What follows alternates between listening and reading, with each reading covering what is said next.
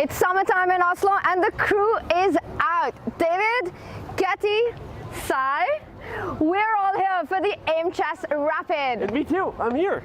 Hi, Danny. Hi. Hey. Hi. Hey. Guys.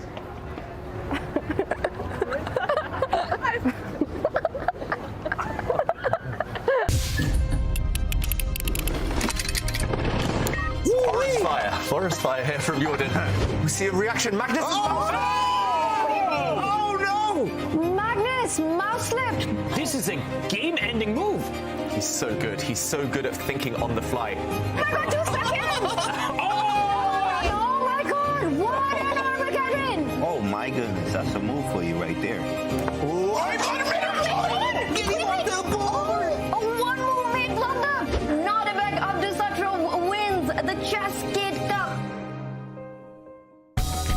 Temperature is rising in Oslo and on the tour. It's all about making it to the Champions Chess Tour playoffs. 8 Super Grandmasters will battle it out in the Aimchess Rapid. The winner gets the golden ticket.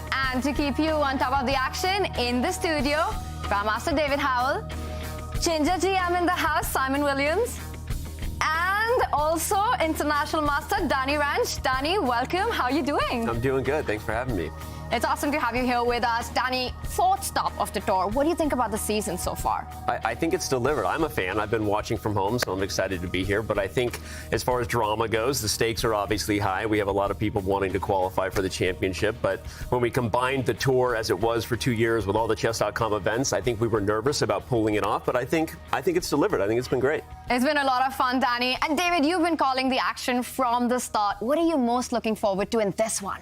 Tanya, I'm looking forward to a bunch of things, but most of all, it's the return of Magnus Carlsen. He skipped the last Champions Chess Tour event, but he's in form now, and he is back. Also, the debut of some new names in Division 1. Oh, wow. It's going to be an exciting battle. And Sai, we've had 3 events, a different champion each time. Will the Aimchess Rapid have a different winner? It's just going to be Magnus, isn't it? I'm going to say it now. I mean, I know it's not a very original answer, but Magnus has been playing so well recently. He's going to be the guy to beat. It's always hard to bet against Magnus when he's playing anywhere. Well, this Aimchess Rapid is one of the strongest lineups of the season so far. And take a look at our star cast. Nodirbek Abdusattorov, Fabiano Caruana, Jordan van Foreest and Fedoseev booked their ticket into the Aimchess Rapid in the Chess Cup. Meanwhile, Magnus, Levon, Wesley and Eduardo Iturrizaga earning their spots through the plains. Now, one new name there is Iturrizaga. Not as well known as some of the other names on that roster, but the chess world knows just how dangerous a player he is. Danny, talk to us about Eduardo. What are his key strengths? Yeah, you mentioned the chess world. I think the online chess world in particular is very familiar with who this guy is and how good he is. He's a specialist in rapid because he has an aggressive style. He's been putting up big numbers in the Pro Chess League for years now, had some big battles. He actually had the 3rd highest winning percentage in the PCL this year behind Magnus and Hikaru. Those are pretty big names to be compared to. So a 4-time Venezuelan champion, now representing Spain. This is a guy that is dangerous, especially in these rapid formats. Dangerous and super motivated. Eduardo Iturrizaga now, he makes his debut. But one player who's had a bittersweet journey throughout the season is Fabiano Caruana. He's made it to 2 finals, but he's yet to win an event. David, how do you assess his chances in this field? I think Fabi's chances are great. He's been fantastic on the tour. He's been very consistent, arguably the most consistent out of everyone. He's just been a bit unlucky to run up against informed players in the finals. So he just needs to keep doing what he's doing, and I believe in Fabi's chances. Speaking of informed players, another fan favorite, Levon Aronian, joins the field. Sai, what do you think about the chess he's been playing lately? Lev's been fantastic recently. I mean, he's just beat Magnus. He's also beaten some other brilliant players as well. He's won nearly every competition except for the World Championships. So you can never discount Lev. If he's on form, he's going to be a powerhouse to face. It's going to be a tough battle at the Champions Chess Tour, which will crown the ultimate king in online speed chess. This is the biggest season yet, and with just 3 tournaments remaining, the race to the playoffs is heating up. Each event in the Champions Chess Tour is broken up into 3 divisions, making the CCT even bigger than ever before as the best players in the world work to win their division and progress to higher divisions, hopefully securing a playoff spot, big prize money, and tour leaderboard points. Here's what's at stake in the 3 divisions in each event. The winner of Division 3 receives $5,000 and 20 tour points. Those with the most tour points at season's end will secure the wildcard slots for the playoffs and additional prize money. The winner of Division 2 claims $10,000, 50 tour points, and secures a coveted slot in the next event's Division 1. Finally, the winner of Division 1 receives $30,000, 150 tour points, and a guaranteed spot in the finals. At the end of the year, 8 players will advance to the live finals. In the end, only 1 champion will remain. And going into the 4th leg of the tour, let's take a look at the leaderboard. These are our standings, and it is world number 2, Hikaru Nakamura at the top, world number 3, Fabiano Caruana in 2nd place, and world number 1, Magnus Carlsen in 3rd spot. Now, Magnus, Hikaru, Nodirbek, they've already made it through to the playoffs. Fabi there is yet to confirm his spot. Simon, with the playoffs in sight, are the players feeling the pressure? Definitely. I mean, every tournament that goes by is going to get harder and harder. The pressure builds every time. I mean, no one's that safe at the moment. I mean, Fabiano looks safe, but he still hasn't won an event. So this is his chance here. And all those players just below, they're going to be really hungry to put in a powerful performance. And even though he's safe, I guess, in terms of points, you're right. He wants to punch his ticket directly. He doesn't want to rely on Grand Prix points because then you have to keep playing every single event. You never know.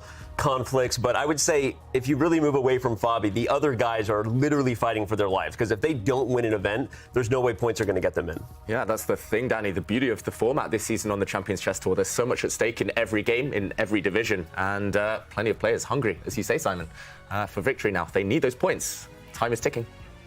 The pressure is on, and one player who's been playing excellent chess in clutch moments has been Vladimir Fedoseev. He's known as the Big Fish, and he's had to get some big wins in to make it to Division 1. Vladimir Fedoseev muscled his way through the field to win Division 2 of the Chess Kid Cup. In round 1, he had a tough pairing, tactical wizard Shakhriyar Mamedyarov. After each of them scored a win with the black pieces, followed by 2 draws, Armageddon was forced.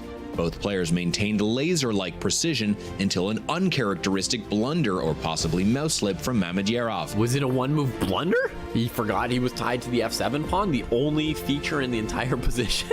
After this round, Fedoseev simply cruised through his Division 2 opponents, needing only 3 or 4 games per round to get to the grand finals. Thanks to the double elimination format, it was a rematch against Mamedyarov, and in poetic fashion, it went to Armageddon for the 2nd time. Yet again, the game was decided by a single blunder, and Fedoseev capitalized with a well-timed G4. And resigned! That's the end of Division 2! He simply blundered a mate in the endgame. His precision and resourcefulness, with just seconds on the clock, makes him an absolute beast in the format. We will be focusing on Division 1, but it's also big action in Division 2 and 3 of the Aimchess Rapid. And we've got a women grandmaster, Keti Satsalashvili, who will be keeping us up to date with all the action. Keti, welcome to the studio. Thank you, Tanya. Wow, and it's your first time doing the other 2 divisions. You excited about this one? I'm so thrilled to be here. It's going to be a lot of fun, Keti. We saw Fedoseev making his way to Division 1 by winning Division 2. There's so much on the line for these players. It's a lot on stake. It is a golden ticket to the first division. This is one of the few ways you can get in the first division, and also $10,000 which is incredible prize. There are several players who made it. Nodirbek made it, Fabi made it, and also Fedoseev made it. Wow. So much to fight for. Let's take a look at the players who will be fighting for that golden ticket into Division 1. And Keti, these are our matchups. Who's the one player we should keep a close eye on? We should keep the eyes on Amin Tabatabai, who was so close in play-ins to qualify to the first division in this tournament, but he was a bit unlucky. He lost the last game against Wesley So, who, by the way, plays in the first division now in this tournament. So he has to start all over again in the second division. We'll keep checking in with you on that matchup. And it's not just Division 2. We also have Division 3 action, and some might say bigger names there. That's right. We have Kramnik playing their 14th world champion. He tries so hard to get in the first division, but he has never been lucky. At this time, he will start all the way from third division. His opponent is Matthias Blubaum, not the easy one. They have a bit of history. They have played a lot of games, and one of the best games that I have seen was between these two, where Kramnik won with exchange sacrifice, double exchange sacrifice. Oof. So it was an incredible game. That sounds like domination. Well, Blubaum will have to forget about that game, Ketty. And another name that stands out to me, another matchup, is Laurent Fressinet against Elyanov. And Laurent had quite a run in the plains, taking down Magnus Carlsen. Right, it's not happening to every chess players that you can beat Magnus Carlsen. These two are very good friends, as we know, but the game was itself not friendly. Fressinet beat Magnus Carlsen, but it was not enough for him to qualify to the first division. Magnus Carlsen did. And then after the tournament, he tweeted, and I'll quote this tweet. He said, "We eventually ended up where we belong, but you made my day." Wow, taking down Magnus Carlsen definitely would make anyone's day. And with all these big matchups, you can follow the excitement and the action on Chess Dojo's Twitch channel. That's where it's at. And even though Magnus Carlsen lost to Laurent Fressinet in the plains, he's been on a hot winning streak ever since. He started the Champions Chess Tour with a bang. We missed him at the Chess Kid Cup, but guess what? He's back. Under 1 minute now for Hikaru, and wow, what a move. 8 minutes and 59 seconds, beaten by 1 second. Could he have swapped queens there? Oh, and Hikaru saw it immediately, and he's shocked. Oh. And Magnus has had no struggles against Hikaru over the board. He should be happy. It's over. We have a winner. Magnus Carlsen takes it. He wins the Air Things Masters, the very first event. And Magnus Carlsen will start the day with a matchup against Jordan van Foreest. These two players know each other. Jordan has worked with Magnus. David, we want to get your thoughts on this one. What's it like when you play someone you know so well? It can be tough when you're friends, when you respect each other, but you have to want to kill each other over the board. And it's not going to be easy for Magnus, this one. We heard from Ketty. He actually lost to one of his seconds in the play-in for this tournament. And Jordan, he's a dangerous opponent. Can Jordan do it? Well, he did lose yesterday to Anish Giri in the playoff of the Dutch Championship. Meanwhile, Magnus on fire with a dominating performance fresh out of Zagreb. We heard from the world #1. Thanks for another great event. Always love coming to Zagreb. 9 out of 9. Danny, what a performance. Yeah, it's a little bit of out of the frying pan into the fire for Jordan after losing to Anish, and then here you get rewarded with the greatest player of all time who seems to be finding his form. 9 out of 9, 6 out of 9, also a good score. He also went 11 out of 11 at the Title Tuesday recently, which is a strong tournament. So Magnus, as you said, he's back. He seems to be finding the form. And Sai, what's that like? You win a tournament, you want time off, you want to celebrate. There's no rest for the world #1. I'm actually quite intrigued to know how he did celebrate. Did he go out? Did he celebrate? Did he have one glass of wine, or did he go to bed early? Maybe we'll find out very soon with his play, but it's going to be very exciting first game. Simon, with all the burning questions there, well, the other exciting matchup is Vladimir Fedoseev taking on Levon Aronian. And David, what's going to be the key strategy for the players in that one?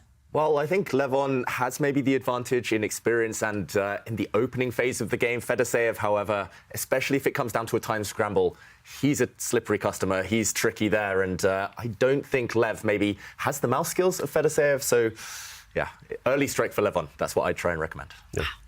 It's going to be a fun match. And we also have the youngest ever world rapid champion, Nodirbek Abdusattorov, taking on Wesley So. A clash of generations, but Danny, also a clash of styles? I think a little bit. Wesley, a super accurate player, right? Wesley just won the global championship. He knows himself in these online formats, even though Nodirbek, I think, is developing the reputation, winning a world rapid title, and then also he wins a lot of time scrambles. So I honestly feel like of all the matchups, I feel like that one is the most of a coin flip in my mind going into the first set of games. So we'll see. It's going to be a fun day of chess. Nodirbek Abdusattorov, he did win The Chess Kit Cup, can he do it again? Let's take a look at the format, the regulations of the Aimchess Rapid. The players will once again be fighting in a best-of-4 mini-match. 15 minutes with a 3-second increment every time they make a move. The minimum margin to win the match is 2.5 points. If it ends in a tie, we will have the bidding Armageddons, and it is a double elimination bracket. You lose, you go down to the elimination bracket. You win, you stay in the winner's bracket. David, how's that worked out and who does that favor? Yeah, on paper it favors the stronger players, and you can point to the fact that Magnus Carlsen, Hikaru Nakamura have won tournaments so far this season. However, anything is still possible. Last time we saw Abdusattorov take the victory, and it certainly leads to a lot of drama. Here we see the players ready to kick off the tournament. A lot of drama. That's what we're looking forward to, as Jordan van Foreest will start with the white pieces. He's known as one of the most creative chess players, known for his offbeat opening. Simon, is that what we're expecting from him? Something early on to throw off Magnus? Yeah, it's very hard to surprise Magnus. I mean, Magnus has pretty much tried everything himself, even the bomb cloud. So I don't know, can you surprise Magnus? Is it actually a thing that's possible? Well, and it's funny, in terms of surprises, remember, because Jordan is a second of Magnus, right? You have this sort of gentleman's agreement not to play prep you've at least worked on together. So does that also make both players think a little bit in the first stage about exactly what weapon they want to employ? It's going to be interesting. Yeah, you have to be a bit of a mean character to try and play something that you've discussed in the past together. But Jordan, he's full of tricks, full of surprises. It's Magnus who, with black, might be the one to answer questions at the early stages. I'm impatient. I want to see the first moves. Me too. I'm waiting. A couple of empty chairs there, too. Yeah. Wow, what about predictions, opening predictions? Are we expecting king pawn openings, the queen pawn opening, or something completely random from Jordan? The thing with Jordan is he's just a wild man. He's completely wild, and that's why I love watching him play. I mean, he can play anything at all. He plays loads of different interesting ideas. When he's playing Magnus, it probably makes sense to try and make it a little bit funky. You know, funk it up a little bit, because Magnus is, oh, we're off. We have some moves. Here we go. Are you ready? Come on. See the wizard. Here we go. It is, what was it? That must have been E4. We have an early A6, though. A French A6? Yeah. Simon, you got to be happy with that one. But did he play A6 and move 1? This is what I'm trying to work out. Breaking news. He did. He indeed played E4, A6, D4, then E6, and we have D5. So a French with A6. Fun times. Fun times. And Simon, you're the French defense expert, but A6, not the most useful move in this position. Maybe it was that glass of wine coming in there, you know, the wine slip. I mean, A6 is a move that the late Mike Basman used to play. And of course, he used this recently, didn't he, Danny, in Title Tuesday to win every single game. I was going to say, he used it pretty effectively in Title Tuesday, right? He didn't ever lose a game. And, you know, David, you say it's not the most useful move, but depending on what white does, right? Either white gets a development lead because of this extra pawn move, or A6 down the road is often useful, right? Because black will play C5 and try to expand on the queen side. So especially in fast time controls, it's a flexible and kind of a tricky move order. Yeah, waiting moves actually often the most annoying to face, because just having the burden of the move, you want to make maximum kind of profit from that. And it's not clear how Jordan will do that, especially if the center locks up, Danny, especially if the game takes a slower pace. It's not very good for the beginners out there, though, is it? Because I remember when Hikaru used to bring his queen out and move 2, and you get all the kids at chess club, and they're like, "I'll bring my queen out," and it's because why are you bringing your queen out? When you're Hikaru as good as Hikaru and Magnus, you get to then cross the line. It's like having kids. Eventually, you're allowed to say, "Do as I say, not as I do," right? And in those cases, Magnus and Hikaru are good enough to say, like, I know that it's not the most principled, but there's some tricks here. And although I will say this, Jordan played C3. We're sitting here blabbering away. It's now Magnus who's on the clock until he just plays Bishop B4. Wow. We were expecting Jordan van Foreest to make it funky in the opening, but it looks like Magnus is the one who's bringing in the funk. While this one heats up, it's sure to be a roller coaster ride. We are also getting first moves from Fabiano Caruana and Iturrizaga. The players are ready to go. Wow, Fabi starts with the white pieces. Something more sane in this one? First, I'm glad we're jumping to this one next, because this was the one game we didn't have a chance to preview out of the gate. And I want to say that Fabiano and Iturrizaga they've played each other a few times. I mentioned the Pro Chess League. They've both been playing for their teams for several years now. So this is a matchup that they're both familiar with. I think Fabi with the white pieces will be super well prepared. And we'll see if Iturrizaga can survive the opening middle game stage without Fabi getting a big edge. But Fabi does have a positive score against Iturrizaga. Yes, he does. So can Iturrizaga strike back? But he is such a dangerous player as well. Iturrizaga, he's known for his attack and aggressive play. With the black pieces, is that harder to achieve? Certainly, especially against someone as well prepared as Fabiano.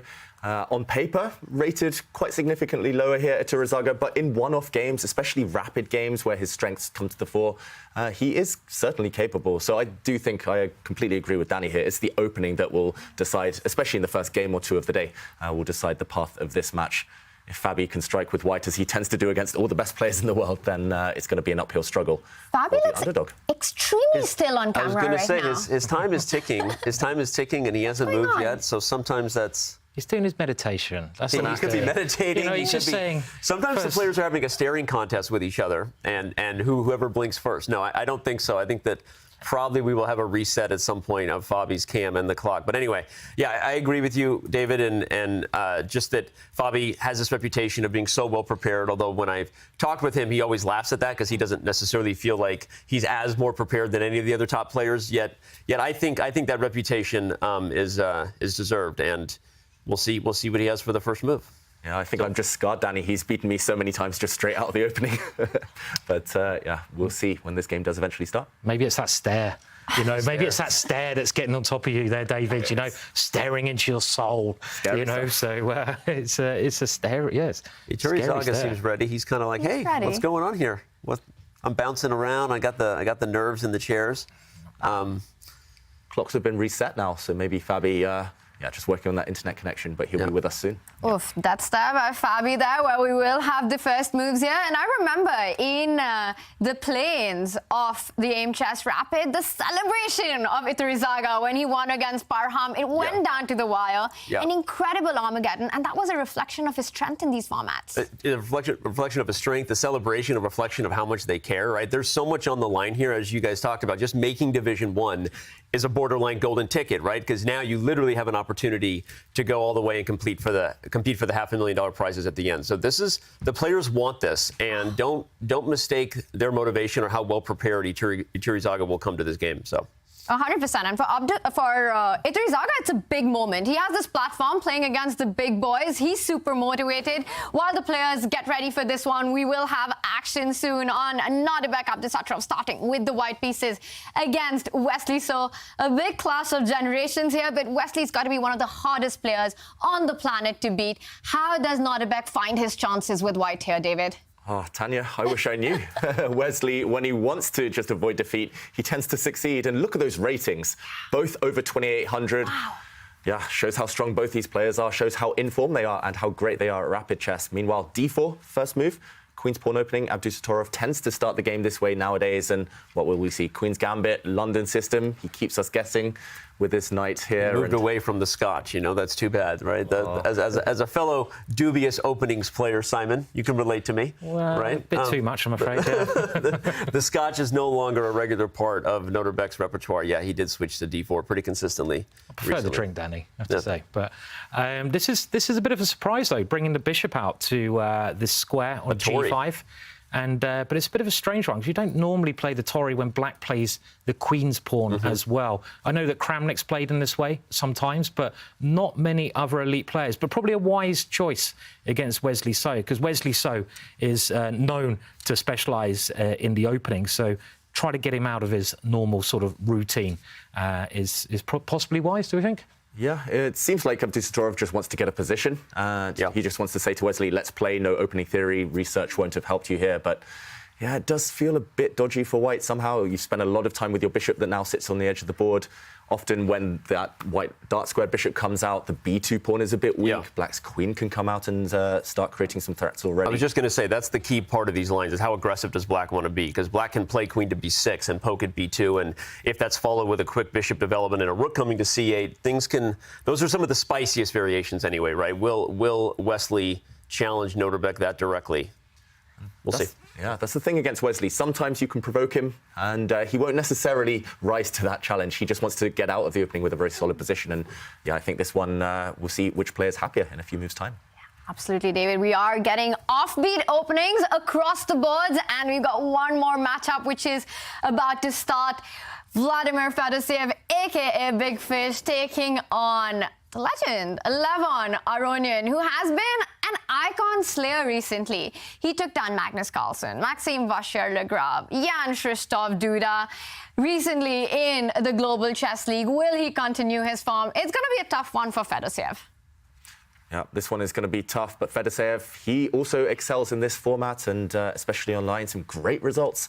Danny, you listed just a few of the achievements of his, and I'm not sure how he'll start the game as well. Fedoseev, he's a bit of a, well, I was going to say loose cannon, but in a really impressive way.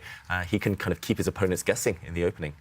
Yeah, I agree. And I think he's sneakily underrated. Again, you know, when you start listing out names, he's not historically been a household name, right? But he was the MVP of the Pro Chess League finals, and again, the matchups that he was facing every game there were super impressive. So he's been playing fantastic chess lately, and we'll see. I mean, he also hasn't moved yet either, so we're waiting, but the clock's just started, so this game is about to get underway. Danny, we were talking about the room game behind them. Yeah. And Lev is clearly winning that. Yeah, look at those boards. Look at those books there.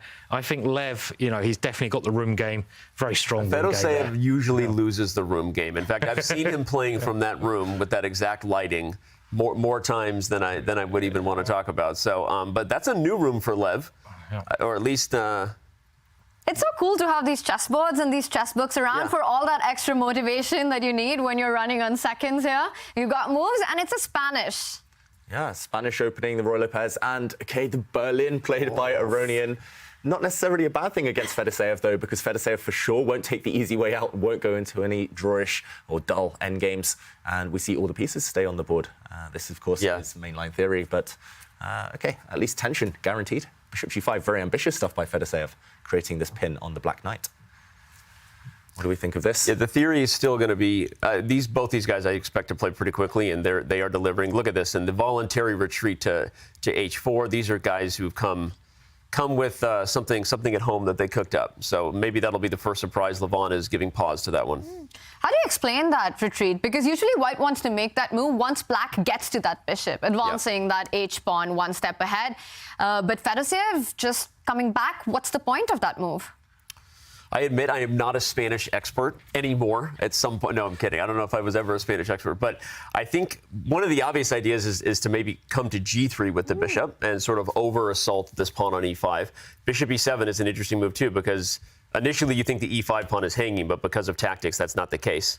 So anyway, this is interesting that immediately followed by Bishop E7. If we want to show real quick why knight takes E5 is not that big of a deal, I think it's because black can just take on E4. And at the end of these lines, the exchange actually will favor black because I think the opening of the position allows black's pieces to be a little more active at the end. So interesting. But again, I don't know. David, you're the strongest player in the room. You're supposed to answer the really tough questions. Why Bishop H4? That is a really tough one. You're right there, Danny. And I think it is, as you say, just to come round. I think he wants to gain time against this pawn, not by taking it immediately. But once you come round, you do force black to react. I'm wondering here just how black defends this pawn, first of all. Do you really want to spend another move with your bishop, the third move with this bishop, to kind of plant itself on a bad passive square on d6 just to defend? Maybe this is Lev's idea. I'm assuming that Fedoseev has a plan in mind, because if you don't retreat your bishop right now, then basically this tactic is always going to exist. You have to watch out for this trick of knight takes e4 all the time. Wow. Very tense. So it does start with an anti-Berlin, but things are heating up in this one. Meanwhile, we are also getting started on the Fabiano Caruana against Eduardo Iturrizaga. If Eduardo takes this, it would be a big upset on the paper. Huge upset. I mean, you pointed out that even though I keep referencing the Pro Chess League just because it's where we've seen these two guys play, but Fabi has a plus record. Fabi has a plus record against a lot of people in the PCL. We think of names like Magnus and Hikaru, I think first, especially because of this year, but Fabi has led a couple of teams to 2 Pro Chess League titles, and so again, we always talk about that, not just because he's a friend. I think he's often underrated in rapid and blitz formats, and he's consistently been in the final matchup here at the CCT, right? And he's lost twice, but I think he's way more dangerous in rapid. I think the reputation of the 2018 World Championship will never not follow him wherever he goes, right? But I expect that Fabi will be the favorite big time in this matchup. And he actually won a medal at the World Rapid Championship recently in Almaty. He's actively worked on his speed chess.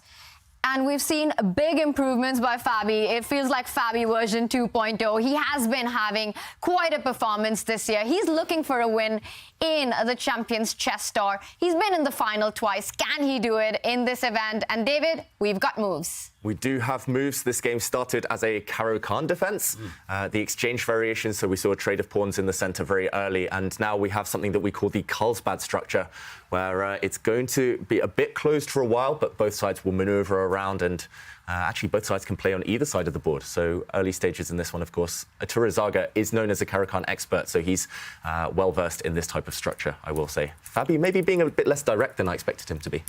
Yeah, it's quite funny, actually. We mentioned that Fabi and his blitz play, his rapid play. And if we go back to the World Championships where he played against Magnus Carlsen and he lost the World Championships in the quick section, and everyone was just saying he's a terrible quick player. He can't play blitz chess. So then, since then, he's just got better and better. He was always good, of course, but he seems to be improving at the quicker time limits all the time. So it's something he's definitely worked on, I think. And this is what's happening most of the time now, quick chess. Is it the way forwards? Looks like it. And do you think that exactly that World Championship is what motivated Fabi to get better in these formats? It's funny. I've talked with him a lot about this, and Fabi's version of that was, okay, he would argue that a lot of people lost to Magnus in Rapid around that time. But if you go back to what actually happened in the games, a lot of people may not remember that in game 1 of the Rapid tiebreaker, Fabi was much better and actually felt confident and was feeling good, and that he actually blames that result much more on sort of losing his way psychologically. After losing the first game, things kind of started to tilt. But from his perspective, it wasn't just the time control. So anyway, I would argue that regardless of whether someone agrees with it, right, perspective tends to be reality for most people. And I think he knew he needed to work on it if he was ever in that spot again. And he certainly has committed. And anyway, it's why he's been arguably, again, he has yet to win one, but you could argue that Fabiano Caruana has been maybe the best player in the Champions Tour for the most of this season. So we'll see if he can deliver again this week. Yeah.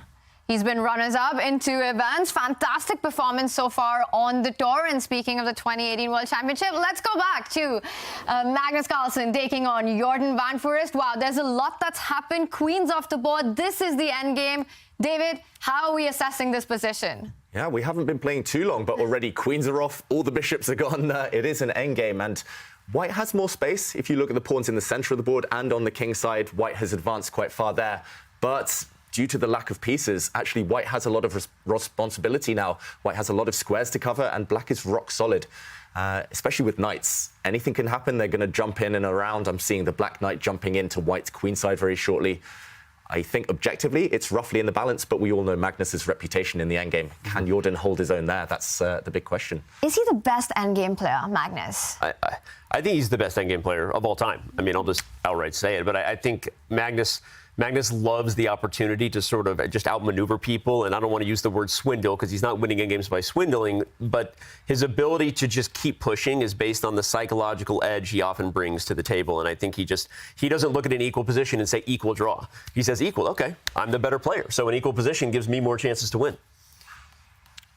Yeah, I mean, it's a pretty standard structure, this, you get from the French defence. I mean, whenever I'm on the Black side of this, I mean, I'm pretty happy because I've survived the opening for a start. But if you look at the weaknesses in the position, the one good thing that Black has is that not really any pawns of Black's are serious weaknesses, but White has this pawn at the base of the pawn structure in the middle of the board, and that is a weakness. And this is something which is very prevalent in this type of structure. But of course, it should be even at the moment, and it's easier to play with more space. And I think White should just push his kingside pawns, try to create some weakness over there, but moving the king into the middle seems very sensible as well. Wants to overprotect that d4 pawn just to make sure that maybe then he can move the knight from b3. I don't know if we want to analyze this at all before this may end up being the game that's over first if we want to just quickly look at it, but it's, I think the king will come to d3 and go overprotect the d4 pawn, and then White maybe tries to use some sort of grip pawn structure on the king side, advancing for this g5 break. The g5 break is often the most dynamic one, because if g5 occurs, Black only has bad choices. If you take it, you always give the outside passer, and if you leave it, White capturing h6 creates a weakness. So of course, there's these crazy ideas where you sacrifice everything for a queen, but that won't be the case here. So anyway, I think that while we're applauding Magnus, I don't think Jordan is in any danger in this game. Yeah. So you would be happy to see Freddie the F-pawn, Gary the G-pawn advance down the board. Even though queens are off the board, there's still potential to create weaknesses here. I'm actually happier that you know the names of the pawns like me. I learned. That is. That's amazing. Well done, Tanya. That's put a smile on my face. And if anyone out there doesn't have a clue what we're talking about, then I get the pawns' names depending what file they're on. So you have the pawn on the right-hand side. It's on the H file. Of course, it's called Harry, after Dirty Harry, the character. And they've all got funny little names there. But we are seeing on the board here, David, many exchanges. I mean, you're an endgame expert, I think it's fair to say. You love playing 200-plus move games, don't you, David? Sorry to say. And who would you prefer to be here? Yeah, you're basically calling me a boring old man, No, Simon. No. I did not use those words. I do like my endgames, and I, just like Danny, would choose white. I think there's less risk for white. It feels like if you just protect everything, you have a draw at hand. But yeah, if you want to play for a win, I was about to say Jordan paused at that moment. It looked a bit strange. He's changed the pawn structure. He wants to maybe break with this pawn. Now he has full defense over his center. Maybe he's just going to retreat his knight, say everything's defended, and go for glory on the king side. Yeah, I don't really think he's in much danger here. I was surprised by rook c3, and of course the computer only giving a teeny edge for white. But I think from a practical perspective, white is controlling all the cards, right? You'll play g4.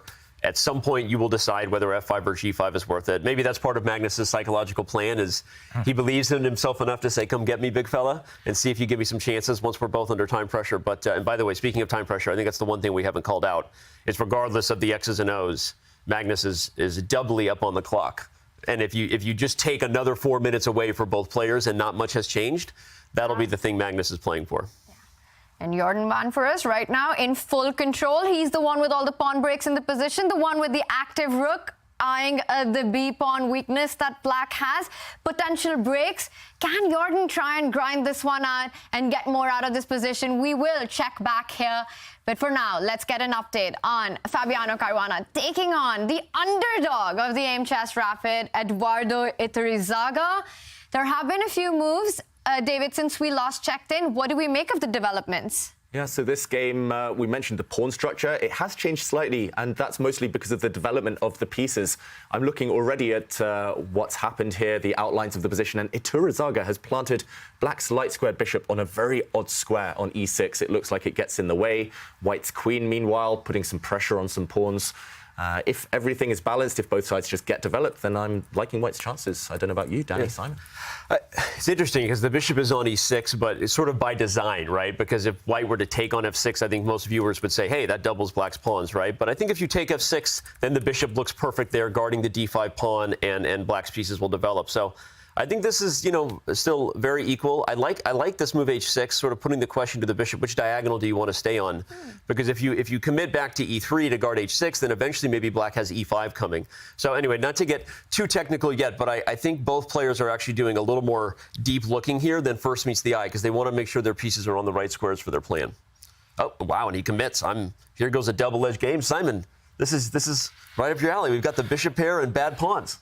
Yeah, I kind of like white, though. Yeah, definitely. I mean, it just looked a bit clumsy for black to put that light square bishop in the middle of the board there. I mean, I think there's two ways you evaluate a position generally.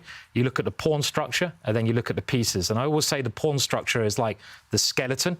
It kind of holds things together, and the pieces are like your organs. They kind of make the skeleton work. And here, just white's skeleton is really lovely. Everything's defending each other. But if you look at black's skeleton, he's got so many little weaknesses. The white pawn in the middle of the board, the double pawns on the right-hand side, and also the pieces. OK, black's got two bishops, but two bishops are not always good. There's already some tactical tricks here that, David, you might be able to show us there. And black had to play a defensive move there to stop those tactical tricks. Yeah, there might still be tactical tricks, Simon. I'm just looking at the position now and I'm thinking, OK, maybe you can get away with, for example, sacrificing a piece on e6. I love that idea. I'm looking at it like, can we please show it? Thank you for having the analysis board, because I'm like a kid in a candy store. Rook takes e6. If queen takes e6, you win the queen. And if pawn takes e6, there's bishop takes g6 check, which I mean, let's go, Fabi. Like, that's the kind of chess we want to see on a Monday morning, right? Monday afternoon. I'm still a little jet lagged, everybody. Forgive me. So depending on where you are. But I love this idea. I think we might see it. Yeah, and he's paused. He's taking a think. I agree with you guys. I think this is exactly what he's thinking about. Rook E6 on his radar. Will he go for this sacrifice? This is a critical moment. Yeah, critical moment. Look at Iturrizaga. He just looks super nervous. Like you said, Tanya, just looking back a minute ago, it looked like he was praying. He was like, please don't hit me now. Give me time to castle. If Black does get the time to put his king to safety, it's going to be a very tense middle game. And actually, I have to disagree with Simon. These are my favorite type of pawns. It's my favorite pawn structure. They're so mobile, and Black's king will be super safe, tucked behind them. So this feels like a key moment. Yeah. Will Fabi go for it? And look at Eduardo. He's looking away. He's also looking at these lines. He doesn't want to see that rook sacrifice, that exchange sacrifice on the board right now. He's doing a Beth Harmon, isn't he? He's like pulling a Beth Harmon, looking at the pieces on the chessboard. Yeah, just having a little look on at the ceiling. Yeah, what's happening up there? And Let's do it, Fabi. I really hope we see a sacrifice now. Come on, we need that Monday sacrifice. Just throw the piece at him, get the caveman chess going, and get the rock and roll on the board. Will he do it?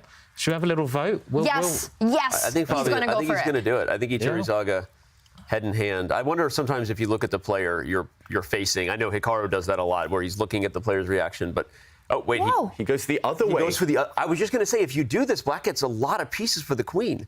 And I didn't. And I was going to highlight that this is exactly why the same idea doesn't work with the other move order, and yet Fabi says no, you're wrong, or he's wrong, because this is queen takes e1, knight takes e1, and Black can throw his knight knight in the way. even better. Black keeps the queen. Black will be up the exchange, a rook for minor piece. And did he miss this, Dave? I mean, possibly just miss this knight e5. I mean, you know, you're a bit rusty the first game. This could be a major upset just looking at the evaluation bar already. I mean, with the black pieces, Black's just doing well here, surely. Yeah. More material, 2 pawns in the centre. Fabi's not giving much away with his facial reactions there. This is strange. I don't think he missed it. I think he just misevaluated this position. Maybe he assumed, okay, White's knight can go and take this black pawn in the center. Things are opening up against the black queen and king, but Black is just going to castle to safety. And I don't think you have enough ammunition here. I don't think you have enough white pieces to justify this sacrifice. Completely agree. And even if you play queen takes b7 here, Black will castle, and then the b file becomes a weakness instead of an asset. And so this is an exchange sacrifice misevaluation gone wrong. I think you're right, David, that it was less about a calculation error and more about just maybe misevaluating the chances of this position, because I'm really liking Black's chances. It's very strange that someone like Fabi, one of the best players in the world ever, to misevaluate a position. I don't really believe that, because he's such a strong player. He's so experienced, and he's taken loads of risks here. I mean, he had a good position. When you've got a good position, why take so many risks unless you miss something? I think he maybe just missed this move. I don't know. I mean, why else? I don't see... You know, you have to have something concrete here. I mean, you mentioned knight takes e5, but you can't just hope it works. You've got to make sure that it works. And this is a mistake that a lot of lower-rated players do. They play an attractive-looking tactic, but they don't calculate it, visualize it quite far enough ahead. But Fabio is not a lower-rated player. He's a fantastic player. So, so I'm really surprised. Yeah, I think he's just banking on this knight takes e5 move, hoping that Black takes this knight back and there will be some action along the e-file with a pin. But what if Black just castles? I'm not even sure which way Black should castle. OK, he has played this move. This is the position on the board. But, for example, if Black even castles queenside, this knight is pinned. You're not kind of getting anything else other than a pawn for your exchange. And Black's pieces all very active. It's funny how much we disagree about where Fabi went wrong here. I'm going to continue to disagree, because I don't know he miscalculated as more as...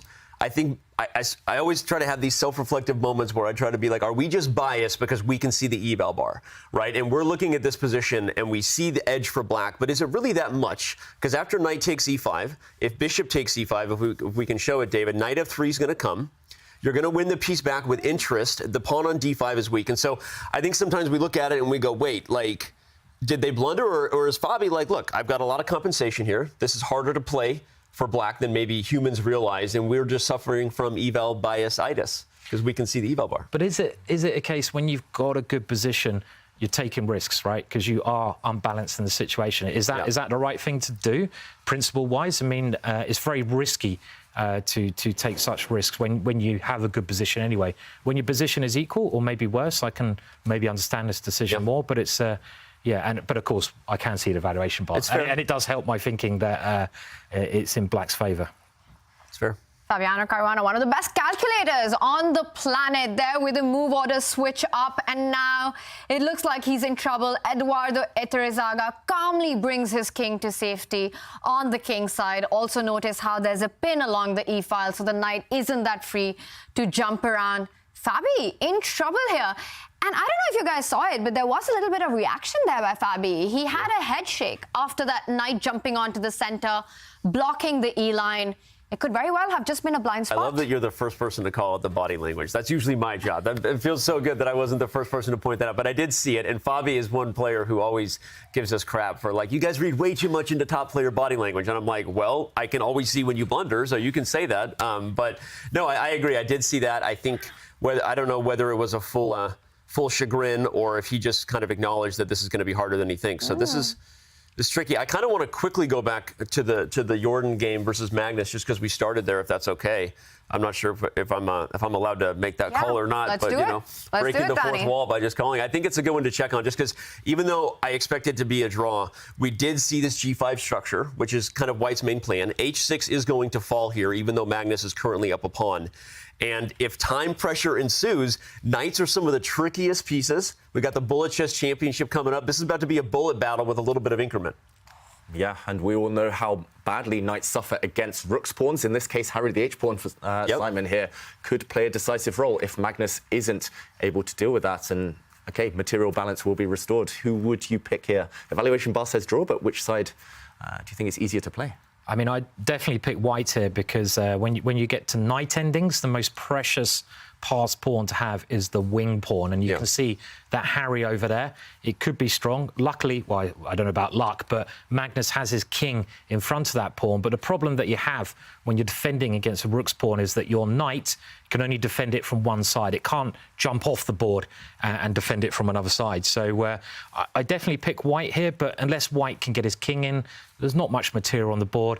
You're playing a pretty good endgame player. I mean, he's not bad, is he? If you're playing me, you'd have some chances. You're playing Danny, even more chances. You're playing David, no chances. And I mean, sorry, Danny, we've got to get it in. Pick on me all you want. I think we're about to see a repetition. It was glad we came here because it's the final instructor. Oh, you don't think so? No, I think Magnus might be trying to win that Harry the H-pawn and actually maybe even push on for a couple of moves. David, are there any chances of that happening? Certainly now. And Jordan, he shook his head. Yeah, he missed this move. He could have gone the other way with this king. He could have cut out this option, and I think, like you said, Danny, we would have seen a draw within moments. But suddenly, big question, does white push the pawn, allowing the black king to either step forward or to the side, and that pawn will be weak forever, picked off soon? Or do you move your knight forward where the black king again is allowed forward? Suddenly, big question to answer. Yeah, I apologize. I was maybe just thinking about Simon picking on me, I guess. But no, Danny, it's obvious that the white king needed to go to f3. Danny, you will get your revenge, I'm sure. We've got plenty of days left, my friends. But no, the H-pawn is going to fall. You're right, Tanya. Jordan's not got plenty of time left. He's got 25 seconds on the clock. The line is on the board, David, the one that you were calling out. Now there are two pieces attacking the H-pawn. I don't see a way for white to keep it together. Yeah, that pawn is dropping, and wow, Jordan pushes his king to d4. What is the expected reply after knight takes pawn? Suddenly, there's a threat of knight trade. The f4 pawn as well for white is hanging. Yeah, I think the one lucky thing Jordan has going for him is just that f7. f7 is tender the moment the black king gets too aggressive, right? You play knight g4 check, and on king g6, king e3, and you say, all right, I screwed up. Now show me, right? And will black be able to make progress without knight h6 coming in? Asking Magnus to show how to win a pawn up, that is scary. It's really scary. I mean, for sure. You can ask Magnus a lot of questions, but I've seen him win so many unwinnable endings just sitting on the, sitting here. He does it so often, especially when the clock is very low. But, I mean, how realistic do you think that is, David? I mean, here, that Magnus can win this? Well, that's the thing. If it was anyone else in the world, I'd say Jordan's going to draw. We also see the evaluation bar, so objectively, it should still be a draw. Yeah. Magnus still needs a bit of magic. But, yeah, we've seen him milk these types of advantages. I think one of the things I always ask in these positions is, if I could pass the move, would that be progress? And I think one of the problems is, even if black could pass the move, the white king will now sit on e3 and f3, and if the d4 pawn ever pushes, you'll go to e4. So I don't, and you can't exchange pawns. So I'm sort of wondering if there's any real way to trick white here. But if there is, Magnus Carlsen will find it. Full disclosure, but I still think that Jordan is going to hold a draw despite blundering to get here. Yeah, the clock situation though is another huge factor right now. If Magnus can set a trap where there's only 1 or 2 moves to stay in the game, I'm not sure it's going to be easy for Jordan. And already you can threaten a knight exchange. He's considering Magnus throwing his pawn forward now, his passed d pawn, to attack that white knight now that the king has slightly sidelined itself for white. But big moment. Yeah. Wow. 15 seconds on the clock. The last player you want to be trying to defend this position against in the world is Magnus Carlsen. Jordan van Foreest, a big task, a big ask of him right now. Can he hold the draw here? Black can start looking at advancing down the board with that d pawn. Guys, predictions. Will this end in a draw, or will this be a Magnus win? Oh man, now we're on the spot. No pressure, Danny. You know, just to avoid being the person who always picks the most dramatic storyline, I'm going to say that it's going to be the draw, because I'm accused often by chat. By the way, hi chat, we see you, as looking for the biggest dramatic storyline. But I think Jordan will hold, although right as I say it, I'm now looking at the d-pawn and starting to look at some real crazy lines. So, Simon. No, Magnus will crush it. Okay. No doubt about it. I mean, Magnus is just going to grind it, find an opportunity. Jordan, the problem is, Jordan has to play so accurately. I mean, even though, as you pointed out, Danny, it's not easy to win at all, Magnus can keep trying stuff, and as soon as I say that, they're repeating kings. But yeah, I mean, it's not easy to win. But David, what do you reckon? You've got to have the deciding. Yeah, deciding what? Yeah. I don't know, Tanya. You need to vote too, but I'll say draw, because it feels like Jordan has set up really nicely with his pieces. But he's going for the win. He refused the 3rd time repetition here, so Magnus is going to try till the end. Yeah, Magnus, he'll play till king versus king if he needs to. We've seen that before from him. But whether he's successful to win, that's another question. It feels like Jordan's got his knight on a perfect circuit right now. White's knight is stopping the advance of black's extra pawn, the d-pawn, and it can give the black king some annoying checks too. f5 is always going to be a way to try and trade pawns for white later if you can arrange it. Oof, I'm talking myself into a corner here, but I'll say draw. The good news is we don't have a lot of other games to get to. We already had 2 quick draws between Aronian and Fedoseev, and Nodirbek Abdusattorov, respectively. So we've got this game and the Fabiano game. So I'm willing to just stay right here until we see Magnus show us whether he's going to find a way or not. 12 seconds for Jordan van Foreest. He does repeat with the knight and king, and that's all that he has to do, right? Shuffle around with the knight and the king, make sure that black's king doesn't get active. But is there a potential winning plan in this position for black here? Queen the pawn. Queen the pawn. I think you have to be able to advance. If we want to bring up the analysis board, we might as well show how it works, right? So if black can advance the d-pawn, not really because you have hopes of queening, but because you can distract the white king in the right opportunity for the black king to go to g6 and f5. The problem is you have to do it where the knight is also somehow sidelined himself, because otherwise f7's a problem, or as we see now, check, right? So the right way to do this is to advance the d-pawn that first distracts the knight to b4, David, and then distracts the king. Only at that time, if the knight is sidelined on the queen side and the king has retreated, could black win? So we'll see. Knight b3, great call there, Danny. It's on the board. He wants to get the d-pawn moving. But the thing is, you have to, okay, and now Jordan sees a chance. Actually, I think this is a great move. I think Jordan has just clinched that, because you get 1 more pawn off the board and suddenly you're in sack territory, right? Sack the knight for the remaining pawns and you should be able to draw. Yeah, it's a good strategy, isn't it, David? I mean, when you're trying to draw, exchange off as many pawns as you can, because there's less to worry about, really. Yeah, there's just 1 trap in the position just to show, and Jordan didn't fall for it. If you'd taken this pawn, I love it. I love it. Eval bar heart attack. Don't make Tanya fall off the chair. There you go. If you take the pawn, bad things happen. Yeah, if the knights disappear, black will win due to this protected pass pawn. But this didn't happen in the game, and Jordan's still holding the balance. This is the game position. He will trade off at least 1 set of pawns and should make a draw. And we're getting another update that Iturrizaga Fabiano also ended in a draw. So that's 3 draws. Will this be the 4th draw? Right now, Jordan seems to be doing everything right, but not anymore. He blundered his knight. He walked his knight into a trap because the knight guard's b4. The knight guard's... Do you know what? You just never bet against Magnus, guys. If knight a6, king b7, and then... Oh, king b7. The knight's out of squares. He probably would have just repeated, and now anyway you lose the knight, but white's coming out of after the pawns. It's not going to be enough, David. But what is happening? Can you just take that white knight? You just take it, and then knight f4 King F5, and then just keep pushing. Oh, it's so tricky now, though. White's knight has escaped, but the pawn is rolling. Maybe Magnus has played it perfectly. Now the white king has to give way, and oh my gosh, the black knight's going to win. Sing this out. That's the line. And this is how it's done. Yeah, I mean, Mr. Carlsen strikes again. normal, normal Magnus Carlsen. Yeah. You know, just when it looks like it's going to be a draw, he just finds the way to put problems on his opponent. And he wins and immediately turns off the camera. He says, my job is done. The Magnus touch there. What a win that was in a position that was an absolute draw. Jordan held it together. A fantastic endgame. The Magnus touch, the golden touch, call it what you want, but that was a Magnus Carlsen show. David, what an endgame.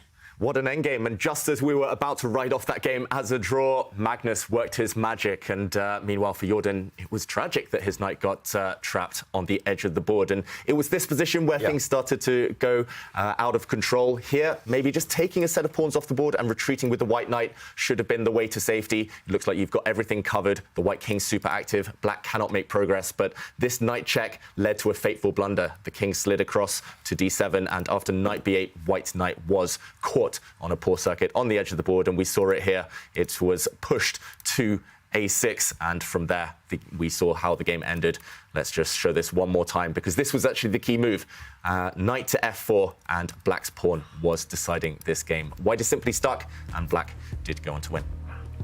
How does Magnus Carlsen do this? Just incredible stuff. Once again, squeezing water out of stone there. And that means we got one win in the first round of the Aimchess Rapid, as all the other 3 games did end in a draw. Magnus Carlsen takes the lead. His fiery form does continue. What a fantastic round. A lot of fun there, Danny. Yeah, and Magnus shows that his form will continue. We were wondering, will he be a little tired from the dominant victory in Zagreb, or will he show up ready to fight? He answered the question right there, and even against his friend, he grinds out a game that maybe should have been a draw. And the hard part, too, is Magnus just went with black. So now he gets white, and that's what it is to play the best player of all time. So. Yeah, I mean, it's just his determination, really. I mean, Magnus, he never gives up. Other players would have said, OK, we'll take the draw. Magnus just keeps on going and going and going. And it's really tough to play against someone like that. It really is. Quite a big challenge when you're facing the world #1, Magnus Carlsen. And speaking of challenges, you don't want to miss our coverage tomorrow, because we've got a very fun challenge that's coming up as Magnus Carlsen takes on our very own David Howell in an air things challenge. David, that was a fun one. Here's a sneak peek. Yeah, that really just looks like you're moving a pawn like a knight. Does this actually work? You tell me. I'm guessing. I know you're guessing, just sometimes your guesses are right. That's the problem. Oh, I just saw a nice way to lose the game. Okay. He spotted my trap. Yeah, bishop to d4, nice. He sees everything. One thing is like to play chess this way, but to watch this must be... What exactly was that there? Was that a blindfold game because none of the pieces have markings? Pretty much. Okay, I was trying to figure it out. I'd never seen that, but that looks like that would be a tough challenge, actually. Yeah, just playing with air devices, we could only see white pieces and black pieces, but we had no idea what they were. So we had to keep the position in our minds. Yeah. And who won? We're going to find out tomorrow. Oh, that's coming up tomorrow. You don't want to miss the big reveal of who won that Air Things Challenge between Magnus Carlsen and our very own David Howell. For now, we're going to go into a Twitch break for our non-subscribers. And those of you who are subscribed, stay with us.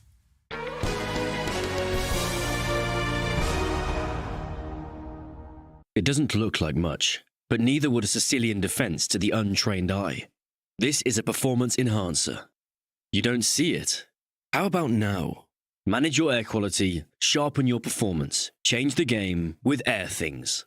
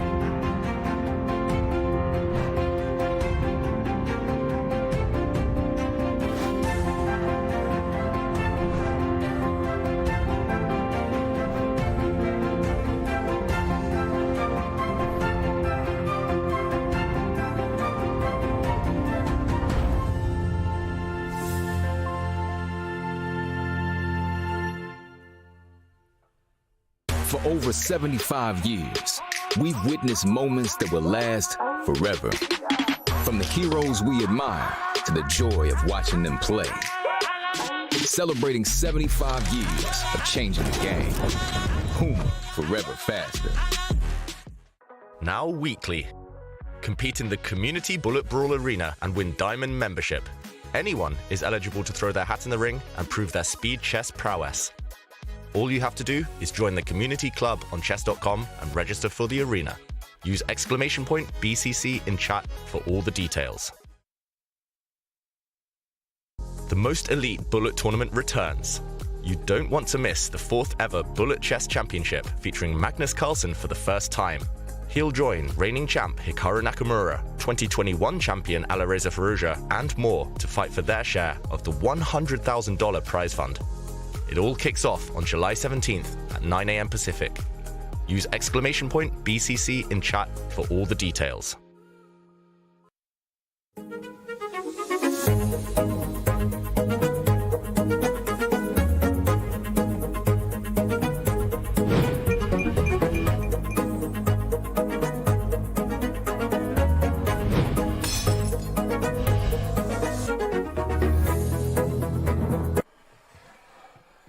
Seriously?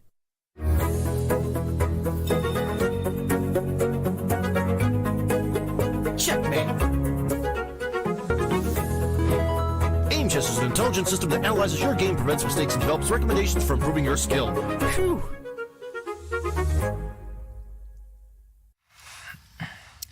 Unlock your potential there with Aimchess analytics and lessons. You can sign up now for a first month free, and the code is CCT. Find it at go.chess.com/aimchess. And one player who needs to unlock his potential right now is Jordan van Foreest. He has lost the first game to Magnus Carlsen, but we all know what a fighter Jordan is. Take a look at what makes him so dangerous.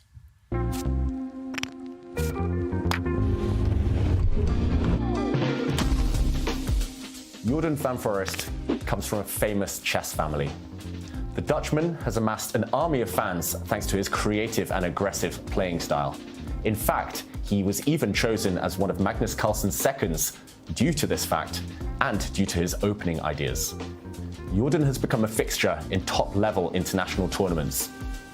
Often he surprises his opponents early on, he goes for their king as early as possible, and he keeps them surprising on every single turn. This means he claims the scalps of experienced opponents and can beat anyone on his day. This is especially useful in rapid chess and will stand him in good stead in the coming tournament.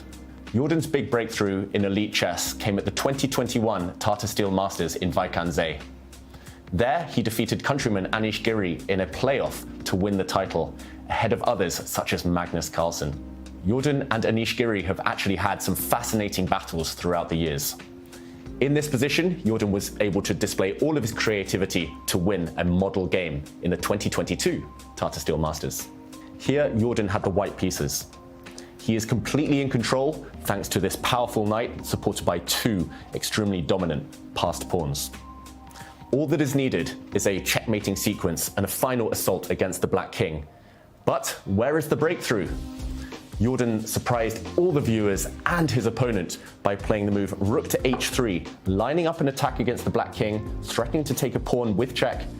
And the whole idea is that this rook sacrifices itself to break Black's fortress. After the rook is captured, White pushes a pawn forward, and this is a clearance sacrifice. The White Queen next will come to the back rank and trap the Black King. For example, Queen takes pawn, preventing White from promoting, and this would be a devastating killer blow. A beautiful tactic there from Jordan van Foreest and an example of what he's capable of. Jordan van Foreest, can he surprise us all by making a comeback in his match against Magnus Carlsen? And Danny, even though Magnus won that game, it was a draw for most part of it. And that's a big takeaway. That's a positive point for Jordan. I think you have to focus on the positive, right? One game at a time. Keep yourself in a mindset that you can play chess with. Think like a goldfish, right? Short-term memory loss and just focus on the next game. But it's also hard when you lost against one A6. Yeah, I mean, 1a6 is a really tough move to lose to, and I'm wondering why Magnus is playing this regularly. And do you reckon it might be in honour of the late Mike Basman, who passed away quite recently, an English international master who used to love playing 1a6? So it's nice, because he does a lot of things for a reason, you know, Magnus. He always has a reason for playing a certain opening, it seems, so it could be for that. But we're back in with the action now. We're back in with the action. Magnus employing 1a6. We saw him do that in Title Tuesday as well against Hikaru Nakamura, playing 1a6, c6, and then crushing Hikaru. He takes the first game, playing 1a6 in the Aimchess Rapid. And here we've got a much more sane opening, David. A much more sane opening. It's one of the main lines these days of the Berlin defense. Not the Berlin endgame. Queens are still on the board here, but it is almost symmetrical, the pawn structure, and this tends to lead to very level positions. White, however, does have a bit more space for now and easier development, and Magnus tends to like these positions. So we'll see. It's a bit of a surprise to me that he went down this line, especially when he's fighting someone wounded now like Jordan. But maybe he's just trying to say, OK, you're not going to win this game. And it's funny. I was going to say the opposite. I was going to say I'm surprised that Jordan allows a position where, to me, this is Magnus's game, where it's a position of 3 results, but it's safe, and he can keep playing chess forever, right? It's obviously symmetrical. It has all the Berlin jokes. Insert every Berlin draw joke. But Magnus is already up a game. He's not going to take any huge risks in a structure like this. So I was surprised to see it, but for reasons that disagreed with you, David. I was thinking that maybe Jordan should be looking to spice it up a little more. But maybe it goes back to the old adage, stop the bleeding, don't lose 2 in a row, Simon. Yeah. I mean, if you lose 2 in a row, I mean, it's just a disaster. And I think Jordan is sort of developing as a player. I think in the old days, Jordan would have come out and done something very, very risky. But he's growing up and maybe maturing by playing to Berlin. But he's got to win with the black pieces to get back into this match at some point. That is the problem. So it looks fairly even at the moment. I mean, not much going on here, I'd say, chess-wise. Very symmetrical position. You've got that skeleton. All the pawns are basically looking at each other. So then you look at the pieces and you try to work out who's got the better pieces when the pawn structure is symmetrical. Yeah, it's a Berlin. I was going to get in with a Berlin joke, but then I thought it might get too repetitive, so I didn't. I stole your thunder by accident. I didn't mean to, but there you go. But this one will, of course, be a long strategic fight. Meanwhile, action is getting started in the second game between Fabiano Caruana and Iturrizaga. Now, the first fight between them ended in a draw, but it was fireworks. We saw early sacrifices there. And somehow, Iturrizaga getting a good position. David, Fabi seemed to survive that one. Yeah, actually, this game, the previous game between these two, ended quite abruptly. Yeah. The players decided to repeat, and it was actually Iturrizaga who could have played on, who had an objective advantage, and it maybe is a sign of respect to Fabiano. But Danny, do you think this will come back to haunt him, Iturrizaga? Well, I want to ask you that. I mean, you're a super strong grandmaster. I don't know if you know that. You're a very strong grandmaster, and when you're in a position where you have an edge as black, maybe you didn't expect that coming in against a guy like Fabiano. What is the mindset there? Because there's a match. Are you thinking, I'm going to accept a draw?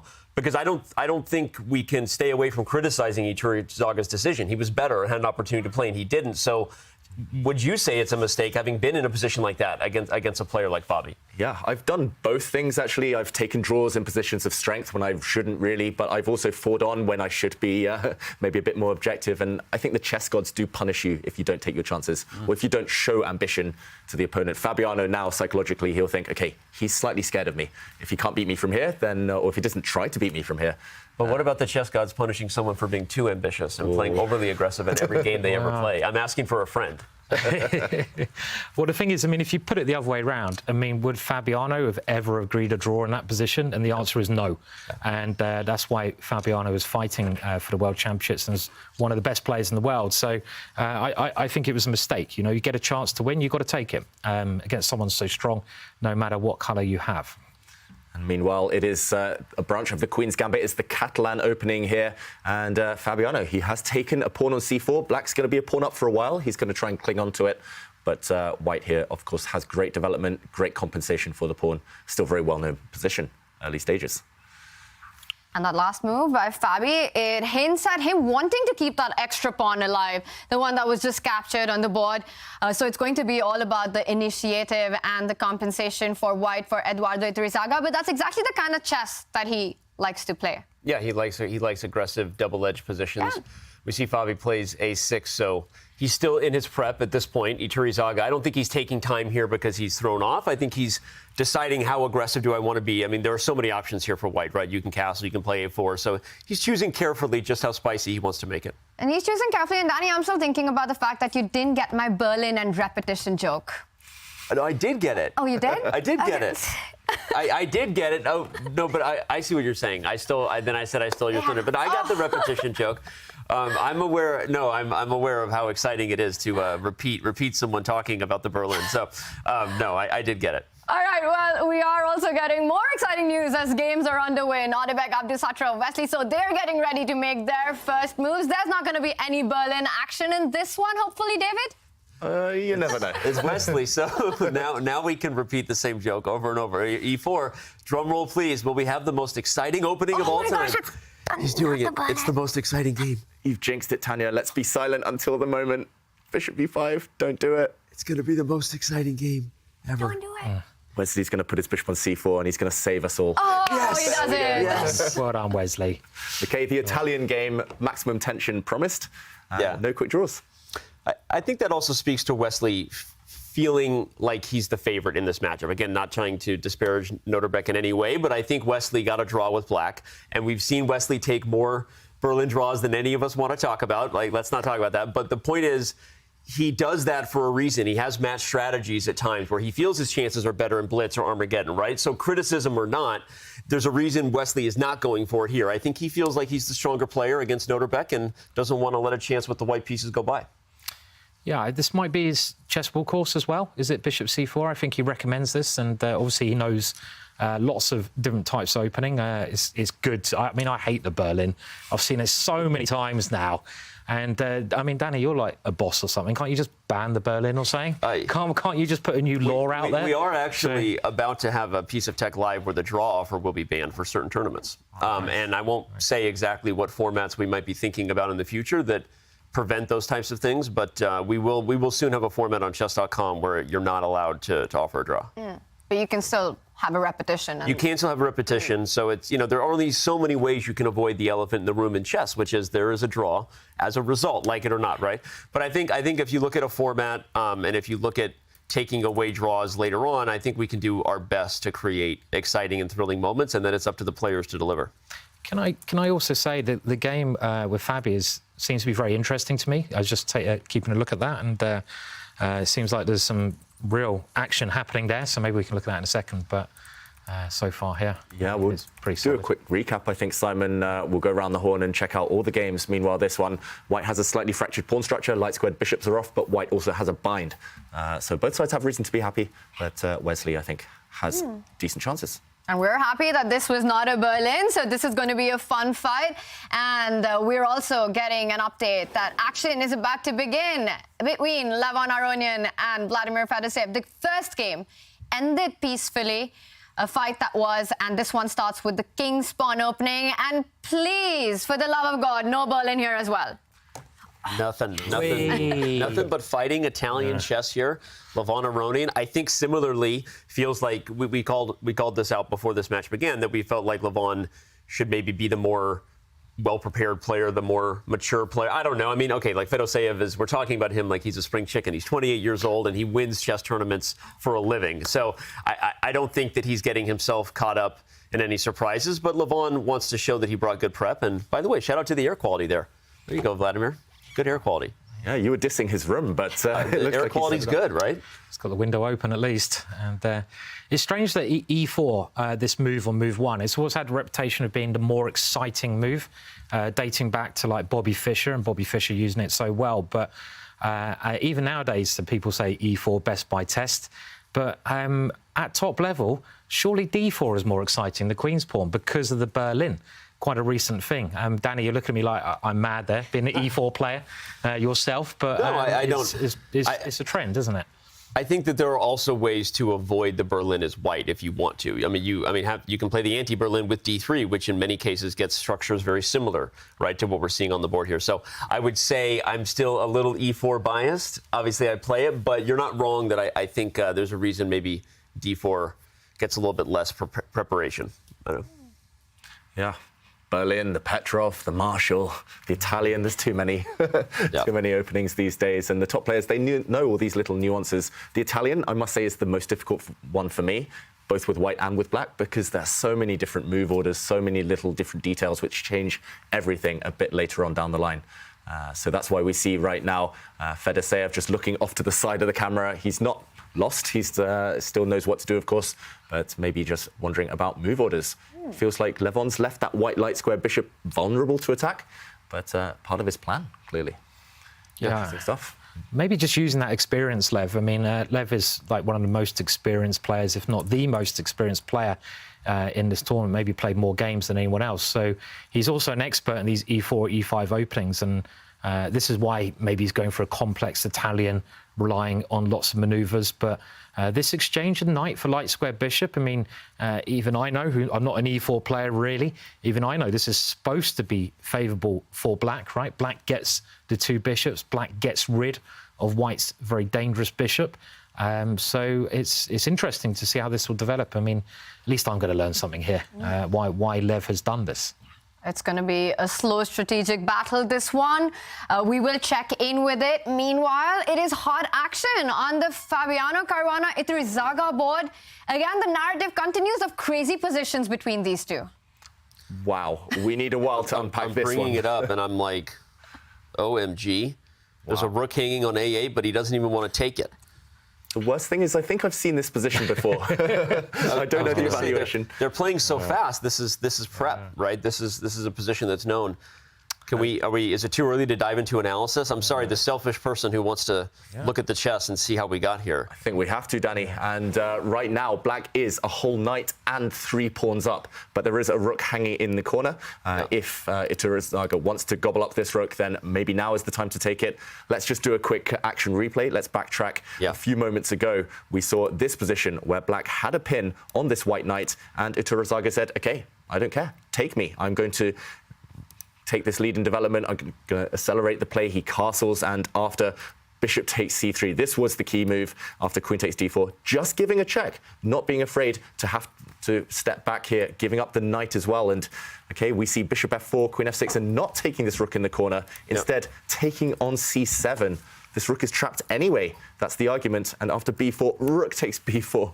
The players keep throwing wood on the fire here. And they're still blitzing it out. I want to give a shout out to Tanya, though, because she kind of called it. After Fabi played a6, if you just quickly show the position on move 5, there's a reason that Iturrizaga, if we go back to the timestamp on Chess.com, you can see he paused for about almost a minute and a half there, because he was making the decision right here. Do I want to go for this line? And this was the position where there's a reason we've seen blitz since then, right? He was like, all right, I know Fabi knows this stuff, but I'm going to go all in. And everything after this 95 is this very, very forced variation that leads to the complicated exchange stacks we're seeing on the board. There's only one player who seems to be knowing what he's doing, because Fabiano Caruana with 15 minutes on the clock, more time than what he started with, and 7 minutes for Iturrizaga. That's going to be a big factor as the position continues to get more complicated. 8 minutes extra, a rook and a pawn extra for now. Simon, you're the attacker, or the famed attacker among us. Do you think White has enough compensation here? I mean, this is just, it has to be theory, right? I mean, we're talking about d4 being more exciting than e4, and I think this is a good point to prove it. But I mean, it's just a wild position. I mean, at the moment, if we just count material, White is a whole rook down. But look at White's bishops; they're just raking across the board. Black's king is stuck in the middle, and you have to, if you're playing this way as black, you either have to be completely mad not to have worked it out theoretically, or you have to have really done your homework and checked it. And Fabiano is the kind of character who would have checked it with the best computers and his seconds. So we'll find out soon, and I'm sure he thinks it's okay for black at least. I mean, borderline has more time than he started with, so clearly Fabi knows what he's doing in this line. But I'll give a shout out, because even though Iturrizaga did have several moments after that where he took 2.5 minutes and a minute just looking back at it, he still has an equal position that is still theory on the board. And I often say, David, that's funny in these games when, even if I'm taking more time than my opponent, as long as they're blitzing, that means I played the best move in terms of prep, right? The moment Iturrizaga plays a move that makes Fabi think, the moment you go, wait, oh crap, like, did I just play a bad move? Because clearly I'm still playing engine prep, or Fabi wouldn't be blitzing. Yeah, your heart sinks, trust me, when your opponent starts to think in a line like this.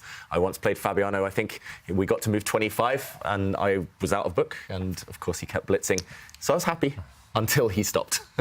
And of course that was my big blunder. But yeah, right now the stakes are pretty high. Only 5 minutes left. Whole rook down.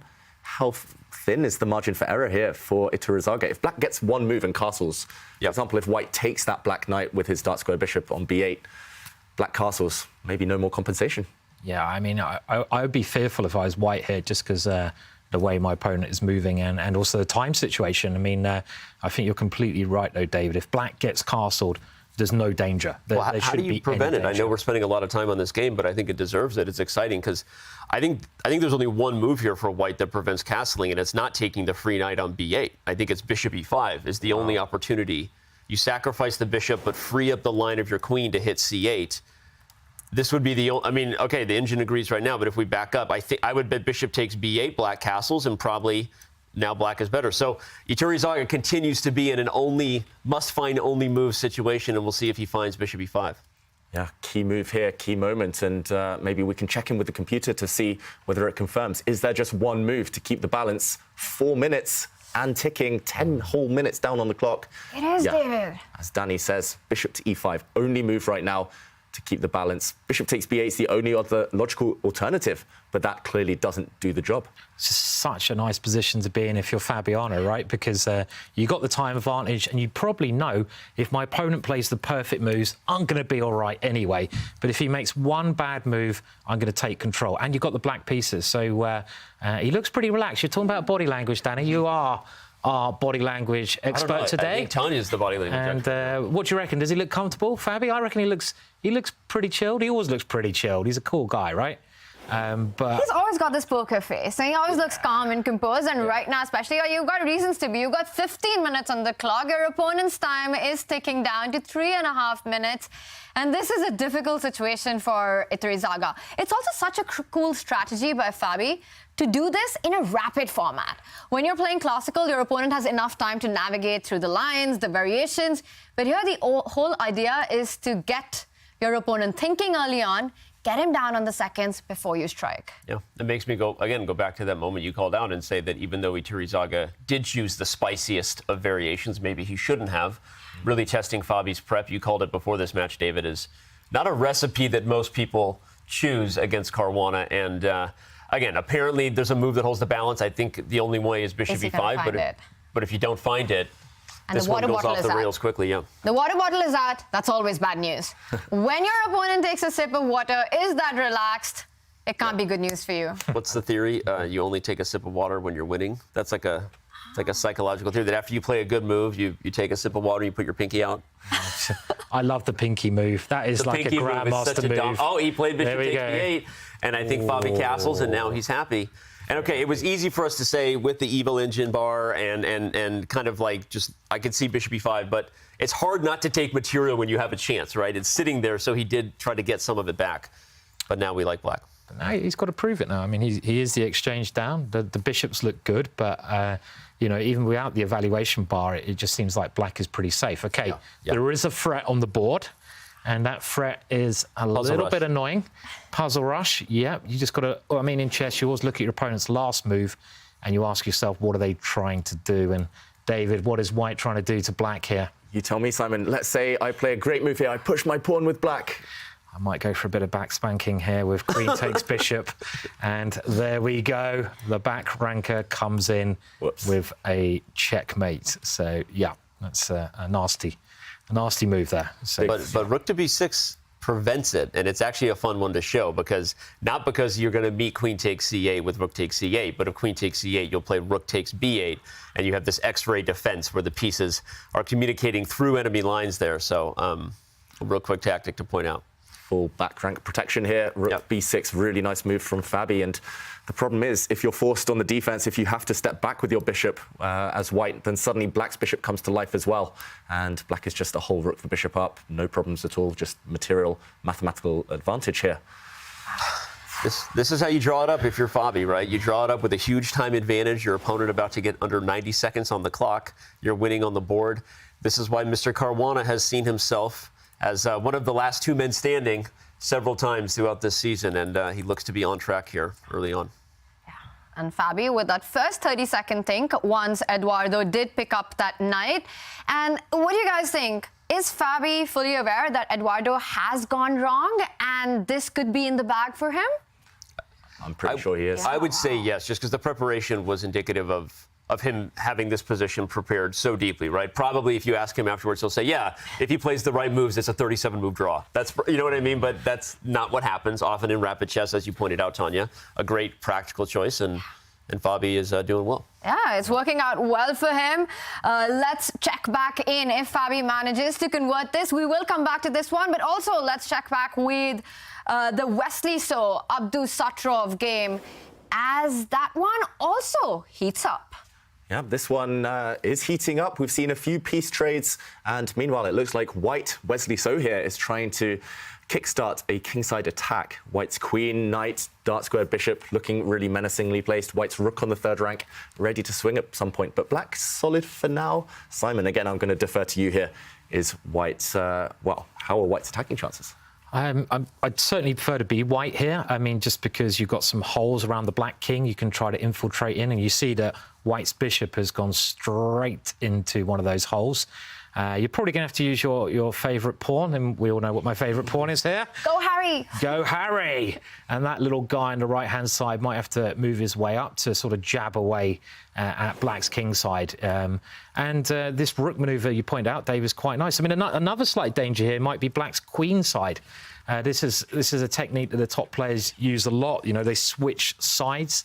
They create weaknesses on one side of the bar or the board, and then they come back all of a sudden when they stretch their opponent's defences to defend. So even though the evaluation bar thinks it's fairly even, I would not like to be Black here. I mean, Black is solid, David, as you said, but it doesn't look good, Danny, really, does it, this position? I'm with you, and I love how you pointed out Rook C3, principle of two weaknesses, right? Even just from a practical point of view in rapid chess, we look at the clock, Wesley is down a little bit, but keeping pressure on both sides of the board just increases the chances your opponent might blunder.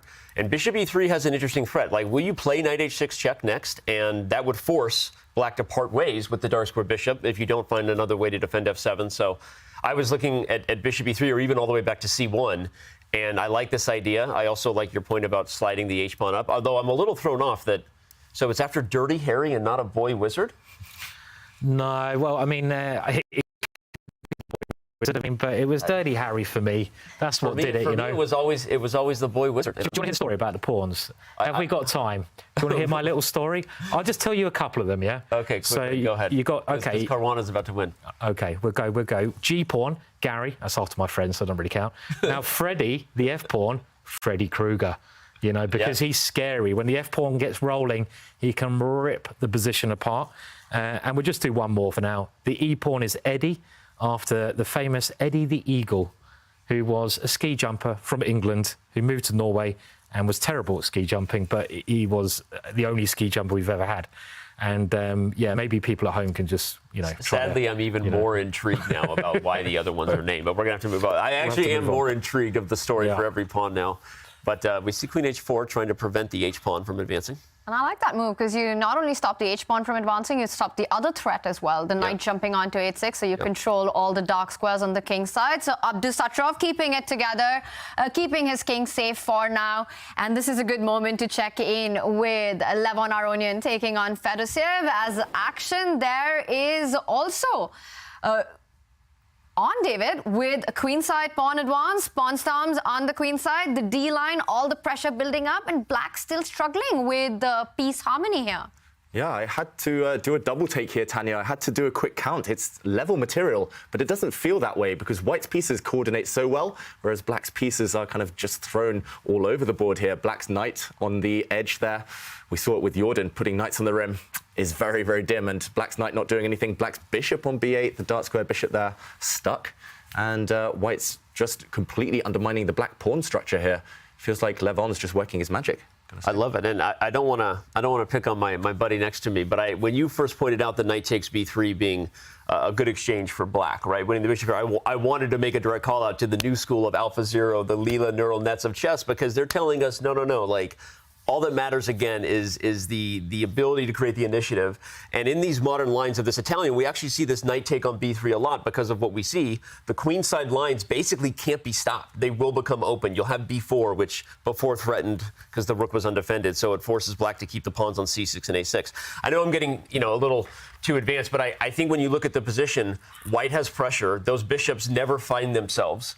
And clearly, Levon has outprepared Fedoseev a little bit in this Italian. Not just Levon. Fabiano Caruana also outprepared his opponent, Eduardo Iturrizaga, and did take the win home in that last game. But that was a Fabi show start to finish. Yeah, it was. We didn't even get a chance to see the finish. It's over.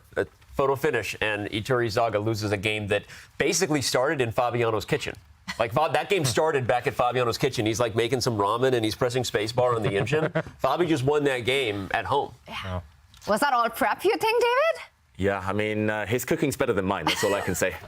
Impressive stuff from Fabiano Caruana. And we talked about the chess gods. Iturrizaga was punished for not pushing that first game of the day. You were right. Yeah. Well, Fedoseev here pushing his central pawns. What do we make of this committal move here? Desperation, Simon? What do we think? Yeah, it's the kind of move I'd probably play because I get so frustrated, if my position starts to go wrong, that I want to try to create some action. But it's either, you've got a bad position. Do you sit there and know that you've got a bad position and try to defend passively? Well, most top players, if they see it's going to just go worse and worse, their position, they will try to create something. They will try to create a bit of mess, at least on the board. And that's what Fedoseev is trying to do here. He's trying to create a little bit of chaos by playing this move. But, it is losing a pawn. Whoa, what is this? I did not see this move. Wow. Well, I think he was doing the right thing. And, Simon, you did talk about black having the bishop here. So you want to open the position, and d5 prepares to do that. But b5 is like, hold the phone. Actually, we got to go to the analysis board. We got to do it because there's too many crazy things to look at here. Wow, that's crazy action all along. And Danny, we will jump back to this one. But Magnus Carlsen, big update. He might be taking his second win of the day and once again a knight and pawn endgame. Oh my gosh. Wow, knight and pawn endgame. Look at those white rook pawns. We talked about them. The A and H pawns, knights struggle to stop them. You can only stop them from one side. And Magnus has two of them. The A5 pawn is passed, of course. The H6 pawn might well promote just 2 squares away later on. Black is overstretched, and I think black here is just busted. White's king is going to be able to run across and stop any black pawn pushes. What do we think here? Simon, Danny, is this over? It looks tough, yeah. I mean, we talked about this, didn't we? In the first game, you got the wing pawn in the knight ending, and they can be very strong. It didn't prove to be that way in the last game, but in this position, it's 2 squares from queening, and White's knight has some brilliant squares it can anchor itself onto. Yeah, and you can see Jordan. I don't have to be a body expert there to work out that he's not happy. Head in the hands, clear sign. He realises what's happening here. One of the best parts about this format is you have so many great players playing so many great games. One of the worst parts about this format is you have so many great players playing so many great games that we can't see every moment. And all I want to do is back up right now as a kid and be like, how did Magnus do it again? How did he create this winning night ending? Because I'm sure it was super instructive. Again, we don't need to do it, but I'm just... It's awesome to see, and unfortunately at their next training camp, maybe instead of opening prep, Magnus needs to work on night end games with his seconds. Or maybe not, because he's doing them so well right now. Just winning every single game. Is this also a big nightmare for Jordan? Just the fact that he lost a nightmare. I see what you did there. Did you mean that was clever? That was good. I like it. But the fact that he lost the first game in a similar narrative, and that's always hard to overcome. Yeah. It's just a masterclass from Magnus, you've got to say. And Jordan moves his king forward. Here, I think it is level material, but the way to evaluate this is you just take white's A pawn off the board and you take black's knight off the board, because that black knight is paralyzed forever, stopping that white A pawn. And the rest of the board, white will have a material advantage. That's why the evaluation bar says completely winning. Magnus does just move his king across. Black's king can't roam too far away either, because white's knight will start grabbing some pawns. And here, okay, knight to A7 blockading. What's the breakthrough? There must be a way.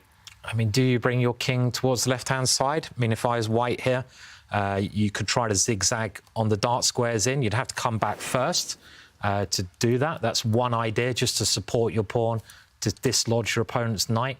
So I'm looking at my pieces. I'm trying to create ways to get in the position with my pieces. In the ending, the king, obviously a very strong piece. I'm looking at my knight the other way as well. And Danny, what? I have a really concrete line here. I'm wondering, can I play knight d8 check, and you have to guard the f7 pawn, and we have to calculate knight takes c6, whether it works or not. Yeah, good idea. That looks very tempting. They always say that the knight is a bit of a donkey when it comes to stopping past pawns, and this would be exactly that scenario. While we have the analysis board up, I want to back up quickly because the sad part about this, to Tanya's point about it being a nightmare, is just a few moves. The blunder actually just happened. If we back up a few moves before we joined, David, it was literally, okay, looks like that line is happening, by the way. It was right here, and Jordan could have played knight e4 to keep the knight guarding the b7 pawn, knight d6. And he just made the bad decision of trading the b pawn for the d pawn instead. He played knight b5, and it was... So that was the sad part. It was just right before we joined, he just made a bad decision of allowing Magnus to have this outside passer. And now what we have on our live board, Magnus sacrificing the knight for that second pawn. Are we expecting resignation here by Jordan, David? Yeah, I mean, you might try a knight jump, a knight fork, a knight check, something, but none of it works. White's pawns, one of them's going to become a queen in the next 2-3 moves. Game over. But he's drinking water. Doesn't that mean he's doing well? Or look at that, he's got the water. Like that's actually juice because you're sort of you need some electrolytes because you're losing all of your. So there you go. He's got the juice going, but it's not a good juice, that one. It's not a good juice. You gotta give a check and come back. Does that have any juice in the position? I see what you did there, Tanya, again. You're on fire, Tanya. It's our job to do the cringy puns. I know. What is happening? What is a cringy pun? I mean, Great pun. We'll let the people decide. Queen of the dad jokes. Yeah, queen of the dad jokes. That's my job. All right, look at Magnus shuffling to G3, which is a real killer. It's like, I'm not even going to walk my king into any possible forks. Resign, Junior. It's over. So it does look like Magnus is going to win this one, go 2-0 up. If you were an odds maker, what are the chances that Jordan's going to win the next two? 1 in 100? I mean, against an on-form Magnus, I mean, it's going to be... I mean, what's he going to do now? I don't know how you can break Magnus down. He's playing great chess as well, yeah. So.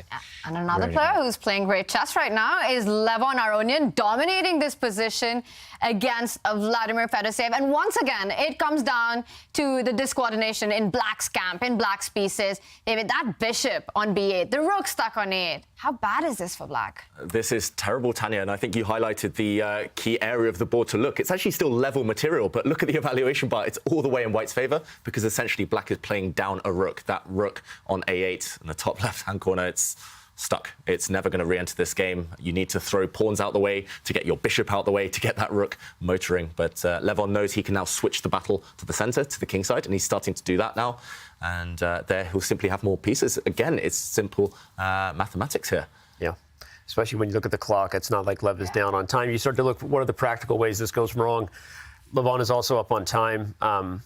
There is a crazy world where e4 happens and the bishop gets out, and we should remember that if the bishop gets out from b8, the rook can get out, right? So it's not like the rook is permanently trapped on a8, and in time pressure, blunders do happen, but still, not disagreeing with anyone that this is Levon's game to win.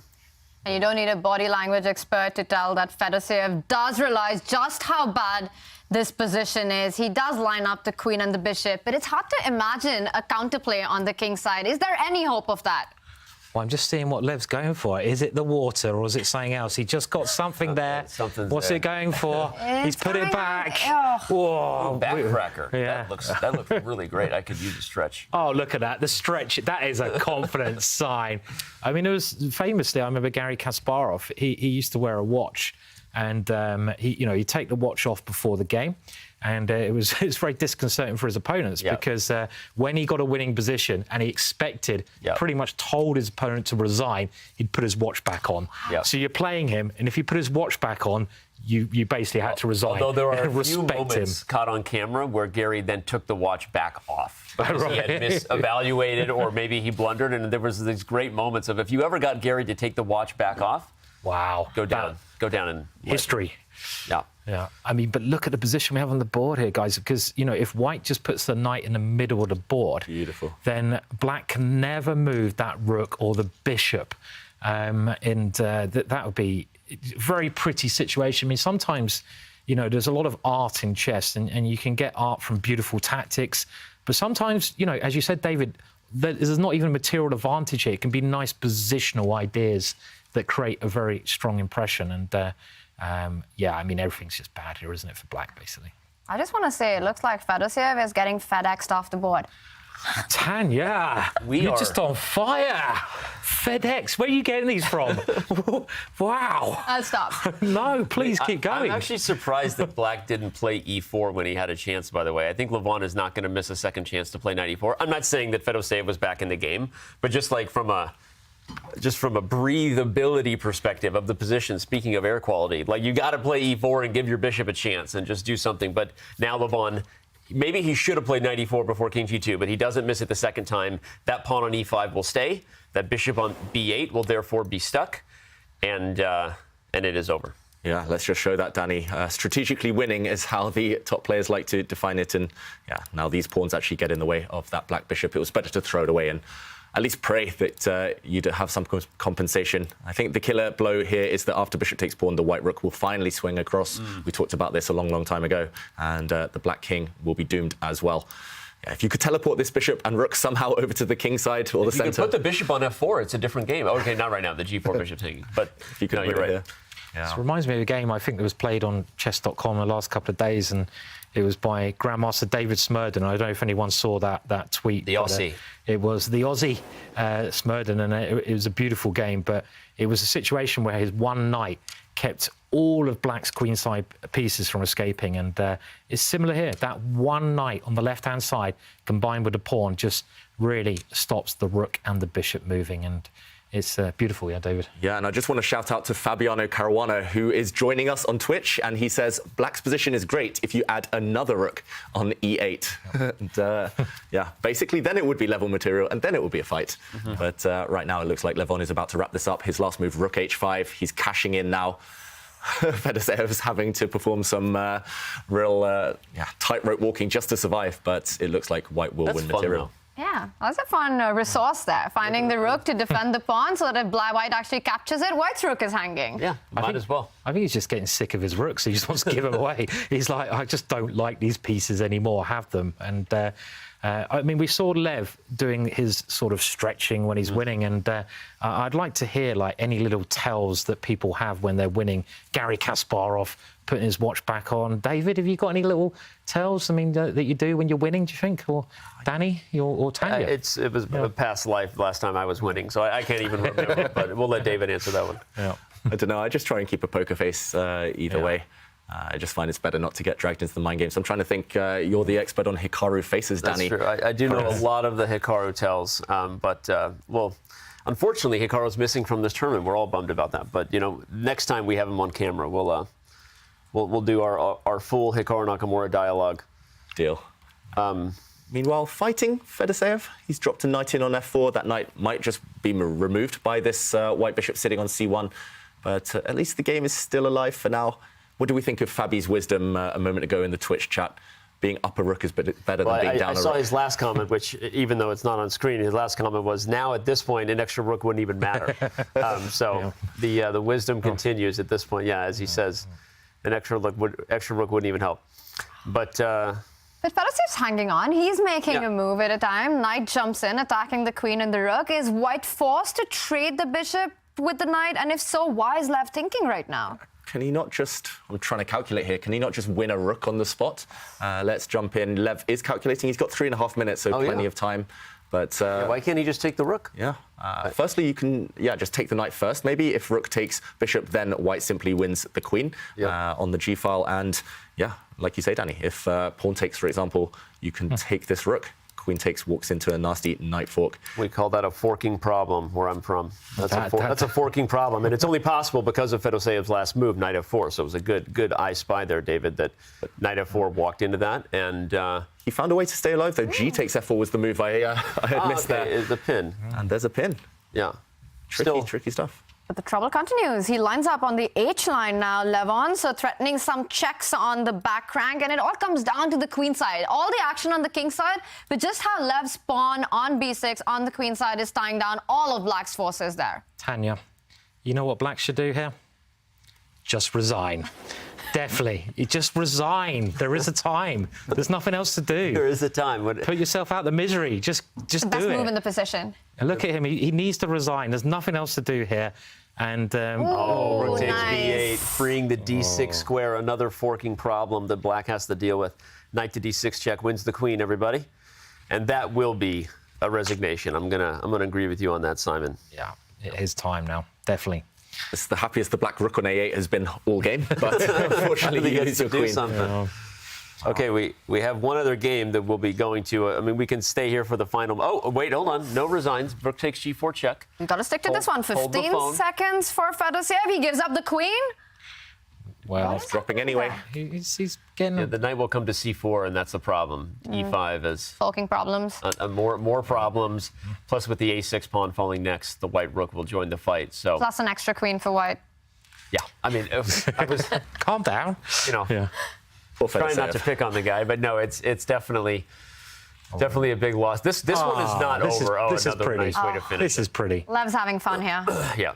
And that's it. Finally, Fedoseev does resign. Levon taking a really nice tactical win there. And we've got Wesley against Abdusattorov fighting a king-pawn endgame. Right as we join, I think this one will also be ending in a draw, unfortunately. There were rooks on the board a moment ago, but there really are no breakthroughs, so shuffle puck. And that'll put the second round in the books, I'm guessing. Yeah, and it's a rare case of one side being up a pawn in a king-pawn endgame, but not being able to win. That's just because it's so blocked. Yeah. So there we go. They both tried, but it was a draw. Yeah. We're nowhere in for the king. That last one does end in a draw. We had such a fantastic game there by Levon Aronian. Quite a tactical masterpiece. It's going to be hard to pick one moment. But David, is there something that catches your attention? Take us through the big one. Yeah, the move actually of the round for me was by Levon Aronian, and it was when he played this really unexpected move, b5. This pawn break just breaking through now and showing that black's pieces aren't able to support their pawns. b5, utilizing, of course, a pin along the a file. Black cannot capture with the a pawn. If he had captured with the c pawn instead, then white reestablishes two strong pawns in the center, and these are going to be killers. They'll cost black at least a whole bishop. And instead, Fedoseev had to just continue advancing, but this is how we saw that dynamic begin of the black rook and bishop just being totally stuck. And as we saw, Levon brought this home to victory. What a game that was by Levon Aronian. Let's take a look at our scoreline before we head over to Game 3 action. And we had two fantastic wins in this round. Magnus Carlsen taking the lead with a big margin, 2 points there. And Fabiano Caruana also won his game against Eduardo Iturrizaga. And of course, Levon Aronian with a fantastic attacking masterpiece there, taking down Vladimir Fedoseev. Meanwhile, Nodirbek Abdusattorov and Wesley So keeping it peaceful. So that scoreline is level, and we will have more from the Aimchess Rapid right after this short Twitch break.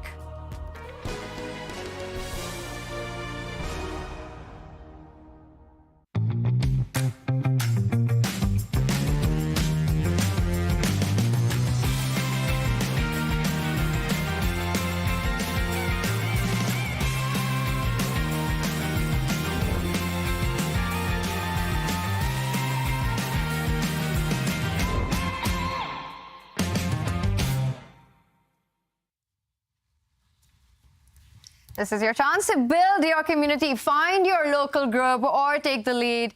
Go visit meetup.com/chess and build your chess community.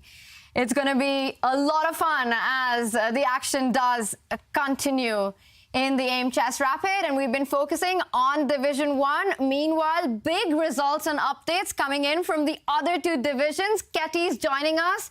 Ketty, you had your eyes on Armin Tabatabai versus Kovalenko. What's going on there? Tanya, it has been incredible games in second and third division. Tabatabai had winning position at the beginning and also a lot of time on the clock. He tried so hard and he lost the first game. Then he had to come in the second game and he managed to do that with black pieces. And I can see that he actually won another game by the time I was walking here in the studio. So he's leading now the match. He was the favorite in this group and he is keeping the lead in the second division, but actually a lot of action is happening also in the third division as we expected. Here, Vladimir Kramnik won the match against Matis Blubaum with 1.5 to half. He played an amazing game. Second game especially, he won the piece in the middle of the center. Then Blubaum decided to give up another piece and the rook for a stalemate ideas, but he had too many pieces to give away. And in the end, Kramnik managed to checkmate his king. Another big result is that Fresine won against Elianov. This game, the match was very interesting. They had 2 draws, but the third game was in favor of Fresine, and he qualifies to the next stage. Wow, that sounds awesome, Kari. So much chess action. Thanks for checking in with us. We will keep getting back all the updates that you have for us. And of course, the other 2 divisions, the actions, the games, you can follow it all on Chess Dojo's channel. But right now, it's back to Division 1 as the players are looking for the big comeback here. Jordan Van Foreest down by 2 points. That's going to be a tough one up against Magnus Carlsen. Fedoseev, meanwhile, after losing, getting crushed in that game. Where are we expecting the comebacks in this next round 3, Danny? I think Simon said it right. It's hard to predict a comeback for Jordan, but I think the other matches are still quite close. I think Iturrizaga will try to avoid deep preparation by Fabiano next time, so that'll be one. And Fedoseev now gets the white pieces, so if you had to pick one of those 2 matchups where both Fedoseev and Iturrizaga are trailing by a point, I think Fedoseev getting white probably has the better chances to turn things around. What about Magnus? Is this some of the best chess that we've been seeing from him, David, this entire last month?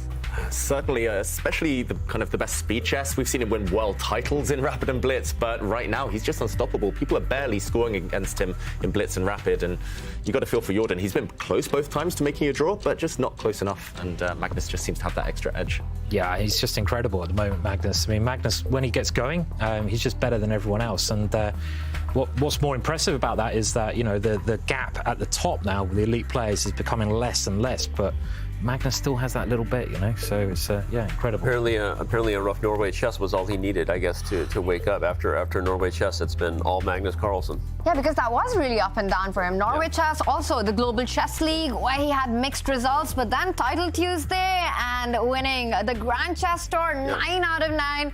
And today, again, winning both his games. He's making it a bit of a habit here, winning all his games in a day. That can't be pleasant for the opponents at all. I think we have to make a prediction. Will we see 1A6 again from Magnus? Seems to be doing pretty good job. Oh my God, I said it before he played it. Just in time. This is the move that Magnus played against Hikaru Nakamura in that Title Tuesday that he won with 11 out of 11. It's interesting. I mean, I know it's. We'll ask Magnus if we get a chance to talk to him why he's playing it if there is a nod to the late international master. But there's also some points to it. It's flexible. Obviously, it's going to throw off your opponent. They're not going to be deeply prepared. And when you believe in your skills as much as Magnus Carlsen does, he's ready for a game. And this definitely creates that scenario. Yeah, it's provocative stuff, and often that is a bit annoying for the opponents. But the reason it surprises me is he only needs to draw Magnus to confirm his place, kind of confirm progress in the tournament. But yeah, not playing for that draw. He wants all the wins. It's amazing how he can also kind of waste a move of the A pawn. And then he wastes another move with a C pawn. You know, he's wasted like 2 moves in the opening. And again, it goes back to, like, you want to show children how to play chess.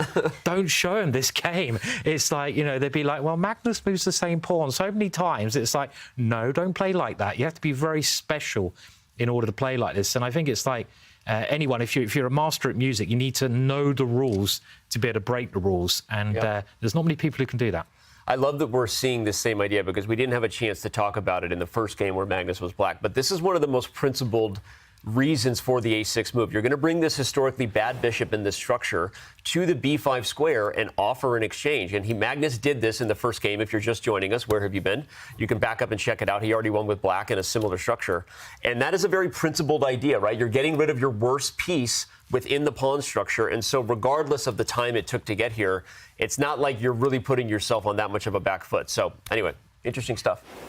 Very interesting stuff. Magnus here with some crazy opening ideas, and they seem to be working really well for him. And the other player who's shown impressive opening prep today, Fabiano Caruana, he's about to start his round 3 against Iturrizaga. Now, game 2 was a crush by Fabi, but it was a big part of the prep. So for Iturrizaga, it's not that bad of a news when you know that it's not like you got outplayed. You were just out-prepared. Yeah, I don't even know which feels worse sometimes. But you're right that, again, you have to keep yourself positive. So if you're looking for the right sense of mindfulness, if you're Iturrizaga, you're like, look, I got unlucky. I chose a bad line, right? I misstepped in terms of Fabiano's kitchen. I'll avoid the ramen next time, Simon. And now I'm going to just play another game and forget that I lost that one because of home cooking. Yeah, you got to just move on, haven't you, as quickly as you can? And you're totally right saying that. But I think it might be that first game that's haunting him. Maybe not the loss, but actually that he didn't play on. As David said, it's like the gods of chess, like karma, basically, is coming back to haunt you. If you get a better position, you can't offer a draw. It's as simple as that, because you're not going to get many other chances. And that just might be a little niggle at the back of his mind, which could affect him now. Yeah, we see it constantly in interviews. Players like, oh, but in game 1 I could have done this. It would have all been different. It's like, yeah, you could have done. And you should have done, but should have done. So exactly. Yeah, you didn't do it. So it's like, yeah. But meanwhile, this game, it was another Caro-Kann defense, another exchange variation, as we saw in game 1 between these two, but a slightly different spin on it this time. Certainly less forcing, where Fabi, we saw earlier, sacrificed the exchange. Yeah. And now Iturrizaga, he's ready to break in the center as black. He doesn't want a slow maneuvering game. He wants to be direct. E5 it's funny, Fabi changed first, actually, right? Fabi didn't want to go for the same line, didn't like the position he got against Iturrizaga.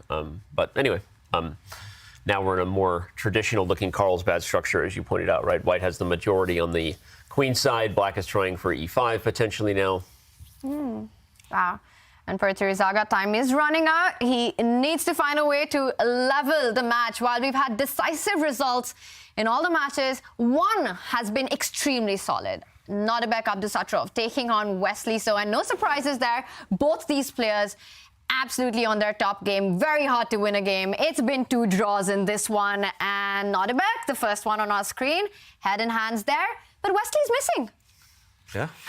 Let the cat out for a second. Letting the cat out. Okay. Sometimes the cat crawls up and at his feet, and he has to open the door to let the cat out. I'm just revealing fair play camera stuff. We see these things on all kinds of behind-the-scene cameras, and he doesn't want the cat bothering him while he's playing. So, good call, Wesley. Prediction: how long will Wesley be away? How long does it normally take him to take the cat out, Danny? Not this long. So he's maybe he's doing something else too while he's out, but can't really get that much of an edge in terms of last-minute prep at this point. It's D4. He's been here before. And he's lost about 40 seconds on the clock, Simon. Yeah, it's incredible, But at least we're getting a good look at his door, which is lovely. And I'm just trying to see some books there. But yeah, he's got to get to the board soon. You don't want to give away a big time advantage, obviously. And looks like there may be something else going on as far as tech stuff or miscommunication. So there's going to be an abort game. Okay. Well, either way, we hope that the cat is safe, whether Leslie let the cat out or not. Tanya. Yeah, I was just going to ask who let the cat out, but that would be a really bad one. So looking at what we have here, 15 minutes have been a setback, but we will get moves here. But meanwhile, let's jump over to the other game where action is on, and we are about to get moves from Fedoseev. He starts with the white pieces. Now, it's not just the scoreline, it's the way in which Levon won that last game. How difficult is it for a player to kind of recover from that with just such little time in between games? Well, it's funny. I would argue the same storyline should be in his head as you said that Iturrizaga should have, which we didn't give it as much credit because Fabiano's preparation was so dominant and so deep. But I actually think that Levon, if we look back at that game, he gave up the bishop for the knight, and he played very quickly to a dominant middle game position. So obviously at some point he was on his own. But Levon, I think, was extremely well prepared in that game. And I think Fedoseev might also say, hey, I kind of got unlucky, chose a bad line. Let's just focus on the next one and forget about the past. Yeah, it was really interesting, that last game, Danny, because, I mean, I didn't understand that. I hadn't seen it, and it shows you how things develop theoretically wise and how computers helped out. And you mentioned that this is a new idea, or newish idea, where you give up your bishop, and he completely crushed Fedoseev. And maybe that's Aronian using that experience as well, David. You know, he's got more years, he's got vast experience in many different positions, and you've got to use your assets when you're playing chess. So, and he did well. Yeah. I was going to say earlier, actually, Bobby Fischer would have been turning in his grave if you told him he had to trade off his light-squared bishop after 1e4 so early, but that's modern chess and very active play. And Levon, again, well prepared in this one. It was an attempt at the Berlin defense. It was an anti-Berlin, Fedoseev trying to keep pieces on the board. But this last move clearly has surprised him after capturing Black's pawn on d5 in the center. Aronian doesn't take back. He's just saying, OK, I want your light-squared bishop this time. And, OK, there's tension. White can maybe go a pawn up in various positions, but it will come at the cost of the bishop pair. And Black is super active with great central control. So, again, Fedoseev not enjoying the fact that he's been surprised in the opening. It's a big question, and just looking specifically at a6 and why is Fedoseev thinking? I think it's because with the exchange of d5, David, the d3 pawn is now the biggest weakness. And so a6 is putting a very big question on the board, which is if you go to a4 with the bishop, now I'm going to capture on d5, and d3 comes under fire right away. And if you trade on c6, I obviously will take back, and I'm happy that I've won the bishop pair. In this case, I think it will turn out pretty well for Black because the position is opening up. So I'm just looking at why would Fedoseev be surprised. I think there's a big positional weakness on d3, and he has to be very careful here. Yeah, I must admit I have studied this position before in the past from the Black side, and I was very happy. I thought there were no issues. If I recall correctly, in this position, Danny, White should play the move d4, and after trading off, Black retreats. Okay. I think you can go actually back in either direction, and yes, you'll be a pawn up with White, but Black's going to get great central control. The bishop comes out. You just have fantastic activity. You can take one pawn back anytime you want. So this must be what Levon has in mind. Very active defense. We know he's a great proponent of the martial defense, or the martial attack, and it looks like he's going for something similar here. But yeah, strange that Fedoseev is spending so long this early. Yeah, Levon Aronian up on the clock, and there we see a trade happen, and we're also getting an update that we do have a player back on camera, on his chair. The cat has been let out. Wesley So returns, and we've also got a lot of moves, and once again, a really interesting opening battle where White has sacrificed a pawn. Yeah, White has sacrificed a pawn. This is another Catalan opening. We saw one earlier today between Iturrizaga and Caruana, where Black grabbed a pawn, grabbed all the material, and went on to win. Will we see a repeat? This is quite a well-known line. It's actually a line I've lost in as Black myself, so I know the dangers. But yeah, simply White has given up a pawn and is happy to play in the center and on the king side. Black, meanwhile, a bit passive for now. What are these dangers, David? You've got to tell us. Reveal that big opening prep. Ask Adiban. He was the one who crushed me in this in this position. But meanwhile, it's simply that Black struggles to move. Here, Black cannot fight in the center. White is simply going to step forward with e4 and d5, or even e4 and e5. And this last move, h4, does hint that the White knight might jump into g5 at some point. Some blitz attacks against the Black king, potentially, if you're not careful. And it's a bit difficult to defend here, or develop even. If you bring your knight out, for example, then knight g5 is the killer blow, because, as mentioned, this is a checkmate threat, and now suddenly it's the other bishop that drops off, and Black's pieces are all hanging. So it's just difficult to even find moves, from my experience. Wesley, let's give him the job of finding moves for Black. Shouldn't it be Wesley playing the cat, Alan? Oh my gosh. Nicely done, Sai. No, that was just so cringe. See you later, guys. I tried. I thought that was great. Scraping the barrel there. Yeah, that was really poor. I won't be doing that again. Sorry. The prep is great, though, David. I love that. And now we see g6 to stop your exact idea of knight g5. So I was also just glued to the analysis there. Really helpful to see how dangerous the position is for Black. And here goes Harry. You're a wizard. Sorry. Yeah. Sorry. It won't happen again. Yeah. No, you can call him a wizard. He's doing a good job there, probing away at Black's king side. And again, this idea of using this pawn on the right-hand side, we call him Harry, the H pawn, though. It is quite a new idea. There's not many things in chess that have really changed, but over the last, let's say, 50 years. But I would say this pawn advance is one of those things that people have learned is a good idea, and it just gets a nice hold on Black's king side. And if you can get a queen at some point later on towards black's king, it's always going to be a danger. But he rushed moving that pawn. I mean, that's a little bit strange because that does limit white's options there. Wesley now also playing quite quick. Yeah, and Simon, I've always thought you're a man ahead of your time. You've been pushing Harry the H-pawn for years, and AlphaZero did confirm that often it's a good idea. But I think it's with this in mind. Often it's not actually to open up files to trade off on G6. It's just to leave a pawn there forever and either promote it later on, that white H-pawn, or just keep the black king caught in a cage. Hear that, Simon? A man ahead of your time. A man ahead of your time. Yeah, I mean, I always push the H-pawn just to take on G6 and checkmate. I never did this, so it's more luck than skill, obviously. But it's certainly an idea that, you know, just players at top level are playing much more often nowadays. Yeah. Wow, Nodirbek Abdusattorov putting pressure on both sides of the board, advancing with Harry the H-pawn. And what's it for the A-pawn? Harry. Harry the A-pawn, that's the one. Harry the H-pawn, Harry the A-pawn, they're marching down the board, building up the pressure. The one player who needs to also get the pressure on is Jordan van Foreest. He's down by 2 points against Magnus Carlsen, and Magnus's king is in the center. Yep. What's going on, David? Well, to me, it looks pretty safe, that king. At least having that block structure in the middle of the board changes everything. Don't try this at home, kids. We've established this. Magnus is not a good role model with his black openings today, at least. But with this structure, black's king doesn't face any attacks from any of the white pieces, so should be safe. I still prefer white's position, I've got to say. Black's knight on f5, slightly lacking squares there. White's pushing Harry the H-pawn again. But, yeah, looks solid for now. And I'll say for now, because this one could explode later, Simon. Yeah, I totally agree. I mean, it just looks a bit weird for black here. And I think Jordan's done a much better job than he did in that first game with the same opening, because you really want to keep the queens on the board, I think, in this kind of structure, because whose king is safer? The white king is safer. It's nicely tucked away. Black's king might look safe, but it is in the middle of the board. And, OK, we have some more moves coming up there with the H-pawn pushing. I mean, did he need to rush that? I'm not sure. But I agree, I'd rather be white in this position, 100%. I think it was a nice idea, because now you have this H7 pawn that might just be taken. I mean, there's not a lot of help coming for Harry over there on H7. And I don't know whether white plays queen to D3 or queen C2 right away, but this is...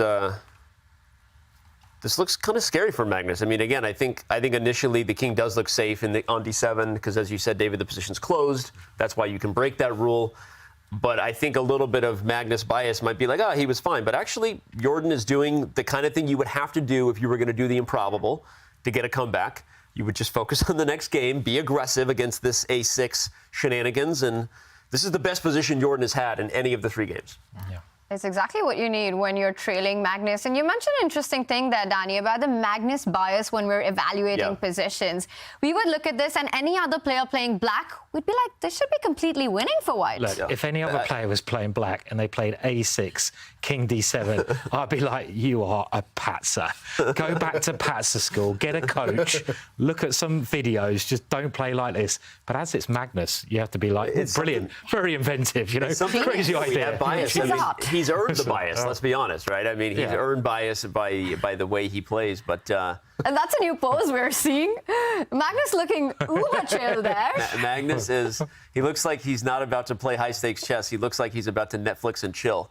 It's like almost not safe for work, that image right now. Yeah. Magnus, we got kids watching this. Keep the camera where it is, everybody. But seriously, I think we do get a little bias. I think if you look at the position, yes, you have this A file for Magnus, David, but you can't ever play B4, I don't think, because of A4. Although maybe then you would get B5. So actually, right as I say that, maybe this is what Magnus should go for. He gets B5 and the pawn is pinned to the rook. Sorry, accidentally getting very in the weeds here, because I'm fascinated by what can Magnus do to get counterplayed, because if you don't have something like this, H7 is hanging and Jordan is in business. Still very slow, this counterplay, though. Even if you take this pawn, white simply recaptures, and meanwhile the king side might collapse. And I don't know, just to point out your other idea, Danny, just simply white is going to go at some point with queen C2 or queen D3 for this H-pawn. It looks, again, strategically winning for white, but how can Magnus cause some chaos? He brings his rook to G8. How does that stop the idea? Queen to C2. Maybe it's just the fact that this white rook cannot swing at the moment because this A3 pawn is a weakness. Black will try and plug the holes, for example, with rook G6. And again, looks shaky if white retreats, for example, but no immediate damage done for now. And maybe the black king will find safety eventually in the corner. We've got moves. Instead, he hits Jordan's rook, forcing it to fall back. Our Evalbar doesn't approve. It kind of just clamps down the pieces, the black pieces on the king side. And then you say all this about black's position, but then you take a look at Magnus and you just don't understand what's going on. Yeah. He's chill. I mean, he's also got, I don't know what the boots are, too. Sorry, I've been fascinated with, are those UGG boots? Those are very furry and comfortable socks. I don't know. It's a fashion statement. It's weird how our minds think alike, Danny. It's a little bit worrying, but I was, rather than looking at the chest, I was thinking, what's that on his feet? Yeah. Is it Wesley So's cat? I don't know. I mean, I don't know. It's very strange. I mean, are they socks or are they UGG boots? This is the question of the day. Look, if this position were anyone else, you were right, Tanya, we would be just like, white is about to win. You have knight d3 coming. c5 is a weakness. White can play a4 now that the rooks have fully committed to the king side. You can play a4 and get rid of this a3 weakness. So I really like Jordan's position. Again, it would be an improbable comeback. He's down 2-0 to the #1 player in the world, but this is how you would draw it up. Yeah, it's not over till it's over when you're playing against Magnus Carlsen, and Magnus needs only a draw to wrap up the match, and he's kind of creating something on the king side with the pawn advance. Wow, h5. Do you think he's going to put the boot in with this one, Simon? Harry is running, h4 is coming, the white king, maybe a target? Well, he's got to try something, hasn't he? He's got to try to open up the position and, create chances. I mean, the good thing about having a bad position is you kind of don't have to care as much because you're probably going to lose anyway. So you might as well lose in style rather than just like getting, slowly sucked, away your energy going. So this is at least trying to push the pawn, get something towards the white king. So I kind of like the idea here. Yeah, I like this last couple of moves for black. It feels like Magnus kind of thinks he can get away with anything right now. And if he gets away with this, we're going to have to rethink everything we know about chess. Yeah. Jordan certainly under pressure here. h5. Wow, OK, he's going for the black king, potentially. He's trying to open up lines. I'm not really seeing what that threatens, this last move, a4. Surely black can just ignore that and play on the other side of the board. This one's suddenly double-edged, no longer one-way traffic. It's getting spicy. Magnus is pulling it off. Right as we said, only Magnus can do it, and maybe he'll pull it off again. He's going to, after rook a4, he'll find safety with the queen and gain a tempo on d4, maybe. And then h4 is coming, so it's suddenly... I don't know where it went wrong. I mean, we'd have to sit here and have, a bunch of analysis tools at our fingertips. And even then, it's hard to understand the position. Those boots certainly do look like they were made for walking right now. B takes a4. And Jordan, he needs something. I don't see it. That black king looks too safe right now. I mean, he is opening up lines potentially where the black king is. Yep. So that's one good thing. I mean, he could take with a pawn here, try to use the open file that the pawn's moved away from, the B file. Yep. So he's trying to do something. But Magnus has the same idea on the other side. So now black has counterplay, and previously black had no counterplay. So it's improved for Magnus, definitely. And Magnus plays h4 instantly. Look at that, ba4, h4. He is not messing around. And just like that, Magnus Carlsen is better. Oof. How does he work it in his favor every single time, no matter how dodgy the position looks aesthetically? And I think maybe just having that relaxed state of mind really helps actually in rapid chess. You kind of put the burden to your opponent. You're like, you spend the time worrying about this. I'll just figure it out on the fly. I'll calculate my way out of trouble. How many chairs does he have in his room as well? He's got enough. The answer is enough. Is that at least 2 chairs there? It's at least one on the other side as well. I think there's 3 big ones. 3 chairs. Wow. That's got to be the tidiest room that I've seen Magnus play from. Usually it's as if a tornado just hit and an absolute mess. But Magnus here doing just Magnus things. He's not only great at winning positions, but also getting out of trouble and being able to create something out of worse positions. Can he win this one? We will come back to this, but we're getting a big update from Ketty with some shocking news from Division 2 and 3. That's right, Tanya. Something incredible happened in the Division 2 where Grandmaster Matlakov beat it with only 3 minutes to get white pieces against 15 without no increment. So Chess.com came coordinators asked him, double-checked if he really beat it 3 minutes, and he agreed with that. The game was a draw, which means that he lost the match. But here's the speculation, guys. The question to you, do you think that it was something that he was hurried to maybe catch the flight, or he had something to do, or he really wanted to have these 3 minutes to win the game with white pieces? Oh, wow, Katie, that's a great question, because 3 minutes, Simon, that's crazy low in an Armageddon. That's insane. That's a very, very risky bid. But did it pay off? I kind of missed the ending. Did it pay off? He lost? No. He lost. Okay, so it didn't pay off. I guess that answers the question. It wasn't a good idea whether you're trying to catch a flight or not. That's crazy. That's the worst bid since Vichy's bid. And not to call out my man Vichy, right? But we all knew that we wondered if he misunderstood the time control when he bid, I think it was 9 minutes last year to 15 minutes in the Chess.com Global Championship, and ended up being, way down on the clock and with no increment lost. So that's a very, very dangerous bid. How low can you go is always the question when we talk about bidding Armageddons, but it turns out, as Ketty mentioned, that the coordinators did confirm that he bid 3 minutes, and he said, yes, there's got to be a different... We did the same thing with Vichy, by the way, last year in the Global Championship. We're like, hey... Are you sure? You know that the base time is 15 minutes, right? Not 10 minutes. And Vichy's like, I know.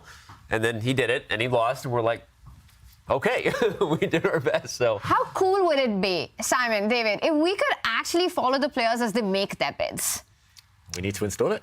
Definitely, yeah. The thought process, especially that one time we saw Magnus just get inside the head of Hikaru, bid exactly 1 second under, just predict Hikaru's bid out of nothing. I mean, stuff like that, it's game-changing. And that happened, and Hikaru could never recover from that. That 1 second win on the bidding Armageddon got him the game as well. Yeah, no, it's actually... I think a fascinating part of it, the bidding Armageddon is like its own meta game, and I think the more we have events that have this, it's going to be really cool a few years from now if we look into the crystal ball, because we're going to have years of data and years of comparisons, and it's going to be interesting to see, because I think we will probably learn what the best strategies are the more we see top players do it, and we're already learning more and more about how they think about their odds, so it's interesting. I mean, Danny, we've got the boss here with us, so you can tell us, are we ever going to see the bidding Armageddon as it happens, the thought process as the players bid? 100%. In fact, we're already...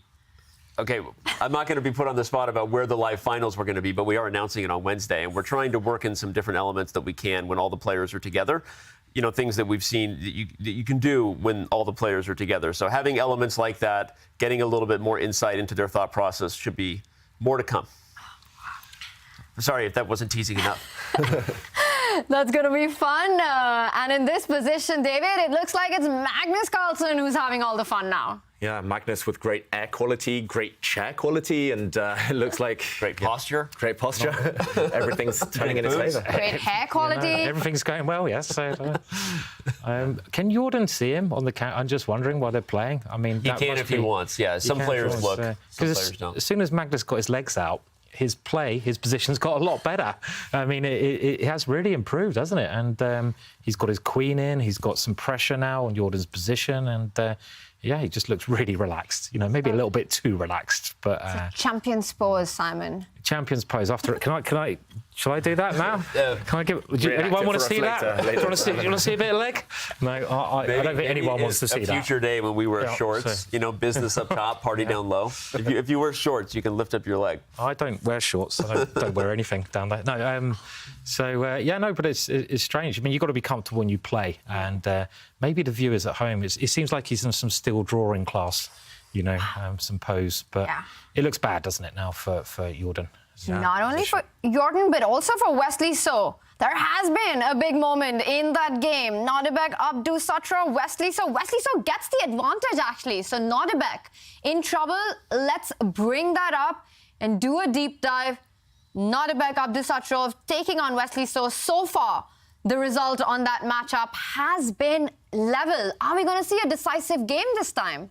It does look likely in that one. I think we'll see a bunch of dramatic results in this round. But this is the current position between Abdusattorov and Wesley So. And if we do a quick count, White is no longer just 1 pawn down, it's 2 pawns. And we look at Harry, the H-pawn. That one right for the picking as well. It's trapped behind enemy lines. It's not going to survive too much longer. This is a key moment, however, because if white does get a move or two, maybe some hints of counterplay, but it does feel like Wesley is on top of this one. I'm just looking at his play. It's been very powerful, very clear, and trading off pieces as well has lessened the pressure on black's position. Looking good. David, I see Harry the H-pawn on that 8-6 square. I really want my queen on G7 to give it checkmate. And I want to ask you guys, what happens if white actually pushes that D-pawn, trying to clear up that diagonal? How does black counter that? Yeah, I think the good thing for Wesley is it's his move as black. That's a very good point. Yeah, if not, for example, let's make a random move. Let's say I push my pawn, as you say, Tanya, pushing this one forward. At least there's a threat of checkmate. Maybe black could still react here by blocking with the bishop. Still some diagonals, but definitely this idea in the air. So right now, in the current game position, I wouldn't be surprised to see Wesley kind of take a preemptive strike against this idea of landing a white queen here eventually. I'm not sure how he'd do that. Maybe using his bishop. Maybe you just bring the queen out, simply gobble up this h6 pawn, this intruder. But looks like a lot of options. He is doing decently on the clock as well. So, no, but the idea, Tanya, you pointed out is really the key reason why the queen went to b2, right? Because even if d5 doesn't happen, it's the threat of the queen going to g7 and the b3 pawn hanging that is keeping Nodirbek in this game, right? Because if white regains b3, at the very least from a practical perspective, black's king is feeling the breeze the longer the game goes, right? This pawn on h6, the pawn on e6 is weak. So anyway, I'm just saying, even if the checkmate wasn't happening, I agree that the idea is critical because black has to go out of his way to win that pawn. Go ahead. And we're seeing this happen right now because Wesley voluntarily allowed the opening up of the diagonal, and now we're seeing some sacrifices, and perhaps white just picks up the bishop, and there's the dark square weaknesses for the rest of the game that now black has to fight. Yeah, ideas, like you said, Tanya, of maybe sliding the queen back and in at some point. Still checkmate ideas on the board. Also, this knight, which I was about to criticize as being the worst piece on the board, suddenly it's coming back to life. And maybe now, for example, you bring your knight forward and yes, black is the exchange up. Black has an extra rook for white's bishop, but still a long way to go. But while we're here, we have to back up because this move, we have the analysis up. This move by Wesley, c5. I mean, Tanya was just like, you know, trying to think of ways to manufacture pushing the d pawn in queen g7, and Wesley goes, I'll just play it for you. Here you go. Now you can take a pawn with it. So I think we got caught up in the tactics, but that was just a blunder by Wesley. I mean, what an awkward move to play and go for this exchange sack. I mean, it's easy for us to say, but I think that this position has now become back to a 3-result one. Anyone could win this. Yeah, materialistic. One player who needs to win his game is Jordan van Foreest. This one looks like Nodirbek is back in the game, but let's head over to Jordan versus Magnus, as Magnus is very close to wrapping up the match. Yeah, Magnus close now. He has won a pawn. That black rook has really infiltrated on the second rank now, eyeing up white's king as well. Black's king, the safer of the two. We talked about that. We debated that earlier. And Jordan's counterplay of pushing the white g-pawn forward looks far, far too slow. And Magnus can also bully Jordan here with the threat of queen trades. King d7, he's classy stuff. We had to come back. This is the last chance to get Simon's take on the chairs, because after Magnus either wins or draws this game, we won't see Magnus anymore for the rest of the day. So, Simon, thoughts? The room. Well, I mean, I was quite surprised when Tanya said earlier, oh, it's the cleanest I've ever seen Magnus's room, because, like, if this is the cleanest that Magnus' room is, how bad does it get? You know, I mean, there's a towel over there, there's, like, 3 chairs, there's microphones poking out. I mean, like, the guy's got enough money to get a cleaner or something, hasn't he? I mean, you know, he doesn't need to clean his own room, just get a cleaner in. You know, I'll go and clean his room if he wants me to. Anyway, I'm sure loads of people would love to clean his room. David, would you like to clean his room? No. You wouldn't. Danny, you tempted? There are people that would line up around the street to clean Magnus Carlsen's room. We met some of them.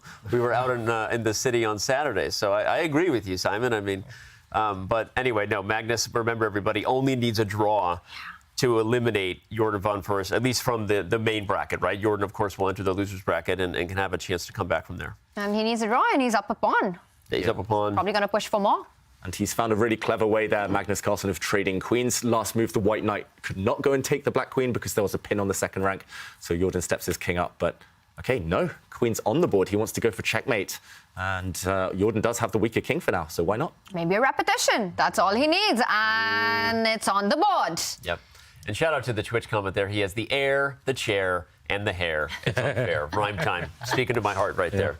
Great comment. And Jordan had a nightmare. And it was a nightmare. And there we have Magnus Carlsen taking his match against Jordan van Foreest in a crushing style. Wins 2 games, comfortably draws the third one with the black pieces. It's been a day of great chess by the world #1, and action continues in this one where the H-pawn eventually falls. The H-pawn does fall. That means that now black has an advantage of the exchange and a pawn. But if you look at the quality of the pieces, we've been talking about hair quality. Suddenly, look at white's knight. Beautiful piece, quality piece. White's queen has potential. White has a passed c-pawn. Black's rooks don't make a great impression right now, and maybe, again, I'm biased by the evaluation bar, but I think in practical terms, white has decent chances, to say the least. No, I mean, I'm biased by the fact that Wesley was winning this position a few moves ago, and in a dominant fashion. I mean, see, I'm just surprised that was one of those where some sort of hallucination, right, going on with the move c5, because I think from a practical perspective, I would greatly favor white here. I know the eval bar says 50-50, but to me, that king in time pressure is going to face tactics. Those knights are frisky. Yeah, already big threats. Yeah, I know. I totally agree with Danny there. I mean, it's not always about the valuation bar. It's about how practical and easy the position is to play. And people forget that when they're looking at these positions. You can get carried away just looking at that thing on the side of the bar going up and down. But just ask yourself, which side would you rather be, and who's got the easier moves? The white king has this much better compact protection, but the black king, those bodyguards, those pawns, have drifted away from saving it. So the black king is going to be a target. OK, you've got the extra rook, but that's that knight is proving to be so strong. So I'm agreeing with Danny, which is dangerous. Yeah, becoming a habit at this point. I know it is, but I definitely prefer white here. I mean, you want to keep the queens on. That's one thing you should be trying to do, though, because oh, that's a nice trick as well.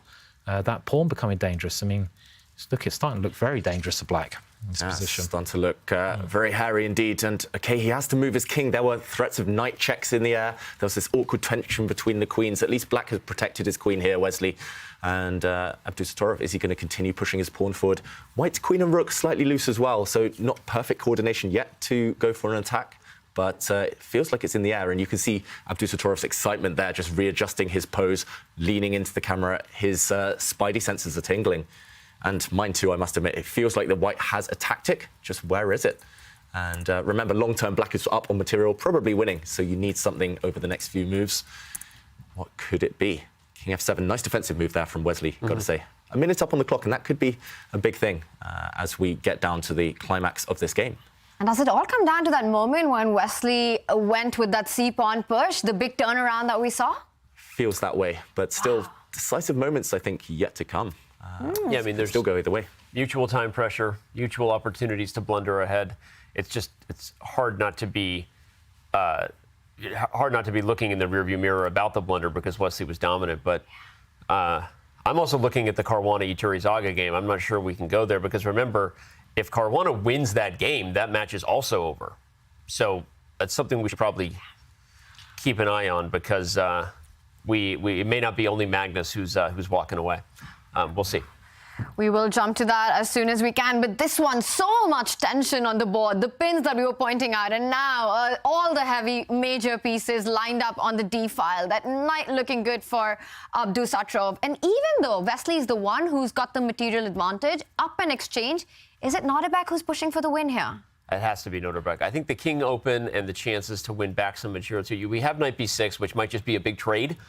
We might just get an endgame with queens if the fork happens. Oh wait, in fact, Wesley decides I'm gonna help simplify things here and get rid of that pawn. But Nodirbek is not going to give up. Wow. And the one player who's not giving up right now, Fabiano Caruana, he is in a dominating position one more time against Iturrizaga. If he wins this, it's match over. Yeah, and we do a quick count. White is a pawn down, but the evaluation bar says he's completely winning, and that's simply, again, because of the quality of his pieces. There might be checkmating attacks against the black king. White's a-pawn looks very dangerous as well, and black's bishop clearly inferior to the white knight. Fabi still needs something. He still needs something to push this over the edge to turn his advantage into something more tangible. So what do we think, Simon? Do you see any big breakthroughs here? Maybe the white king coming forward. The white knight has a few different tempting jumps. Yeah, no, I agree. I mean, if you compare the pieces, I mean, all three of White's main pieces are fantastic. I mean, just pushing the pawn, that's going to be a very useful pawn. It might just become a queen very soon. You could either use your knight to come over and support that pawn again. And maybe that's just the winning plan. You move the knight, you move the pawn's threatening to move in this position again, and it just looks horrible. It's been kind of a day of knights, hasn't it? We have Magnus Carlsen dominating with the knights this game. The knights dominating. Aronian dominating with the knight as well. So Knights of the future, you know. Yeah, I've always liked the knights. You know, I like my tricks, as I'm sure you know, Danny. But I love how tricky the knights are. And, David, you highlighted A7. I actually think Fabi missed that. I was also looking at it, and the reason is that if we go back quickly, A7 could have been played because if you took it, there was a fork on C8, and I wonder if Fabi missed that. So now that he didn't go for that, we're back in a bit of a mess here. A7. Anyway, so this is high stakes because again, Magnus has already punched his ticket to the next round. Fabiano has an opportunity to do it, but he may be missing chances. Although now that I look at time as well, Iturrizaga, oh my gosh, he made that last move with 1.2 seconds on the clock. This is not where you want to be. Yeah, it's so complicated. White has so many options to be ready to play your next move in 3 or 4 seconds, and for it to not be a blunder, that's going to be incredibly difficult for him. But Fabi, 50 seconds. What can he try? He's missed some wins already.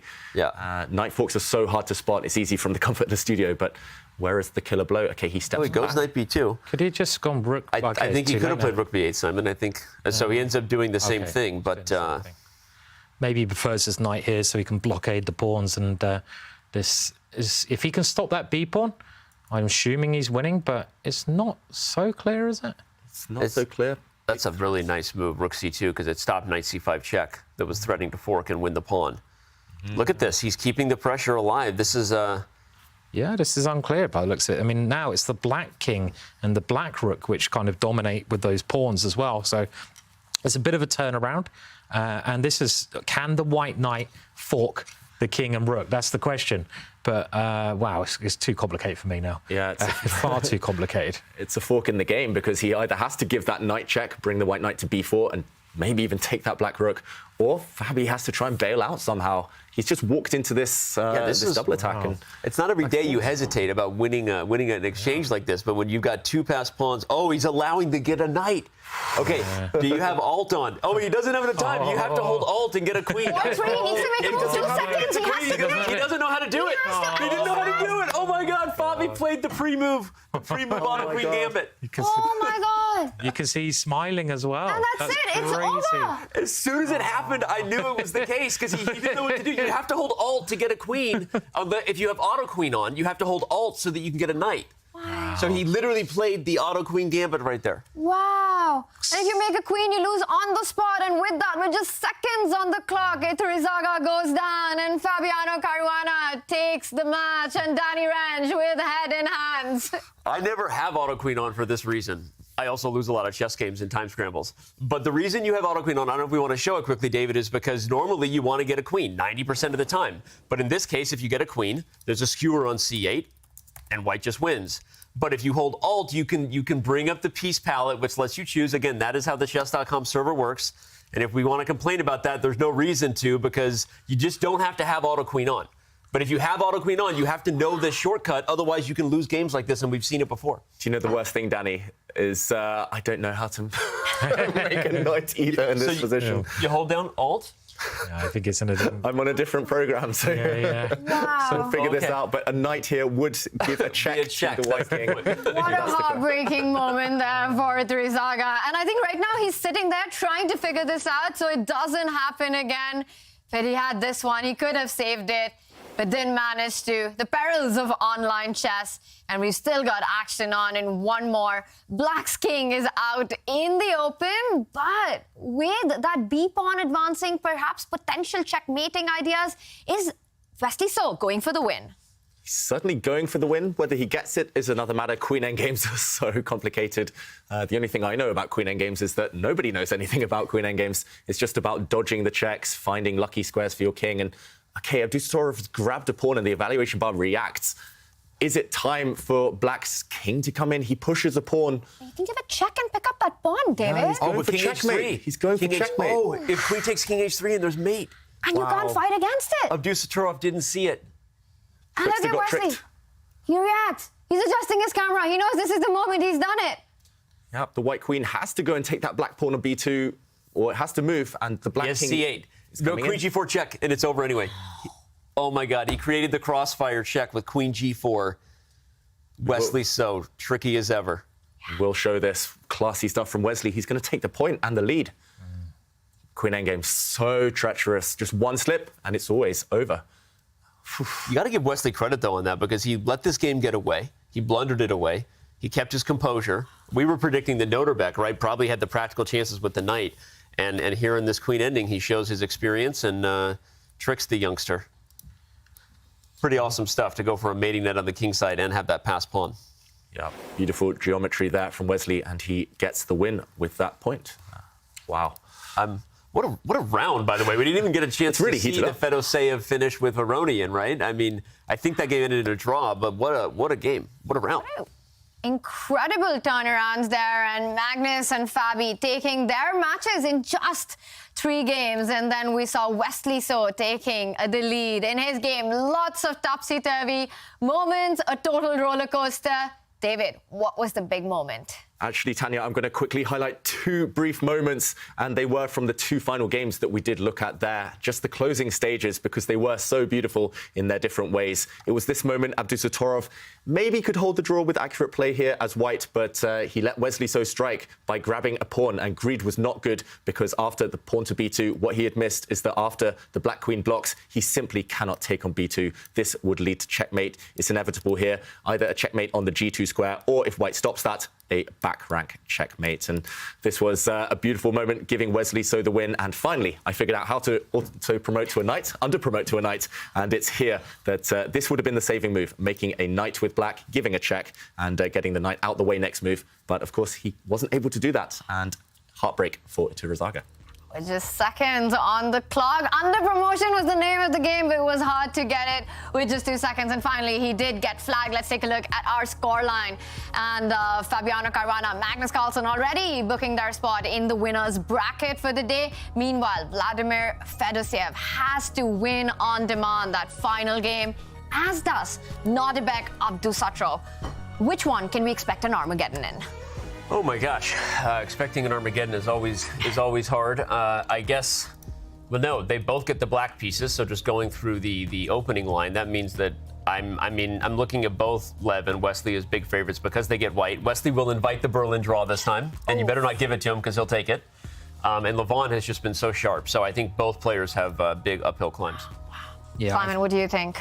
Well, I think their experience is really going to help him here because they can kind of dictate what kind of openings to play, and they only need a draw. So I'm with you. It's going to be really hard. I mean, I'm guessing if anyone can come back, I'll go for Fed because, you know, I've seen him do this many times online before. But it's, yeah, it's going to be very tough now. Yeah. It's going to be incredibly tough, which means a lot of fun for us. Can the players strike back? And we also had a lot of fun when Magnus Carlsen and David Howell took the Air Things Challenge. Take a look.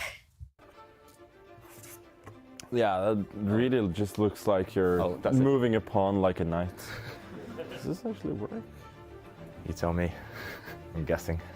I know you're guessing, just sometimes your guesses are right. That's the problem. Oh, I just saw a nice way to lose the game. Okay. He spotted my trap. Yeah, bishop d4, nice. He sees everything. One thing is like to play chess this way, but to watch this must be... Wow, David, what happened there? That looked like a lot of fun. It was a lot of fun, but I'm pretty sure we both played illegal moves there. It was it was a long game. There was a massive crowd actually, and I was a bit nervous. Yeah, I won't reveal the result, but it was fun. I was going to say, now I just want to know what happened because I keep looking at that position. Like, if that's a pawn on c2 for Magnus, then you're in trouble. If it's not a pawn, never mind. I'm not going to try to solve the chess on that. You know what? Let it go. I don't know the result, but by the look on David's face, I think David got it. Oh my gosh. We're going to have to wait until tomorrow. Oh, look at that. Little rub of the hands there as well. I think he's giving it away, but maybe I'm wrong. I don't know. We'll have to find out soon. But David Howell just revealed the result of his challenge with Magnus Carlsen. We'll find out tomorrow, but for now, we are being joined by one of the winners of the day. It is Fabiano Caruana, who took his match in 3 games. Fabi, welcome and congratulations. Thank you. Wrapping it up in 3 games, it felt like everything worked out today. What are you most pleased about? You've got a lot to choose from. Well, the second game, it was just by pure fortune that I checked this line a few days ago, and not even for myself. I was checking for someone else, and then I thought, why not? Why not play it? I've never played this line before, and I got a winning position without really having to make a single move on my own. And yeah, the third game, I guess what happened is that he had auto queen on. That's the only thing only way I can explain why he ran out of time. But he was defending really well in the third game. I mean, I thought it was miraculous how down a piece I can't really coordinate in time, and I have to go for this position with where he underpromotes to knight, and I still thought there's pretty decent winning chances with low time because my king can try to run into the center again. But objectively, I guess he's holding, and yeah, I guess it's a bit of a strange and unfortunate end. But this is why I always make sure in rapid games I always have my my auto queen turned off. I'm really glad you said that, Fabi. Hey there, it's me, Danny. You're looking fresh, by the way. But I'm really glad you said that because it's the moment he took on C2 and you allowed it. I was like, he has auto queen on and he doesn't know how to turn it off. Like you could see the whole thing happening. We've seen it happen before. But all right, good pro tip to turn it off. I want to ask you, man. You've had some pretty good events this year. You look like you're off to a good start, right? No one wants to jinx anything, but how important would it be for you to win one of these rather than rely on the Grand Prix points to punch your ticket to the live final? Yeah, it would be a great personal success. I've been close a few times, but haven't quite made it. I stumbled at the finish line twice against Hikaru and against Nodirbek. Especially against Hikaru, it was felt really, really close because we got down to an Armageddon game, and so that was a big disappointment, but I'm not going to get ahead of myself. It's still just the beginning of the tournament. And like I came into this match the first day kind of like with not many expectations because I had to travel today. I had to get back in time for the match. That was the first thing. And it wasn't 100% clear because my flight was also delayed. And I woke up at 4 a.m.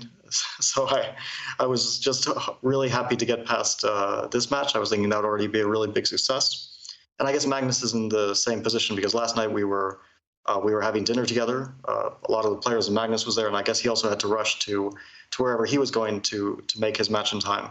So it's a very tight schedule. I think we're going to have to do this potentially again for the next event or whoever qualifies, because that's like scheduled right. I mean, there's so many events this year that's scheduled right after another event. So it's sometimes a bit of a rush just to be able to make these matches. Hi, Fabi. And you mentioned there that you're out with dinner, having dinner with Magnus yesterday. Was there any celebrations going on, potentially? Glass of wine or two? There were a few drinks, but I think we kept it pretty subdued because I guess we all had pretty early flights. And I didn't want to be hungover on top of having to take an early flight and getting no sleep. So I decided to be a bit low key, and there was a bit of celebration. I think Magnus was very happy after his tournament victory. He seemed to be in good spirits, and it was actually a great table that we were at. I mean, there was a lot of stories, so it was a fun night. Wow. Sounds like a lot of fun, and you had a lot of fun on the chessboard today as well, Fabi. Well done. Congratulations one more time, and we'll see you tomorrow. Thanks. See you tomorrow. The reigning U.S. champion Fabiano Caruana takes his match in just 3 games, and the other player to have done the same is Magnus Carlsen, world number 1, and he is joining us. Magnus, congratulations. Thank you. We just had Fabi on, and I have to ask you the first question. He did mention that there were a couple of celebrations last night before flying in for this one. Can you confirm or deny that? Well, I left very early, so I don't know about that, but sure. I mean, didn't have so much time to do anything else than catch an early flight and get home to play. And Magnus, you've been continuing your good form from Zagreb into this event. How do you feel in general with your play today? Yeah, I was pretty tired today, so my play was not so good, but I managed to eke out some games anyway. I think Jordan also probably was tired after the Dutch Championship and probably an emotional match yesterday. And it seemed like he was missing sharpness in the critical moments, really, because most of the time he was not thinking so much, and he only started thinking after he'd made mistakes. So I think he was just not in great form today. You know, Magnus, Fabi just mentioned that it's a tough schedule these days for professional players. So many over-the-board events followed by these online cycles. And so it got me thinking, you and him were in a similar boat, both traveling. We know that it may not be the last time, nor was it probably the first. How hard is it these days to be a professional player when the schedule is just so darn packed? And what do you do to try to keep yourself fresh when you're on a plane early and playing in events like this? Well, he had it easy. I played 2 weeks in Dubai before I came to Zagreb, and he didn't. So I'm playing back to back to back. I don't know. I just I didn't do anything special today. I mean, I had to get up early, at least for anyone's standards, but especially for me. And then I was just hoping that I would get through today, and then hopefully tomorrow I should be back in good shape. Thanks for that, Magnus. And you have an early day in the office today, wrapping it up in 3 games. So get some rest, and we'll see you back in action tomorrow. Yeah, thank you.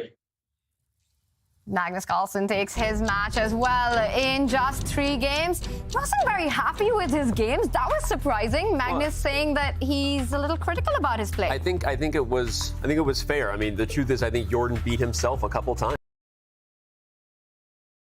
The H pawn in 1 move with King D3, and then we had an even worse knight endgame where Jordan played this knight to B5 move. So I think Magnus, like a lot of great players, is kind of always a little overly critical of himself, but I don't think it's unfair. I think he should be happy with the win. He should get some rest because Jordan really, I think, unfortunately beat himself today. It has been quite a ride for Magnus with Dubai and then straight into Zagreb and now straight into the Aimchess Rapid. He gets the job done in 3 games. Before the other players, action is still on as Fedoseev and Abdusattorov have to win their 4th game on demand to force a tie-break there. And we've got the players there ready. Nodirbek Abdusattorov looking fully focused on this one. Wow, that's a meditative pose right there. Body language expert coming in. Either the camera's frozen or he's meditating. Either one is possible. But no, clearly he's not frozen. He's really getting himself in his zone. And you asked which player should have the better chance of a comeback. I kind of pleaded the 5th on that. I basically said I think both Fedoseev and Nodirbek are in big trouble. But I think that Nodirbek can focus from a psychological perspective, guys, on the fact that he had his chances in that game, right? And it blundered itself away in the queen ending, and those things are very tricky. So I think if he can keep himself focused psychologically, he has a chance in this one.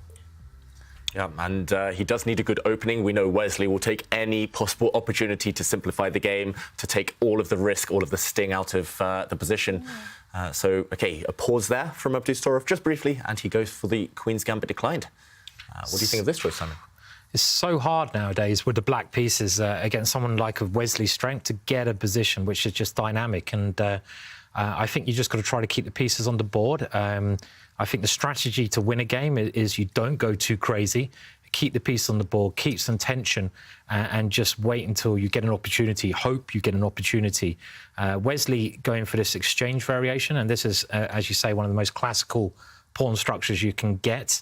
And we often see more exchanges coming up in this, which is, there we go, the bishops now getting exchanged as well.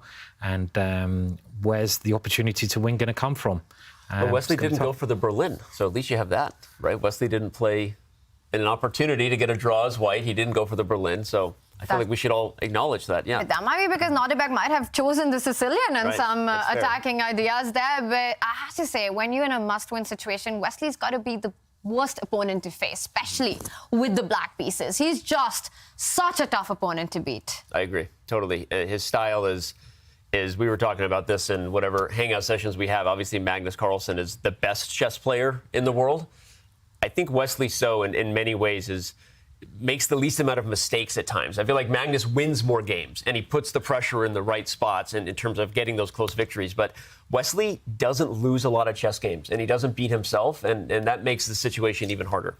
Yeah, Magnus is the one who takes the most calculated risks, the best calculated risks. Wesley, for him, the word risk doesn't exist unless he really needs it to. And he's in that dream scenario. A draw is good enough and rock solid for white. But at least pieces are on the board. That's good news for Nodirbek. And another player who's in a dream scenario is Levon Aronian. He needs just a draw in this final game to stay in the winner's bracket. Fedoseev has to win on demand, and he goes for the Sicilian, the Sicil for the kill. Let's do it. Let's do it, Alapin. Come on, Lev. No one wants to see this. Guess whose favourite opening this is? Wow, Queen A5, C3, beautiful move. By the way, I love Queen A5 as a response to the Alapin, though, because so many of these C3 Sicilians do have reputations as leading to some very drawish variations, and Fedoseev plays Queen A5 to make sure that it gets spicy. Yeah, and he's trying to surprise Lev. Lev very rarely plays or employs the Alapin. I've very rarely seen him push his pawn to C3 against the Sicilian. So, OK, at least we'll get a game in this one too. I think Queen A5 is a stinky move, a terrible move, but it looks like Levon's not trying to punish black directly. He's just saying, OK, I'll let you develop normally. I'm just going to get the white king castled. And, yeah, we'll see an interesting middle game with all pieces left on the board. Yeah. I mean, C3 is a very clever choice because, as you were saying, so many of the variations are just drawn and there's not much that black can do. But the setup we have now, this move that Fed has played in this position, it's kind of like, I think he'd be quite happy, actually. Yeah, and you see he just perked up in his chair. He's like, all right. Yeah. I mean, honestly, he plays D5. He's going to get a position with a fight here. Definitely. So, obviously, like you said, David, Queen A5 is a stinky move, a good adjective there. That's a PG appropriate for my kids, you know, a PG appropriate adjective. But I like black's position, at least from the standpoint that he's going to get a fight, going to get an opportunity to play for the must-win game that he has to have. Yeah, and we should mention the black queen lands on A5. Don't try this at home, but the reason was it's on the same diagonal as the white king, so there are some pins there. It's impossible for white to occupy the full center with his pawns. It was not possible earlier to play D4 in one go. So there is a purpose behind this slightly strange move. Yes, black will lose time dropping the queen back later, but at least he's gained something, gained a bit of time, maybe at least in kind of positioning the pawns. And there we go, occupies as much space as possible. Nice position for black. Yeah. This is Fedoseev going for it from the very start. It's sort of more determined by the match situation than anything else. He has to go all in, and that's exactly what he's doing with his opening play right now. Yeah, I mean, why don't players do this all the time rather than play the Berlin? This is the question you've got to ask, you know? I mean, like, he's got a very playable position here. It's very rare that you get a space advantage with the black pieces, and he's got a space advantage. And he should be playing the Sicilian more often, you know? It's clear. No more Berlins. I agree. And if we get an exchange on D5, we get one of these Maroczy-Bine, Boleslavsky hole type structures, and we're going to see it, right, where black is going to have the space advantage with the E5 and C5 pawns. And again, okay, like, obviously we're sort of a little biased toward black because we want to see a fight. We want the element of Fedoseev having a chance here. I think Levon is also in a very solid position, right? And it's not like he expected the big fish to roll over. So we'll have a fight, for sure. Yeah, and Levon has castled his king to safety. Black has to decide how he's going to develop his pieces. Yeah, white's done nothing wrong, so white's not going to be worse. It's just the fact that it is quite an exciting position, quite imbalanced position that's kind of pleasing us here in the studio. And, OK. We've only got 2 games. It just, yeah, I was going to say. We just had all this drama and these huge moments of auto queen not being turned on, and now it's like, oh, we get a calm little round here. Only 2 games. We're going to get to dive into some chess here. And that was fun with Fabi saying that this is exactly the reason that he keeps his auto promote to queen off. Yep, that's a pro tip for everyone at home. When you switch, because it's a global universal setting for any user on Chess.com, it applies to all your games, and you always want it in bullet and blitz. Yeah. But he made a really good point to say, in rapid, I go out of my way and turn it off. And again, this is the modern world. We are living in a global online chess, hybrid environment. And I think those types of things can pay dividends. And it's a practical thing that you have to think about depending on the format you're playing. I'm going to admit mine is a non. What about you guys? Simon, David? I've got auto promote to queen on. Yes, same. Always have done.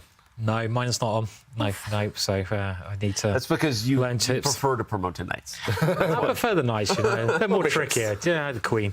If you get to that stage anyway, you're normally doing pretty well, so you might as well rub it in and get a knight or 2 or 8 or something. This is why David's a much better chess player than both of us. He prefers queens. He can flag my opponent. He likes queens, yeah. All right, bishop f5 is played. This is where the bishop belongs when it comes to putting pressure on the d3 pawn. But it also is inviting a little bit, right? Inviting some attacking chances.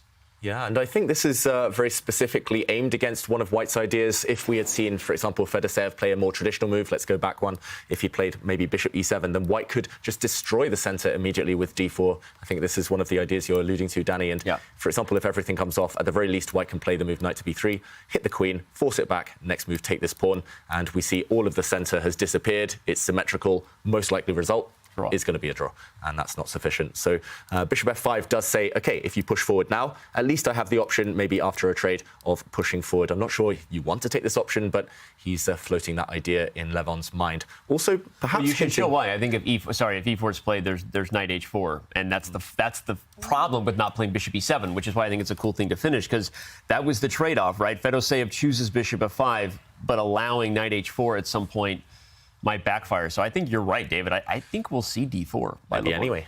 I think d4 is a great move. I mean, the black king is stuck in the center. It's going to take 2 moves to castle it safely. And this is the opportunity you've got to take with White when your king's castled. You've got to open up the center. I mean, even if you only need a draw, you've got to play like you're trying to win the game. That's also important. So this d4 move looks quite scary for black, actually. I mean, d4 looked good, but instead he played knight to h4 anyway, attacking this bishop, and after the bishop stepped back, bishop to g4, so attacking without the use of pawn breaks. He's hoping for a bishop trade, and the white queen gets very active suddenly. Black cannot castle on the queen sides because c8 is covered, and you cannot move this bishop because the white queen is so active, attacking g7. Interesting.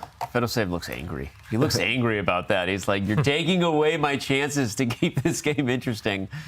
All right. He does exchange and go back, but...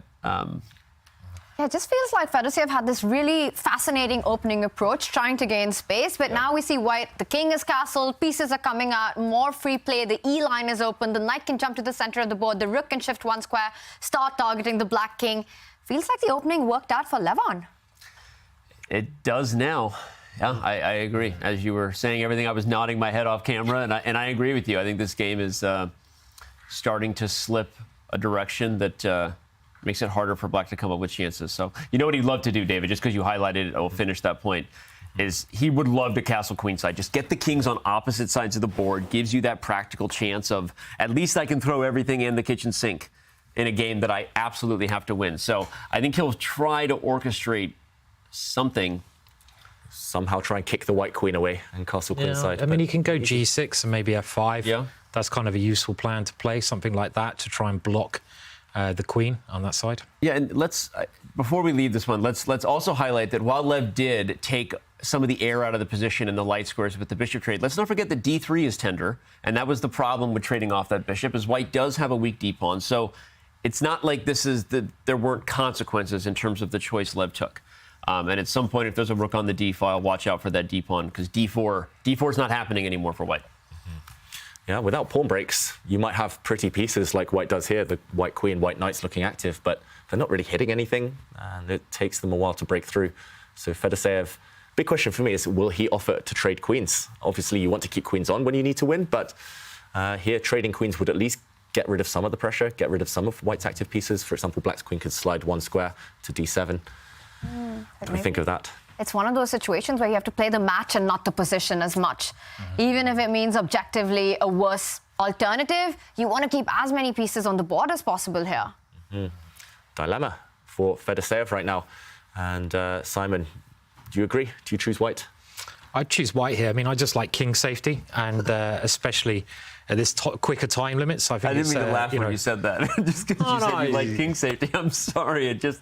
Well, I hate king safety. I try to keep my king safe, Danny, but it doesn't always work. You love double-edged positions. I like double-edged positions, but I like to be the one attacking. I like to have the initiative, and it just feels like, you know, white is at risk-free at the moment, and maybe he can throw Freddie forwards as well. This pawn in front of the rook. I mean, you mentioned opening the position. Maybe a move like that is a good lever to try to open things up.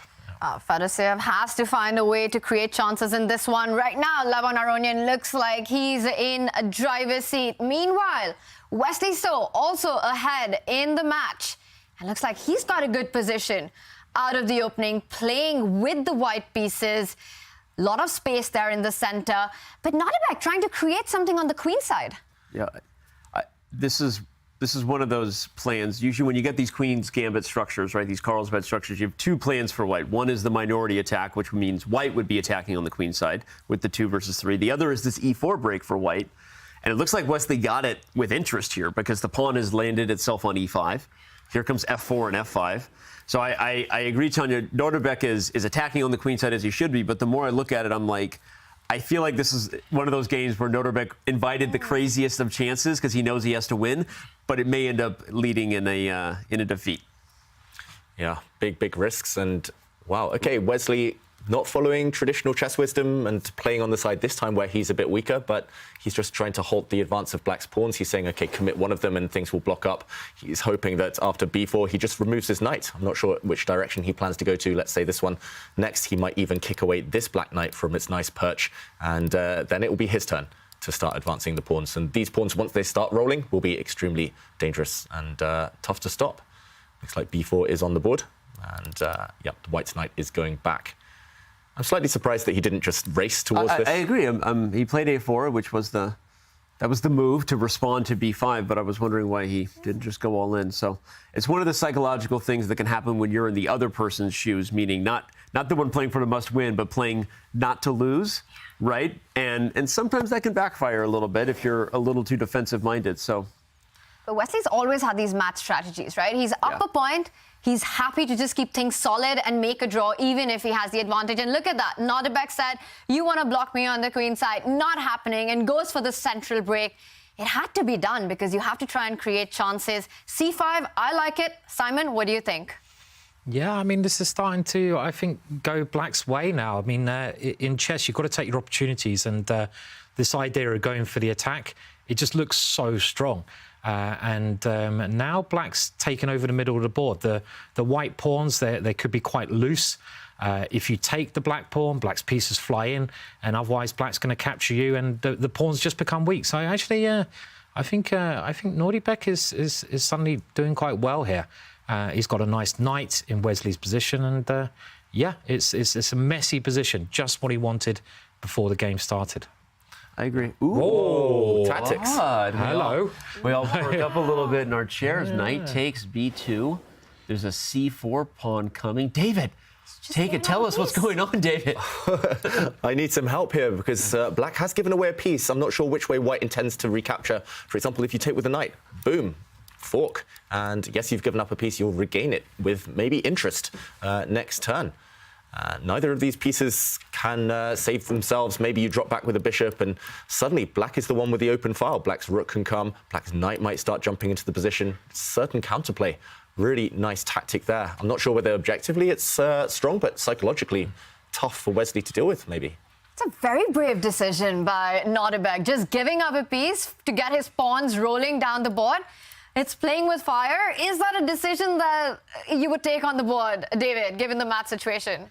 Yeah, I think if I'd spotted this move, which is a big if, then I think it's a great decision for Nodirbek. He needed to try something. Why not something like this? And just to show again, for example, rook takes this time, c4. And either way, black is going to emerge with a past protected pawn on b4. What's the c-pawn's name? A couple of names. I like Charlie. Yeah, okay. Charlie's a good name. So named off my cat. So there you go. Can't be bad. C4 can be explosive at times, though. It can be, yeah. Oh, that was good. Yes. Very, very nice. Sorry, I feel like I've been left out of the cringy pun game stuck between you two. Yeah, I just had to jump in. Had to get one in. And But it's just a mess now, isn't it? And I'm loving it. It's complete chaos. Mess. Yeah. F4, just adding to that mess, adding to the explosive nature of this position now. I love it. This is awesome. Like, this is an eval bar game where you get to say, take that, computers. You don't know what's going on. This is not like some position where they've calculated a draw. This is like, well, even at the depth that is way stronger in our supercomputer jet engine compared to your human brain, I can't figure this one out right now. This is an absolute slugfest. Yeah, instinct-wise then, if we're struggling to work it out, who would we take? I'll say black. I'm not sure why. It feels like I'm about to get steamrolled in the center, but it feels like black's Freddie's coming to F5. I mean, what do you do? What are you doing? I mean, I'd like white, yeah. I like white. Yeah, I love the extra piece. Get the pawn rolling. Yeah, I mean, I'd like attacking. Okay, but here Bishop F5 and David laughs at all of us. He goes, yeah, well. A knight jumps into C5, though. White has some squares.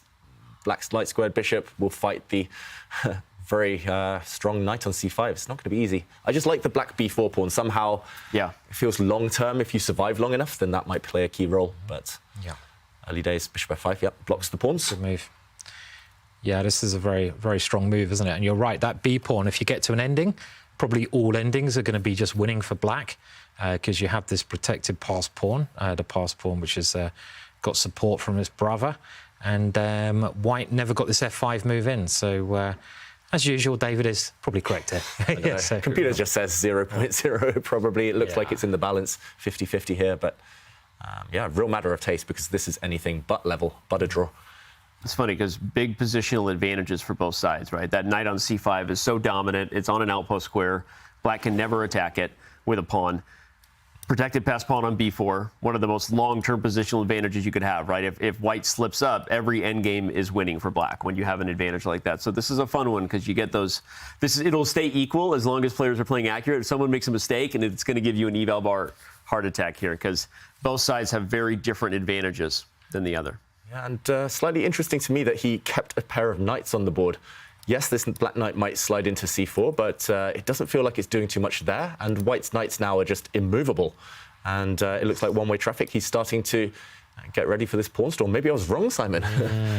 Well, that last move, I mean, if you can get this move F5 in, so if you can move the pawn in front of the queen one more square, generally that kind of structure, it's just game over. I mean, those pawns are just too strong. They can always start an attack. They can always create a very dangerous passed pawn. And with the last move, white is obviously threatening to do that. And can he not just now steamroller, push those pawns forwards, get some space, get the attack going?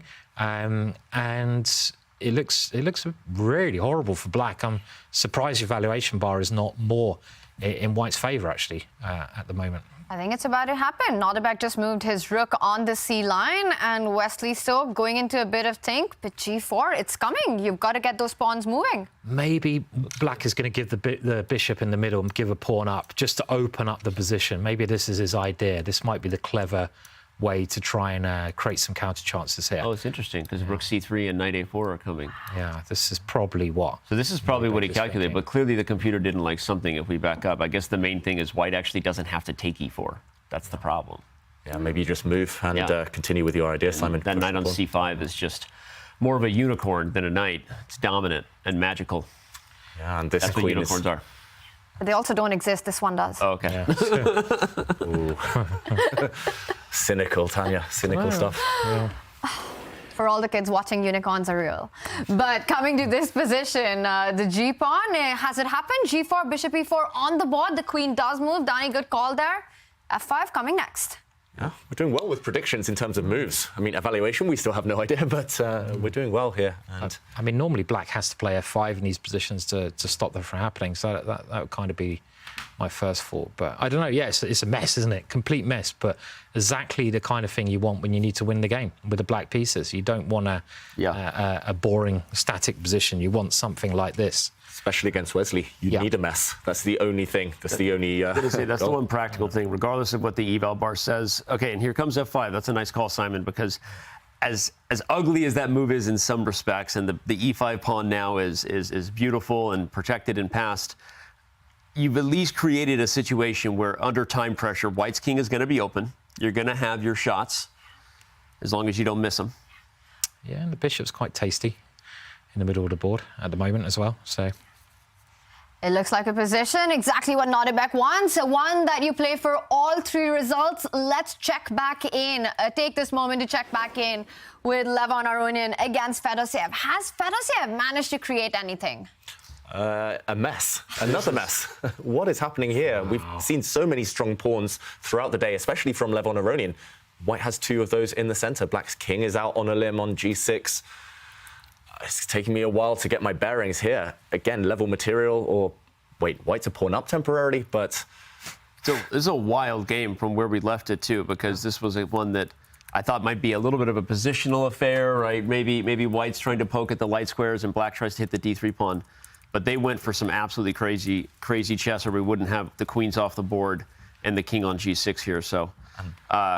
Black can grab a piece, if I'm not mistaken. Black can take this bishop on c1. I'm trying to calculate here. I think it's a key moment. If he wants to win, and he needs to win Fedoseev, then taking this piece makes a lot of sense. Now you undermine the defender of this knight. If the rook recaptures, then what happens here? What is going on? Black is up a piece. There's 2 passers in the middle of the board. I'm freaking out. I don't know what's going on here. The valuation bar says level. Yeah, you know what normally happens in these situations where it's completely mental? It's just a perpetual. So the rook's probably just going to check the king. It's probably a draw, and you know that taking away all the fun, Simon. Wow. Oh my God! They call me the Grinch. The problem is, Grinch. You're right. Especially from Levon Aronian's point of view, if this type of thing occurs, then he'll for sure take the perpetual, because that would be a match victory. So. Yeah, and instead, maybe in light of that, Fedoseev has taken a risk not grabbing the material. He still has this very strong knight on d3. He's put his rook on d8 instead, so aiming to take this pawn on d5. And how to keep up the pressure. There's 2 threats. Rook takes pawn, and maybe now knight takes bishop, that you've gained a move. Yeah, you're threatening. You're threatening to anyway, because the knight on g5 is hanging, so White has to deal with that, but there's so many moves here. There is a little tactic here, isn't there? I mean, you can try and take the knight and go in with the knight. I want to go knight into the center of the board, knight to e6, but this way I probably stop the black rook from taking one of my strong pawns. I love my pawns in the middle because of this tactic that Dave is showing here. And if I can keep those pawns, but playing like this when you only need a draw is so risky because you're giving material up, and it's the kind of thing Lev would do, though. You know, Lev is 100%. He's such a brave player. You know, he's very calm. He's got that experience, but I just don't want to lose one of my pawns, because if I do anything else, I think I'm going to lose one of my lovely central pawns. Maybe the knight can come in as well, but then Black's going to pick one of those guys up. So it looks interesting. At least. Levon loves himself an exchange sack. Yeah. I mean, and objectively, I think it has to be one of your top candidate moves. So I really like that idea. Yeah, if you start with the knight move, then rook takes pawn is possible. There's no knight check because the black knight covers this square, and after rook takes, the black rook will land on a protected square. So yeah, even a tactic like this, black emerges with an extra pawn, or well, a dominant position. So yeah, you can reverse engineer that whole variation, and I'm loving it, Simon. Just rook takes knight. Why not? Looks like. Can you also take the knight and then play d6? Ooh, I mean, you don't have to play knight e6. Like, can you? Yeah. Maybe Computer bishop likes it. Maybe bishop takes pawn now is something you have to consider. I mean, it's you know. And you got 2 pieces for the rook, right? And this is If you can stop that pawn, you're right, and you can just block it, right? So it's maybe what Lev's thinking of. I reckon he's seeing both these lines, but that other one you showed where the knight goes in here, that might have been leading to some technical draw, right? Where you don't give up the material. This one is more tempting, I think, but it's more messy. So maybe he's just trying to work out the safest one. I'll be amazed if he doesn't go for this, though. It's Lev. Yeah. I think other players would maybe avoid this, but Lev is a very brave player. Well, and I also think from a forcing perspective, there's your d5 pawn is hanging, and the knight is hanging after knight takes c1. So objectively, it's also process of elimination. Yeah, process of elimination. You might have to go for something that's a little bit nutty. I mean, we could look at this knight e6. Was that line, do you think, just heading to a draw, though, that you showed? Or if you can pick the d3 pawn up at the end? Yeah, it felt like it's Black had a very strong pawn there. And I think unless Levon can bank kind of 100% that he's going to get a draw, then he's going to play a principled move. It's his style, as we've been talking about. 3 minutes, though, left. Not easy. And there we go. He does play it. Okay, but now that he played it, I wanted to suggest bishop to c5 check. Because once, by process of elimination, we maybe figured out this d6 idea. is perhaps even better than knight e6. So maybe black should throw in this check first. Yeah, and then take on d5 if rook e3. Okay, will he give a check here, Fedoseev? He's paused, which means it's on his radar. A lot of players would automatically recapture a rook. They'd see it, they'd take it. But black can give a check, and the question is how much that changes. Oh, there's a really worrying sign there. Did you see it? Levon stretching. Levon was stretching. The old flexing. Well, right as you're refilling the beverage over there, Levon takes a stretch. Yeah, that means Lev is feeling very... I mean, is that his thing? He stretches, stretching his... He's a stretcher. Levon's a stretcher. Can we just call him what he is? He's a stretcher. Levon's a stretcher guy. And you play that kind of a move, you sacrifice that rook, that exchange for those central pawns. You want to flex a bit. This is your moment. And he took his time, he calculated it, he feels that's his best chance. And Fedoseev, he's reaching out, he's about to make a move. Will he capture the rook or will he play the intermezzo? He goes for it, a check on the board, making sure the bishop remains ahead of the pawn chain that's in the center. Is there a possibility for white to actually interject and block this check? And he doesn't. Right as you called for it, I don't know if it was best or not, because I think, okay, I wondered if the move was rook takes d5 first. No, clearly it wasn't, but maybe not. Okay, it's all happening so fast, but at the very least, from Fedoseev's perspective, we have a 3-result style position. Right, the rook and a pass pawn versus the 2 minors. And if both players get under time trouble, anybody's game. Yeah. Anybody's game. And let's just point out one big difference from the line that David was looking at earlier, that now the d pawn isn't blocked. Black does have the option to actually go d2 and push that pawn. Yep. But is it a weakness, David, or a strength? That's the key question. This pawn is 1 square away from glory, from promotion. White will block, and black needs something now. You cannot allow this pawn to fall, otherwise black can simply resign, let alone try to get that draw. And I don't see it immediately. Maybe you can take this pawn, hit the bishop, and hope that there will be some pins at the end, but I don't know. It feels like white can simply retreat. White has got everything protected. And up on material, bishop and knight will beat a rook long term.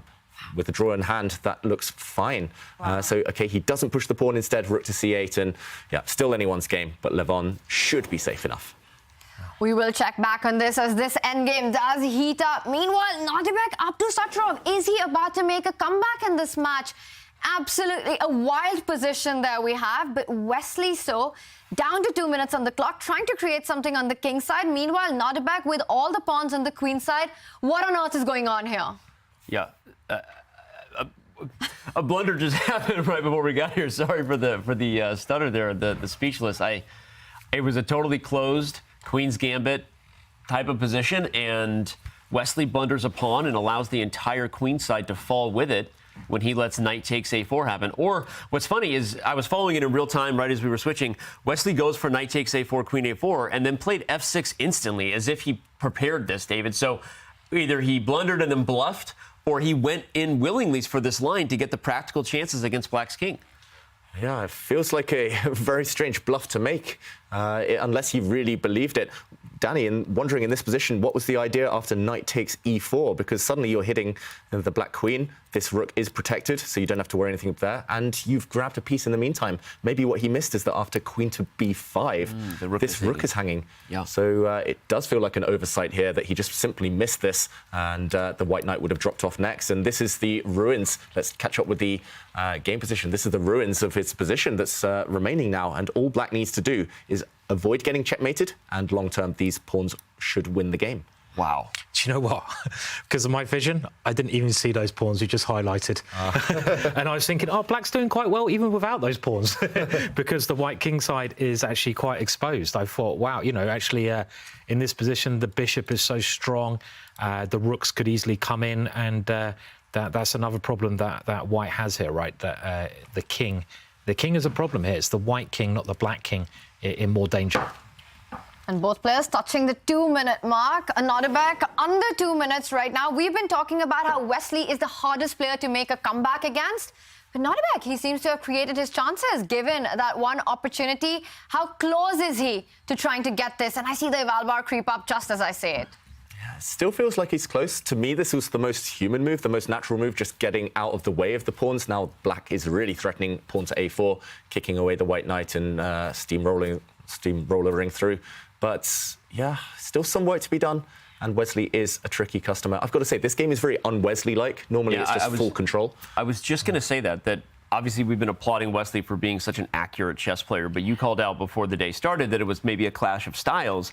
And I kind of want to give Nodirbek credit for creating chances, putting pressure, because Wesley has made some uncharacteristic moves. In the last game that he won, kind of luckily, he made an uncharacteristically aggressive move.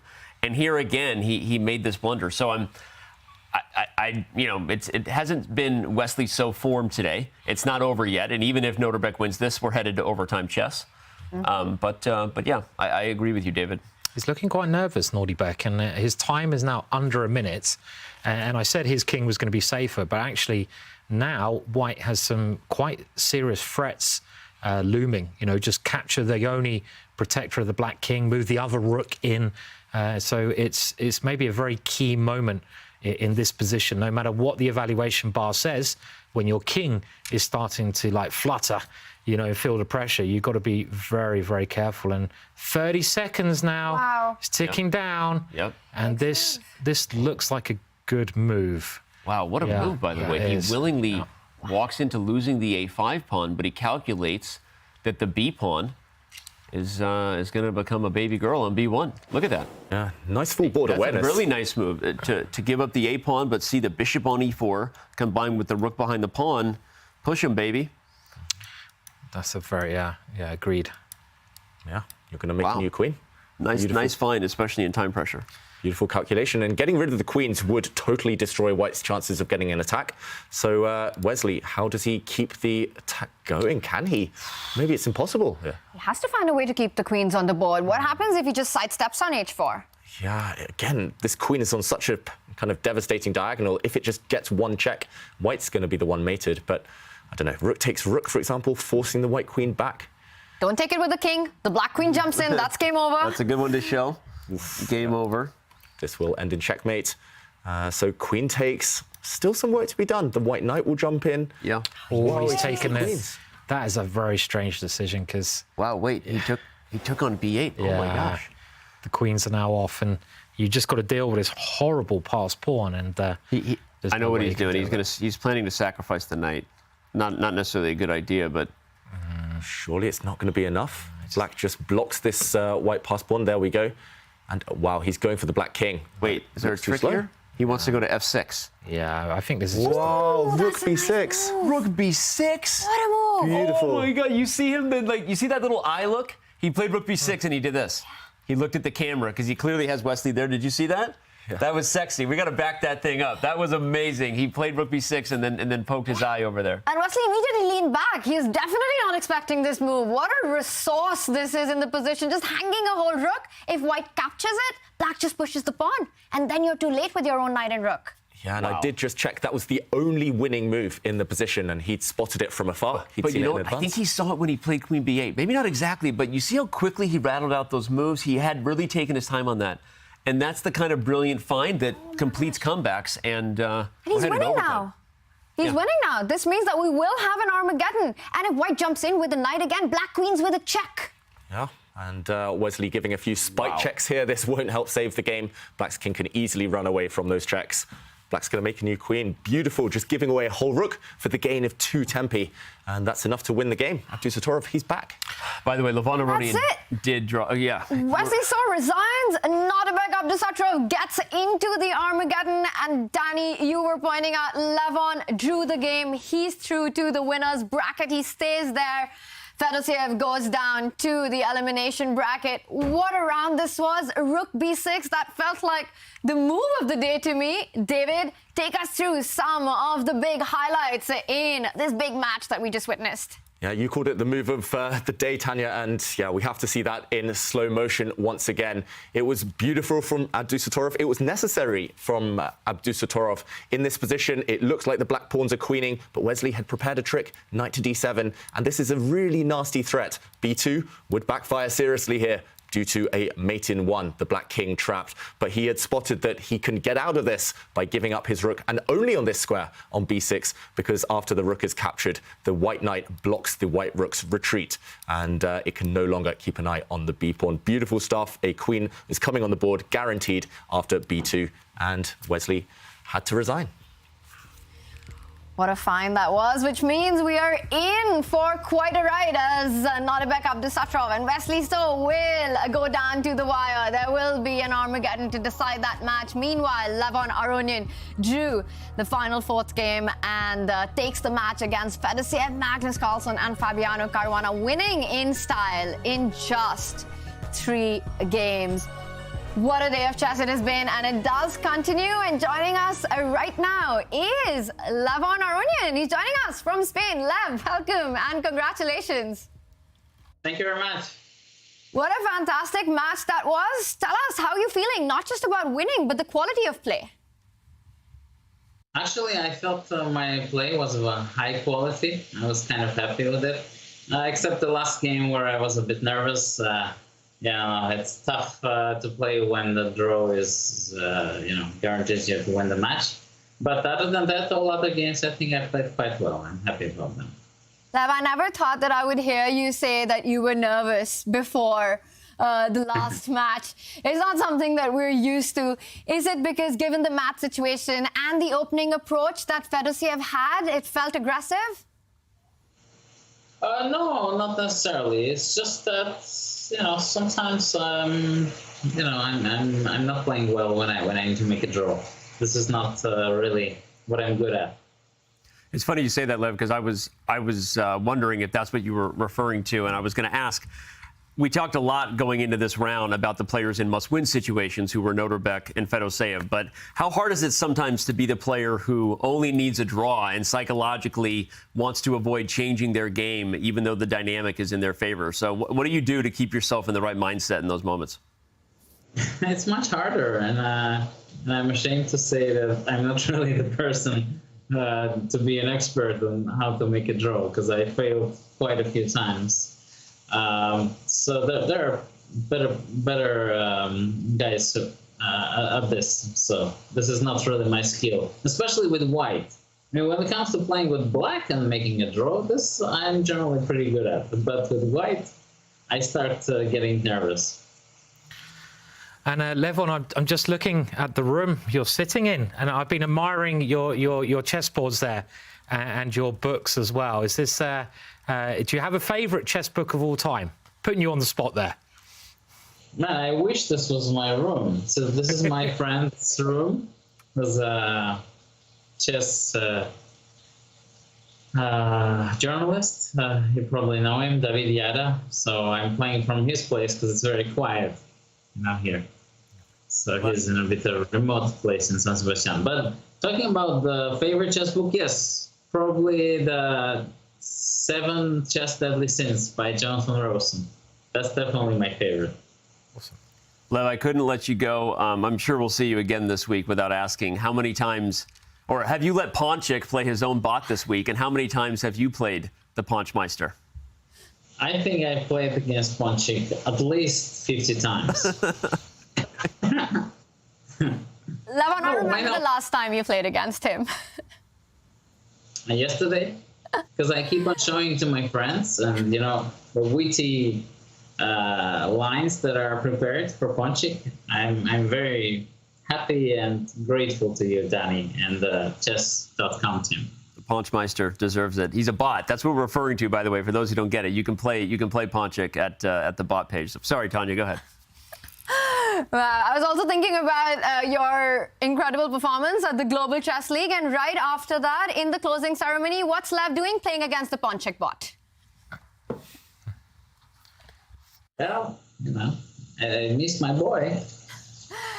Thank you so much, Lev, and congratulations once again on your performance today, and we look forward to having you back and watching all that you bring to the board tomorrow. Thank you very much. I'm excited.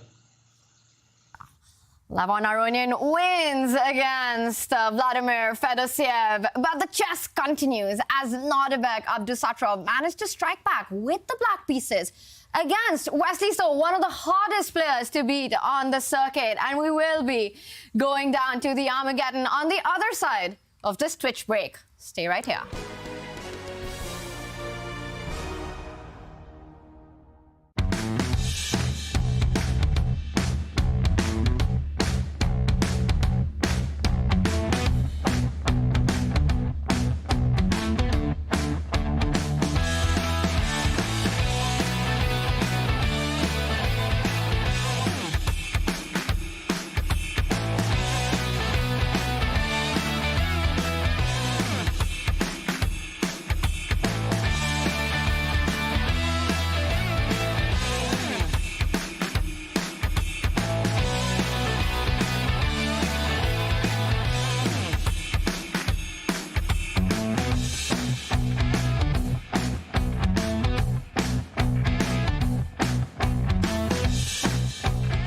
We are now joined by founder and creator of Aimchess, Anton Gora. Anton, thanks for joining us today. Hi guys, hi Danny. Thank you very much for having me here. Well, first question I have for you before we get into Aimchess and maybe all the great things that those tools can do, let me ask, did you ever think that Aimchess, your creation, would be the title name of a Champions Chess Tour event? I mean, that's a shocker. If you would tell me this in the beginning of my journey, I would say, wow, this is super cool. I never imagined this before. Well, let's talk about the beginning of your journey, and let me just get to the question, why did you create Aimchess? What was it about looking at the tools or maybe your own chess path that inspired you to create such a thing? So, I was always in love with numbers and with the statistics, and I was wondering if I can apply this, let's say, passion to another passion I have, which is chess.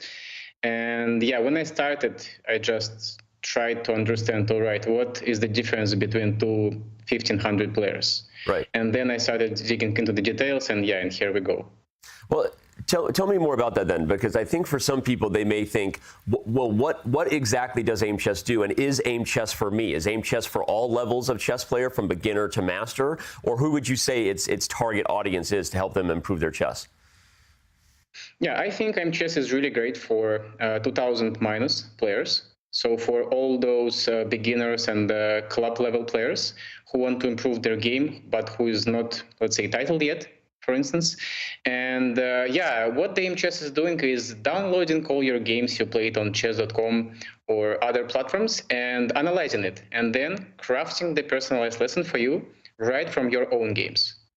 And the position we're taking, it's those positions where you can play better, where you can improve your end games or middle games, tactics, and even openings, anyone's. That's fascinating. So is the suggestion that you get from all of your games something you can then do right on Aimchess? Does it recommend other tools or other sites as far as, hey, you should just work on an area of the game, or is it very specific in terms of what it can suggest and tell people to do?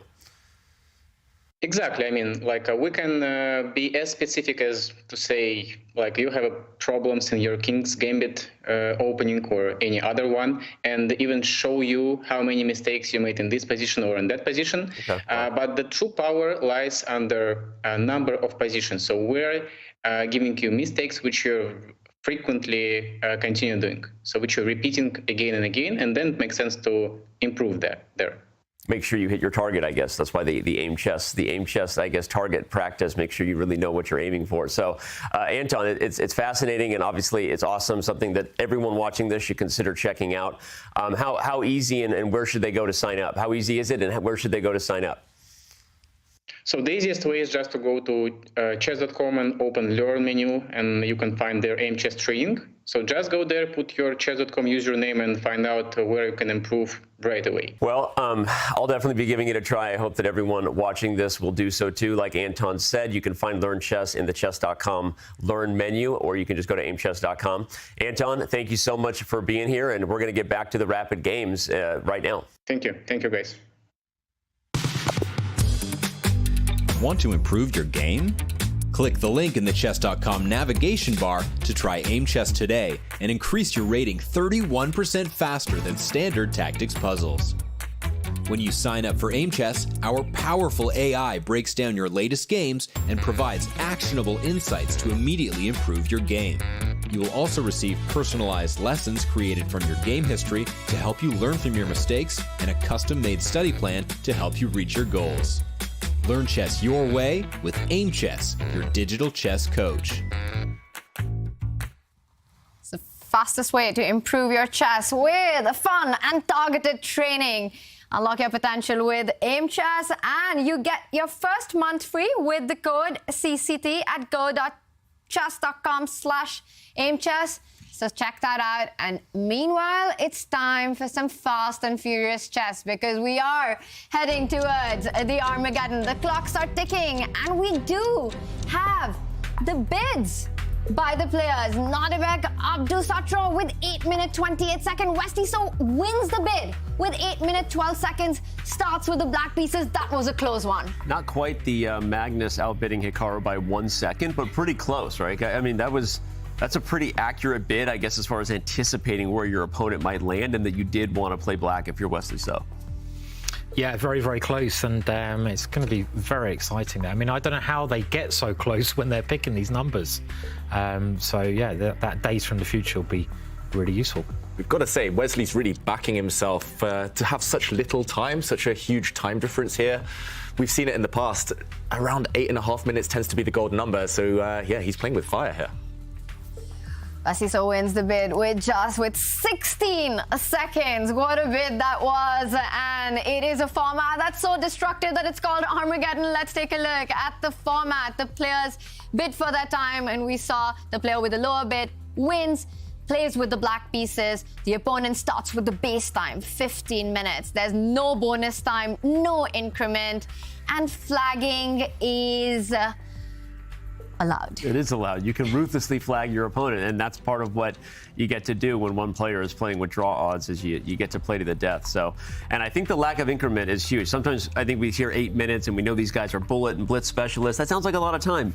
Without increment, that's a very big deal. And I agree with your call out, David, that 8.5 minutes tends to be the threshold. But when we see players go below 8.5 is when things get spicy. But Nodirbek also bid lower. That's what I'm saying. I think both of these guys really wanted black, and they liked their chances to get a draw. Yeah, it's interesting because they've had two really kind of complex, decisive games. So Wesley, to back himself to go for the draw here, means he's got something up his sleeve. And we see a repeat of one of the clashes from earlier. This time, Bishop G4. Last time we saw Wesley choose something slightly different. But same opening from Abdusattorov. He's showing he's not afraid. He just wants to keep life, as many pieces on the board as possible. And he'll maybe flag Wesley later, or at least try to outplay him. I said flagging is allowed. It's not only allowed, but it's highly encouraged. It's highly encouraged, in right? the Armageddon. And we've seen in these bidding Armageddons, often the players are going for this 8 to 9 minute mark. Is that the sweet spot? I would say yes, just because we see them all bidding within that range, right? And again, I don't know how many of these players are discussing it with their seconds, with their coaches, with their friends and family, and with their dogs. I don't know. I mean, where they're getting wherever they're getting advice from, we tend to see players keep it above 8.5 minutes most of the time. But again, in this matchup, these guys did draw both their games before the final two decisive games, right? So I'm just kind of unpacking the psychology there. I think Wesley really wanted the black pieces, so he was willing to risk a few more seconds on the clock. Bold strategy, Simon. We'll see if it pays off, right? Yeah. I mean, it looks pretty solid for black so far. I mean, the structure we've had in most of the games, actually, and more pieces getting in exchange. You've got to think this favours the side that's trying to get the draw. I mean, look, they're just hoovering them off, aren't they? Get the hoover out, and most of them are gone already. There's only a pair of knights left, and they could be gone. And then we get a very pure Carlsberg structure, which David's already mentioned on numerous occasions. And I suppose the one thing White must rely on here is that knight in the centre, supported by a pawn, which will be coming up, the f-pawn. I can't see what else White can try to do, really. Yeah, it feels like at some point as well, he'll have to generate an attack against the black king. It might look counterintuitive on the face of it because White's pawn majority is on the queen side, but it means basically you've locked down that side of the board, so you can switch your full attention, especially your pieces, towards the other flank. And yeah, it's still a lot of life left, despite the fact we've seen all the bishops leave. This game reminds me a lot of the Armageddon battle we saw between Nihal Sarin and Anish Giri at last year's Chess.com Global Championship, and that it was a super tame, and we were sort of like, what's going on here? Isn't this helpful for black to trade off the pieces and just get to a simple position? But we found that Nihal was going for this on purpose, and the position became super simple where he just drained the clock. Yeah. And ultimately they got down to a scramble where objectively it should have been a draw, but Nihal managed to swindle it. So anyway, interesting strategy. White has to win on demand with those extra minutes on the clock. And right now, Wesley's used quite a bit of the time. He's down to about 6.5 minutes. What do you make of that? Do you think Abdusattorov, having to win on demand, has managed to keep it under control on the clock at least? On the clock, it's been great work. And on the board, that's the bigger question maybe, because now Wesley's offered a trade of queens. He backed up last move, Abdusattorov, saying, OK, at least I want knights on the board. But now if you keep the queens on, it will come at the cost of a pawn. White's pawn on A2 will be juicy, up for grabs. So big decision right now on the clock. 7 minutes is a huge difference, especially if you can kind of play those simplified positions that Danny mentioned right to the bitter end. But big decision now, to take or not to take. Yeah, massive decision. I mean, if you take the queens off, you might be getting nearer to that draw because, OK, the queen is the most dangerous piece, as we all know. The only other option I can see, if you just slide the queen over and use your H-pawn and just try and generate this attack against black's king. And I think in the match situation, this is a much cleverer choice. And maybe even the black queen can get in some trouble. And there's, I think, quite a lot of danger here for black. I like it. You know, I mean, that move is because now you push Harry. It's always Harry, isn't it? Harry. He's such a hero. Getting the job done. He is. He needs a medal. A medal. That guy. I mean, look at him. He's just going to push forwards, do some damage to the black king. The white knight's coming in. It's it's. Well, I mean, look at the evaluation bar as well. The evaluation bar is really not like. I was sitting here trying to wonder what it was. Is it a queen trap or is it just H5 and go ahead? I guess it's just push him, baby. Go for the attack. Yeah, and then you have to decide where you put the knight, right? Do you put the knight in the middle, trying to trap black's queen, or do you go directly for the king by putting it on this square? And this square, threatening checkmate. It looks scary, right? The black queen is well out of play. It's going to take a couple of moves to get back in. And Wesley seems to be disappearing into the camera as well. You know, he's getting nearer and nearer to the camera. I mean, this is scary stuff, right? Scary. If I was facing you here, Simon, I would be terrified. And all white needs to do somehow is get this queen into the black position. Do you wriggle it around to this square? Maybe you come across. Either way, the black king is in huge trouble. Sometimes you can lift your rook up the board and swing it across to H3. It looks like you've got 3 very strong potential attacking pieces. Black doesn't have too many defenders. So despite the fact the computer is saying it's completely winning for white, you still need the execution. And what do we think here? G6, Wesley's playing with fire, but... and I agree with the point Tanya, or I forget if it was Tanya or Simon made, but someone made the point about it was much better to keep the queens on the board, just from a practical point of view at the time. We didn't know that Wesley was going to take A2 and allow this, but I totally agree, and I think just letting your opponent think you have to use the advantage you have on the clock, and it's really paying off here. Just keeping more pieces on the board, and we see a trade on G6, and the knight captures. Is that a decision that surprised you? It did surprise me, I've got to say. I think just taking with the pawn, maybe there was a tactical issue. I was going to say there must have been something wrong with H6, G6. Maybe it's the white queen just coming across, and it would have slid in with a nasty checkmate. Some tactics here, meaning that black cannot defend, but now black's structure is fractured. And yeah, maybe it's just the brute force approach. Push forward, blow open lines towards the black king while the queen is so far divorced from the king side. I would ask if anyone is surprised by what's happening in this game, but the more I think about it, I think my answer to the question would be that I always give the momentum, the favor to the person who had to win to force Armageddon, right? They're the one playing with the psychological edge, and some of the momentum is going to carry over. It has to. It takes a lot to get yourself totally fresh when you feel like you just blew it, right, in the previous game. And so this is a bit more of a runaway train or a landslide than I expected, but Nodirbek has all the momentum. Wesley is clearly not himself today. And notice how Wesley's queen still stuck the other end of the board, and the king facing fire here. All of white's pieces targeting black's king. The rook, the queen, and the knight picks up the f7 pawn. This has been domination by Nodirbek. Nodirbek managed to avoid the loser's bracket the entire Chess Kid Cup on his way to winning. He barely might be avoiding the loser's bracket today. Sorry, didn't mean to cut you off, David, but go ahead. He looks like he might be moving on and keeping in the winner's bracket. Completely agree. I mean, just disaster. This one from Wesley. The queen's still so far away. There is a threat on the board, actually, of black's queen taking on the G2 square, and there'll be a black knight fork, but unfortunately, it's white's turn. And I think you're delivering checkmate in a variety of ways. You could even slow play it here, just nudge the white queen up to f6, threaten knight to h6 checkmate. Queen and knight combo here is going to do the work. You can take black's pawn on d5, I guess, set up a discovered attack. He goes for that latter option.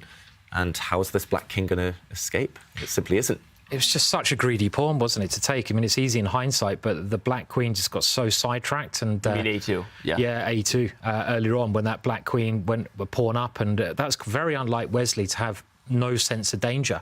I think one of Wesley's really strong points is he's got this great sense of danger. And with now 3 pieces attacking, 3 is like the magic number. it's got to be a checkmate, right? I mean, that king, it's got to go. Oh, there it is. It's checkmate. That's over. Wow. Did he just miss that? Oh, my God. He missed everything, and that's it. Nodirbek takes the Armageddon, wins the match against Wesley. So what a performance this was by Nodirbek, with Wesley really crumbling under the pressure of Armageddon. That felt like not even a game. I'm definitely speechless, just because, and it's not to disparage Wesley in any way, but I mean, that's not the Wesley So we're used to seeing.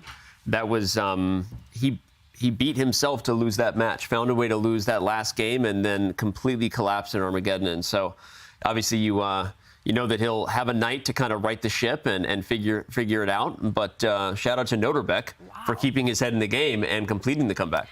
What a performance by the Chess Kid Cup winner, Nodirbek Abdusattorov. He continues his run, stays in the winner's bracket in the Aimchess Rapid as well. What a match this was. David, it ended way too quickly. What happened there? Yeah, a premature finish there, but it just shows that Wesley So wasn't on form today. It was a masterclass from Abdusattorov, but a disaster class from Wesley So. And I just want to praise this one move. We'll show the checkmate in a moment again, but dodging the queen trade here at the cost of a pawn was what clinched it for Abdusattorov. Trading queens would have got the game closer to a draw. Queen to c2, even sacrificing this one, was a move of genius, a mark of genius here. h5, kicking away the knight, and the attack simply proved to be too strong. If we fast forward now to the closing stages, we saw this position, Black's queen still just far too away from the rest of her army, and the closing stages, knight to h6 met by king h8, a blunder, but king g7 wouldn't have been great either. This would have led to a nasty knight for king h8 though, and queen g8. Good night, Wesley So. What a game that was by Abdusattorov. Nodirbek, a mousetrap, inviting Wesley's queen to one side of the board and checkmating the king on the other side of the board. And with that, Nodirbek Abdusattorov makes a big comeback in his match, taking the win in the Armageddon. And the other winners, Magnus Carlsen, Levon Aronian, and Fabiano Caruana, stay in the winners' bracket. What a day of action this was, and the one man who did what felt impossible, Nodirbek Abdusattorov, winning his match against Wesley So. Nodirbek, congratulations. Thank you. What an Armageddon that was. It got over too soon. It felt super smooth to us. Did it feel as smooth to you while you were playing? Were you surprised how quickly that went? Yeah, I got very comfortable position out of opening, and yeah, everything went smoothly, I guess. Yeah, apart from that, yeah, I mean, I was, of course, very happy to win on demand as game 4. Of course, I wasn't, of course, I didn't believe that I can beat him if he plays like normal chess, because, you know, he's most solid player in the world right now, I think. So yeah, I was quite happy yeah, I was quite happy to beat him on the mat. Yeah, it was awesome, Nodirbek. We were talking about how Wesley is one of the strongest players and the hardest players to beat on the circuit, and you managed to do exactly that. I want to talk about the bid a little bit. You lost out on the bid. Wesley got the black pieces, but you lost by 16 seconds. Were you really hoping for the black pieces there? No, actually, I just bid 828 because, you know, I think it's too little with, you know, playing with 7 minutes or less, because, you know, it gets very tough at the end. So yeah, I wasn't actually upset to you know, to lose the bid, but yeah, so I just played with white and everything went smoothly. And do you have a particular strategy in mind when you have to play these must-win games? I mean, do you just like go a bit wild, or what were you thinking before that must-win Armageddon game? Well, I just wanted to create some, you know, playable position with black, because, you know, if you play some, you know, gambits, I think it's not good strategy to, you know, to play for a win from like move 1.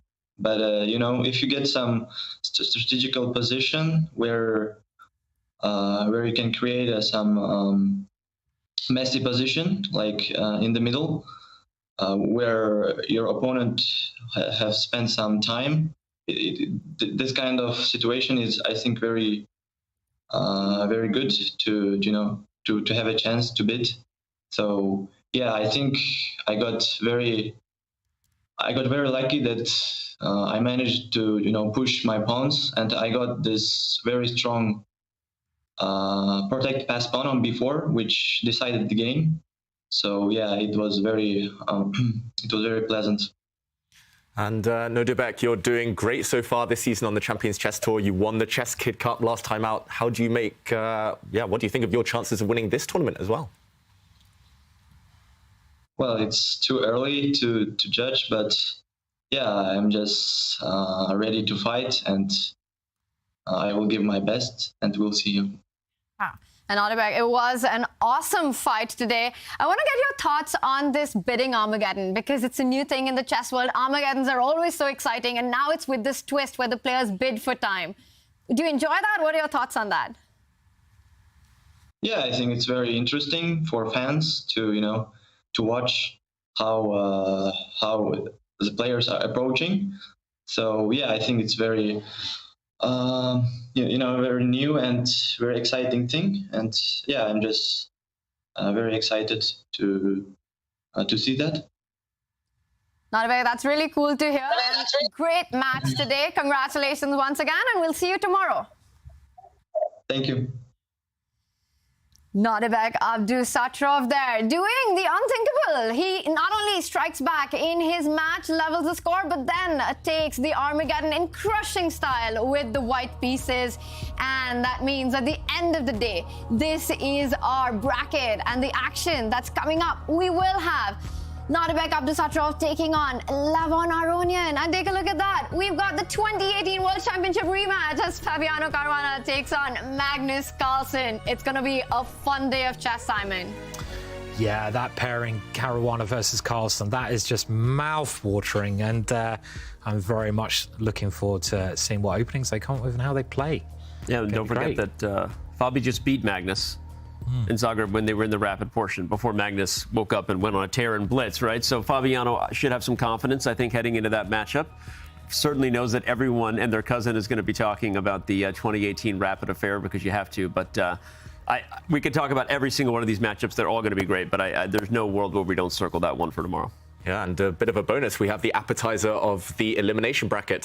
Plenty of big games there with a lot more at stake tomorrow.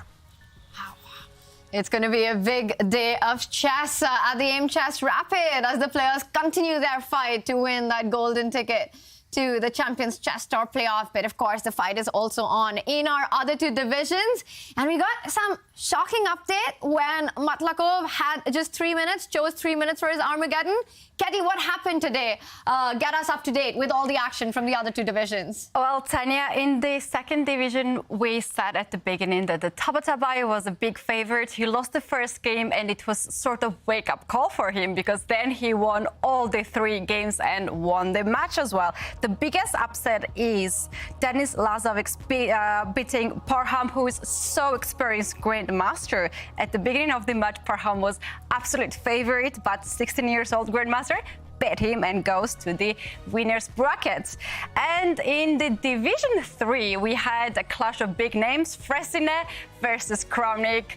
That match I thought would continue longer, but it ended just in 2 games as Kramnik just blundered exchange and Fedoseev took it and won the game. So that was it in the third division. And I'm looking forward to see more blunders and sacrifices tomorrow.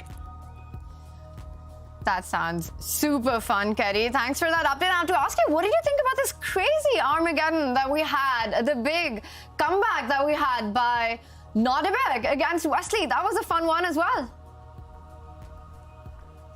Sorry. It was indeed. It was a great day of chess, and as Ketty pointed out, some big upsets there in Division 2 and 3. What a day of chess it was. Simon, what was the big highlight for you? I think the comeback, right? I mean, who would expect Nodirbek to, first of all, beat Wesley with the black pieces in the last game, and then destroy him in the Armageddon game. I mean, that was pretty shocking, actually. So, yeah, great play from the youngster. David, Nodirbek, so many reasons to be pleased today. Yeah, Nodirbek on fire, starting with a bang. But for me, it was the form of Magnus Carlsen, Fabiano. I was especially enjoying Magnus's openings and the pose that he gave for us during one of his games. I would say Levon, too. I mean, he may be flying a little under the radar, but, I mean, he might have been in the best form of all, right? He said himself that the other two players maybe weren't as complimentary of themselves, Magnus and Fabi, but Levon was like, no, I think I played really well today until that game where I struggle a little bit to play for a draw when I'm leading a match. But it's the stage is set, right? We've got a lot of people who seem to be on form, and here we go. Here we go. It's exactly what we want. And we've got a big matchup coming up tomorrow with Magnus Carlsen taking on Fabiano Caruana and the very in-form Levon Aronian playing against Nodirbek. It's a day you don't want to miss, and we will see you here. We'll be back with all the action, same time, same place.